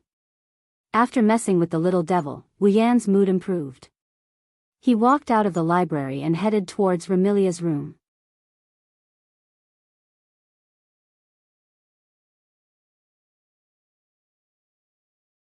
Chapter 1768. The next day, on the balcony of the second floor, Remilia and Fran were sitting opposite each other. One of them looked bored, while the other was lying weakly on the table. No matter how one looked at it, they didn't look like their usual self. They looked lazy from the bottom of their hearts. Of course, it was daytime. For vampires who only moved at night, daytime was equivalent to night. It wasn't strange for them to be so lethargic. Only Zuiyi, who was standing on the side with a tray in his hand, knew that the two vampire sisters weren't lethargic because of the weather. Sigh. Remilia rested her chin on her hand and looked at the clear sky outside. Scarlet Devil Mansion has been noisy for the past few days. It's so quiet today that I'm not used to it, Zuiyi couldn't help but think to himself, as expected. Remilia was lethargic because Wu Yan wasn't here. Zuiyi found this to be inconceivable. Did his young mistress already see Master Bai as an indispensable part of her daily life? Thinking of this, Zuiyi hesitated for a moment and said tentatively. Young mistress, do you need me to wake Master Bai up? Wake him up for what? Remilia turned her head away. The medicine on him from the moon is still working. Who knows what he'll do today? Just let him sleep. It'll save him a lot of trouble. Zuiyi didn't know whether to laugh or cry. That's true. Fran, who was lying on the table, looked up and glanced at Remilia. Suddenly, she said. Sister really isn't honest, huh? Remilia was surprised at first and then looked at Fran with dissatisfaction. Fran, why are you talking about sister like that? Fran is just telling the truth. Fran said with a grunt. Don't think Fran doesn't know. Sister has been looking forward to brother feeding sister like that day. Right? That's not true. It's not like that. Remilia panicked and glared angrily at Fran. I'm not a child. I don't look forward to being fed by that guy. Really? Fran giggled. Then Flan will tell Big Brother that Big Sister doesn't want Big Brother to feed her. From now on, Big Brother only needs to feed Flan. That fellow is the housekeeper of the Red Devil Mansion. Remilia's expression became unnatural. Since you're the butler of the Red Devil Mansion, it's only right for you to feed your master once or twice, right? So Big Sister is admitting that you want Big Brother to feed you? Fran muttered. Sure enough, it's because Big Brother didn't feed Big Sister in the morning. That's why you look so listless. Fran. Remilia glared at Fran. If you keep talking, I'll get angry. What? Fran puffed up her cheeks. Fran is just telling the truth, you. Remilia was incomparably furious, but she couldn't say anything. Her adorable face was dyed with anger from being too agitated. Hey, Luo Yi. However, at this moment, Fran ignored Remilia. She turned around and looked at Luo Yi as she spoke pitifully. You really can't wake Big Brother up? Second young miss. Luo Yi replied hesitantly. It's rare that Lord Bai didn't cause any trouble today. Let him stay in the room. Perhaps it's not bad. But Big Brother isn't here. Fran feels so bored. Fran laid down on the table again. Fran wants to go out with Big Brother. Second young miss, please endure for a few more days. Luo Yi comforted her. When Lord Bai gets better, I'll definitely take you out to play. Plus, Big Sister can take you out to play too. Remilia said sourly. Why must that fellow take you out to play? Fran tilted her head in confusion. But Big Sister can't bask in the sun, right? How can you take Fran out to play? Then I'll take you out to play tonight. No. There's nothing fun at night. That's not it. There's a lot of fun at night. What's so fun about that? We can have a banquet. Why are we having a banquet again? Luo Yi didn't know whether to laugh or cry as he looked at the two little sisters in front of him. One was distressed while the other was helplessly listening to her. Once upon a time, Remilia had always hoped to live a peaceful life with Fran like this. However, reality gave her a cruel situation and forced her to lock Fran in the basement. Now, Remilia got what she wanted. She got the life she always wanted to live. And all of this was because of Yakumo Bai. It was inconceivable, and it was brought by a mysterious person. Thinking of this, Luo Yi couldn't help but want to see Wu Yan. He cautiously said, Young miss, I think we should wake Lord Bai up and see how he's doing. It'll be better for us to plan. Hearing this, Flan lifted her head and looked at Remilia expectantly, which made Remilia, who was already tempted, feel a little annoyed. Go ahead if you want to. Okay. Wake Big Brother up. Fran cheered and jumped down from her seat. She took Luo Ye's hand and ran inside. Luo Yi. Let's go wake Big Brother up. Second young miss. Luo Yi hurriedly called. I told you to slow down. Remilia muttered unhappily as she watched Fran take Luo Ye's hand and leave. Seriously, all of you only know how to think about that guy, Red Devil Mansion, Remilia's room. Big Brother. Standing at the door of the room, Fran gently knocked on the door with her small hand while calling out in a crisp voice. Big Brother. Get up. Fran's knocking and calling were met with an indescribable silence. Big Brother.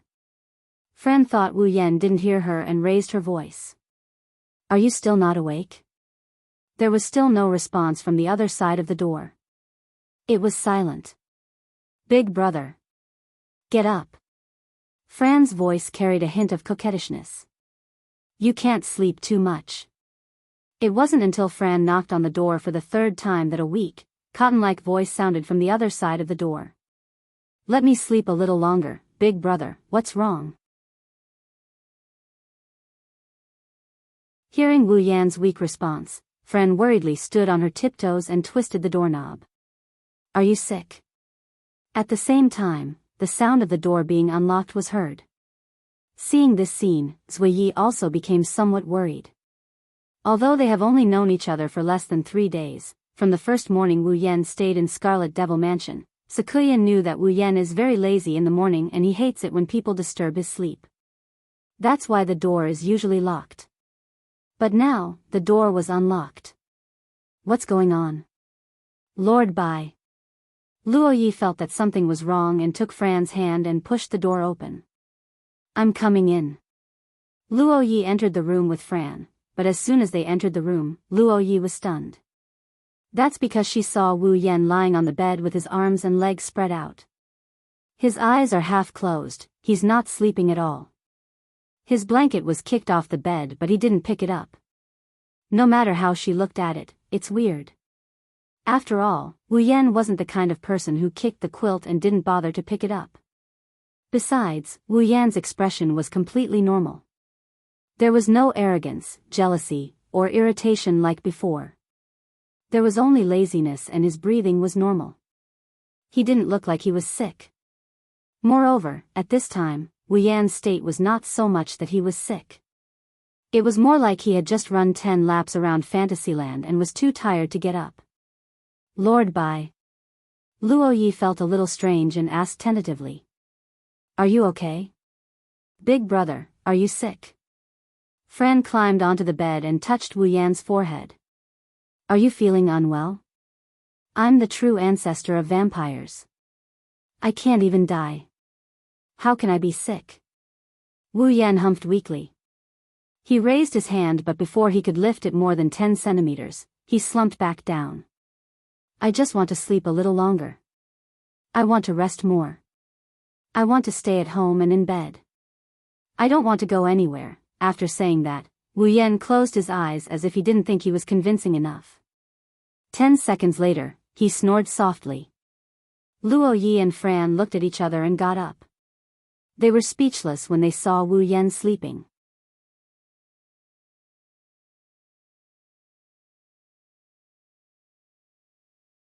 Chapter 1769. Scarlet Fiend Mansion, Remilia's room.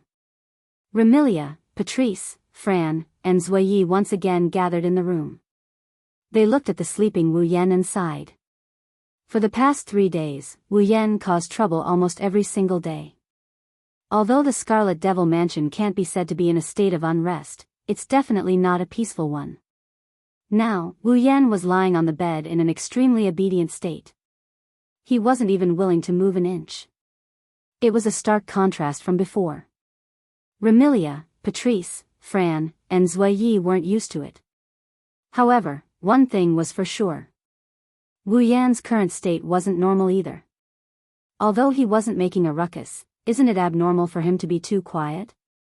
What's more, Wu Yan's current state is more like a half-dead than a peaceful one. Anyone can see that there's something wrong with him. Then, what's going on this time? Remilia said in a helpless tone, her face full of annoyance. Could it be because he hasn't sucked blood for a long time and is finally experiencing a side effect? However, he also said that the vampire true ancestor doesn't need to rely on blood to survive. Even if he doesn't drink a drop of blood for the rest of his life, there won't be any abnormalities. Patrice shook her head as she pressed on the nightcap on her head. So, there's only one possibility for such an abnormal state. Is it the medicine of that perpetual moon person again? At this point, Remilia's helpless tone turned into one of helplessness. But he was so noisy for the past 3 days. Why is he suddenly so quiet today? On the first day, Wu Yan didn't cause any trouble, but because of his arrogant behavior, Remilia almost went berserk. Sakuya even went so far as to erect an impenetrable wall between the two of them. If it wasn't for Wu Yan's timely realization, he's afraid that sooner or later, the people of Scarlet Devil Dojo wouldn't want to get close to him anymore. The next day, due to his jealousy, Wu Yan became hostile towards Remilia. He escaped from the Scarlet Devil Mansion, causing a commotion in the Scarlet Devil Mansion. He even started a barrage game with Marissa. If it weren't for Patrice and Alice coming to the rescue, Marissa would have gotten a few bruises by now. On the third day, which is yesterday, Wu Yan started causing a ruckus early in the morning. He sent Marissa scurrying all over the place while sending the Scarlet Devil Mansion into a state of panic. Luckily, Wu Yan knew his limits. In order to avoid trouble, he hid in his room and slept for the whole day. Otherwise, it wouldn't end up like this. Today, Wu Yan was lying on the bed in a half-dead state. Even with so many people surrounding him, he wasn't willing to say a word. He was shaken awake several times, but he still continued to sleep. Compared to the past 3 days, the contrast was too great. It was natural for Remilia to have doubts. In response to Remilia's question, Patrice pondered for a moment before speaking. Actually, I have a guess about the effects of the moon person's medicine. Guess? Apart from Fran, who laid on the bed and had her attention on Wu Yan, Remilia and Zuiyi turned their attention to Patrice. Lady Patrice. Zuiyi said with uncertainty. You mean to say that you know what happened to Lord Bai for the past 4 days? It's not hard to understand if you think about it. Patrice glanced at Remilia and Zuiyi. The moon person from the Eternal Pavilion said that the medicine Lord Bai swallowed could trigger the most fundamental sin in his heart. This so-called fundamental sin, if I'm not mistaken, should be the 7 deadly sins. 7 deadly sins? Remilia and Dark Knight froze at the same time. The 7 deadly sins refer to the 7 original sins that are the root of all sins. Patrice recalled and slowly explained. They are known as sins that all intelligent life cannot avoid. They are divided into pride, envy, wrath, sloth, greed, gluttony, and lust. They are the root of all sins. Arrogant people will be arrogant, conceited, and condescending. They will despise everything they see, whether it is strong or weak, whether it is a man or a woman, whether it is a human or a beast. They will feel that they are insignificant. Arrogant people will not bother to communicate with them, or even approach them. Envious people will be envious, jealous, and resentful of what others have but they don't have. Be it money, looks, or even an excellent partner, if they don't have it, or if they have it but can't win against others, envious people will want to use the power they have to plunder, rob, or even destroy everything. Envy is the foundation of the 7 deadly sins, and the shadow of envy can be found in the other 6 deadly sins. Furious people will be extremely irritable. Facing such a person, even a word that he doesn't like would trigger him to vent his anger and revenge. He would vent his anger without any reason. Such a person is also the one who would easily hurt the things around him or her. Zhang Tai said as he looked at Zhang Tai with a cold expression. On the other hand, lazy people have nothing to pursue in their lives. If we insist on pursuing something, then the only pursuit of lazy people is sleep and rest. Even if they are hungry, they will consider sleep and rest first. Even if they are thirsty, they will also consider sleep and rest first. To sum it up, they are lazy. Patrice said so much in one breath. Then, she shifted her gaze to Wu Yan, who is lying on the ground. Don't you think that Haku's performance in the past 4 days is related to the 4 original sins? Remilia and Zuiyi nodded in agreement. On the first day, Wu Yan's arrogant attitude was a display of arrogance. Even Yonglin, who was one of the top 5 in strength and influence in Fantasy Village, was looked down upon by him. Wasn't that arrogant? On the second day, Wu Yan was extremely jealous.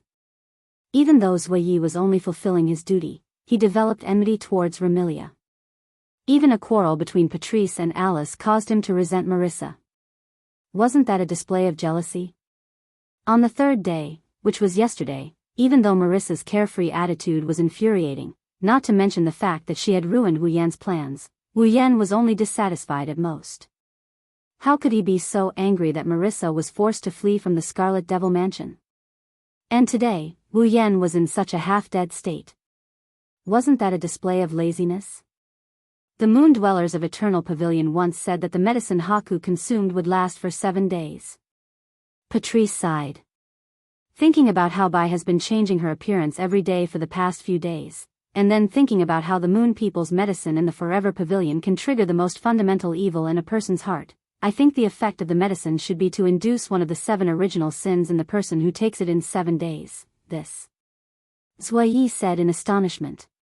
That is to say, Lord Bai will commit the 7 original sins of pride, jealousy, wrath, sloth, greed, gluttony, and lust in 7 days, right? That's right. Patrice nodded heavily. The 7 sins will all manifest in these 7 days, and it seems like it's not something Bai can control. It's something he naturally wants to do. So, to be honest, I'm really surprised that Bai can suppress the 7 sins while he's in the state of the 7 sins. Patrice wasn't the only one astonished. If Yonglin knew about this, she would probably be astonished as well. After all, no matter who it was, everyone would commit at least one of the 7 original sins. Even a newborn would subconsciously crave food and commit the sin of gluttony. Who could say that they would never commit these 7 original sins? Even the perfect and confident head maid, Black Knight, would sometimes be arrogant, jealous, and furious. To a certain extent, Patrice's thirst for knowledge was also a form of greed. Jealousy and fury would also occur at times. It was just that the degree of jealousy and fury differed. As for Wu Yan, he naturally couldn't avoid it. However, Yonglin's medicine amplified and strengthened the sins of the 7 deadly sins, causing Wu Yan's 7 deadly sins to be stronger than anyone else's. That's why so many things happened. Then, his current state is due to the influence of the sin of sloth? Remilia looked at Wu Yan, who is still snoring. She felt a headache coming on. There's no other way. Zuoyi, you will take care of him today. Zuoyi bowed slightly. Yes. Milady.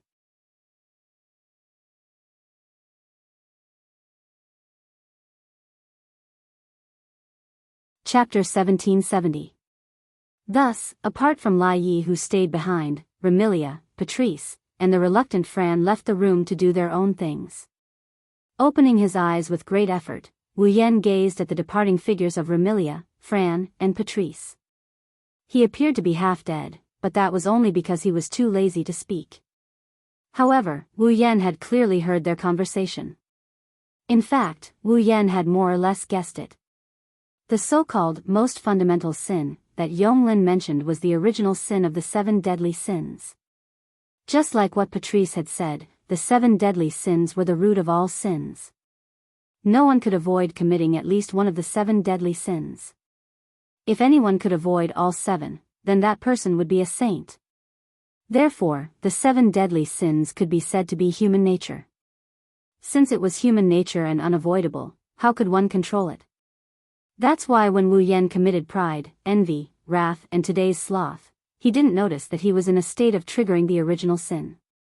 He even went as far as to vent his inner sin when he was in a state of triggering the original sin. Because this was a sin that everyone would commit. Wasn't it an unavoidable sin? Because of this, when Wu Yan realized that something was wrong with his condition, he was able to suppress the sin that was his nature. This was the reason why Patrice said that she would be surprised, and also the reason why Yonglin might be surprised as well. Of course, Wu Yan didn't feel that it was strange. Indeed, human nature couldn't eradicate the deadly sins. However, in people's hearts, there were things more important than their own lives. Facing these things, even the most arrogant person would be biased. Even the most jealous person would consider gains and losses. Even the most furious person would be soft-hearted. Even the most lazy person would try to work harder. Therefore, under the baptism of the sin of pride, Wu Yan, who intended to take Seiko Yi as his own, would rather resist than submit when he realized that this would cause Seiko Yi to leave him. Therefore, under the baptism of the original sin of jealousy, enmity and killing intent towards Remilia arose. Wu Yan, who sensed that he might harm Remilia, would rather run away than comply. Therefore, under the baptism of the cardinal sins, even if he was angry at Patrice for rejecting his request, he would rather hold it in than force her to do anything.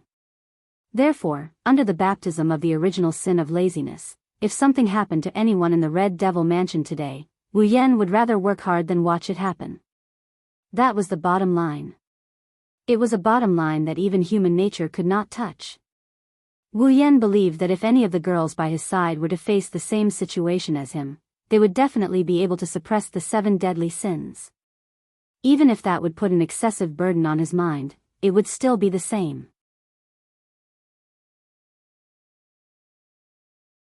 Lord Bai, Luo Yi, who had disappeared from the room, abruptly appeared on the edge of the bed, holding a tray full of dishes in his hand. His blue eyes looked at Wu Yan. Lord Bai, you should eat something first. Wu Yan clearly heard Sakuya's words, but he's too lazy to open his eyes. He's also too lazy to respond. He continued to lie there without any reaction. Seeing this, Luo Yi shook his head with a smile. He bent down and shook Wu Yan's body. Lord Bai, even if you want to sleep, please eat breakfast first. However, no matter how hard Luo Yi shook, Wu Yan's snoring was still the same. He had no intention of waking up. Sigh. Luo Yi sighed. It was impossible for Wu Yan to not wake up after shaking him like this. He should be too lazy to open his eyes, right? It had to be said that Yongling's medicine was indeed overbearing.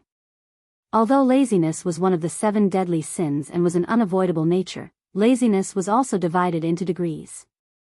Taking a break was laziness, doing nothing all day was also laziness. It was clear which was more important. However, Yongling's medicine increased this laziness to the extreme, making people feel lazy to even reply. Wasn't this tyrannical? Luckily, Yongling's medicine isn't able to bestow extreme laziness. Wu Yan, who is suffering from the sin of laziness, would find breathing a very troublesome task. Otherwise, there would be a good show to watch. Luo Yi had no choice but to say this. Then, Lord Bai, let me feed you, okay? As soon as Luo Ye's voice fell, Wu Yan lazily opened his eyes, but he did not move. He was lying straight on the bed, looking like a living dead with all his strength sucked out. This made Luo Yi angry and amused at the same time. This also made Sakuya realize that ever since she met Wu Yan, her relationship with Wu Yan seems to have gotten a lot richer. Without saying anything more, Luo Yi sat on the edge of the bed and put the breakfast on the bedside. He helped Wu Yan up a little and then picked up the bowl and spoonful of porridge. Scooping up half a spoonful of porridge, Sakuya carefully tested the temperature of the spoonful. She hesitated for a bit before putting the spoonful of porridge in front of Wu Yan's lips with great care. Lord Bai, have some porridge first, looking at Sakuya reaching over and raising the spoon in front of him, treating him like a patient. Even the lazy Wu Yan couldn't help but feel speechless. He couldn't help but open his mouth and gulp down the porridge in front of him. The next moment, the warm liquid flowed into his throat from his mouth and into his body, warming up Wu Yan's stomach. Since the porridge was made by Luo Yi, there must be no problem with the taste. However, Wu Yan did not care about the taste of the porridge. While drinking the porridge spoonful by spoonful, his eyes were fixed on Luo Yi, who was constantly blowing the porridge in the spoon and carefully feeding it to him. This is the first girl to feed Wu Yan ever since he got the system and came to Silveria. Ever since his fate changed, this is the first girl to feed him. Even Ikaros did not have this opportunity. Now, Luo Yi was feeding him in order to take care of him. How could Wu Yan not look at her? Maybe it's a psychological issue, but Wu Yan and Nagaya felt like this meal was going on for a very long time. Although it was long and no one spoke during the process, the whole room was wrapped in a warm atmosphere. Even Wu Yan and Luo Yi felt as if their hearts had melted. They felt particularly warm and warm. Under such circumstances, looking at Wu Yan, who looks like he's expending a lot of energy to open his mouth to eat, Sakuya's beautiful blue eyes unknowingly lost their usual stern and cold aura. Instead, it's replaced by gentleness. Her movements also became gentler and gentler. Unfortunately, no matter how long the meal was, it would end eventually. After the meal, Wu Yan flopped onto the bed like a puppet with its strings cut. He didn't even bother to adjust his posture. He closed his eyes and in less than 10 seconds, he didn't move at all. Luo Yi shook her head, not knowing whether to laugh or cry. She put the empty bowl on the tray and stood up. Just as Luo Yi was about to take the tableware to the kitchen to wash, a very soft voice entered Luo Ye's ears. Thank you. Luo Ye's body froze on the spot. Wu Yan, who was completely still, slowly opened his eyes and looked at Luo Yi, who was frozen on the spot. In his heart, an impulse drove him to suppress the sin of laziness and let him speak. Fran is my sister, Remilia. I am also very willing to treat her as my sister, and you, I also want to treat you as my family, a very important family member. After saying these words, Wu Yan simply closed his eyes and really did not move. Luo Yi stood there for a long time without responding. After a long time, she turned around and lowered her head to look at Wu Yan, who was lying on the bed. A very beautiful smile appeared on her face. Luo Yi sat on the edge of the bed again. Her blue eyes stared at Wu Yan's sleeping face. As if she could not help herself, she reached out her hand and stroked Wu Yan's face. Luo Yi is just a servant. I am not qualified to be Lord Bai's family member. Luo Yi is young lady's maid. If Lord Bai becomes young lady's brother, then Luo Yi will be Luo Ye's young master. After saying that, a peaceful smile appeared on Luo Ye's face. At that time, Luo Yi will do her best to serve you. Luo Yi did not care whether Wu Yan heard this or not. After gazing at Wu Yan for a while, she packed up her things, gently closed the door and walked out. You're tuning in to the Carefree Valley YouTube channel. Don't forget to subscribe and join us on this journey to catch the most captivating stories.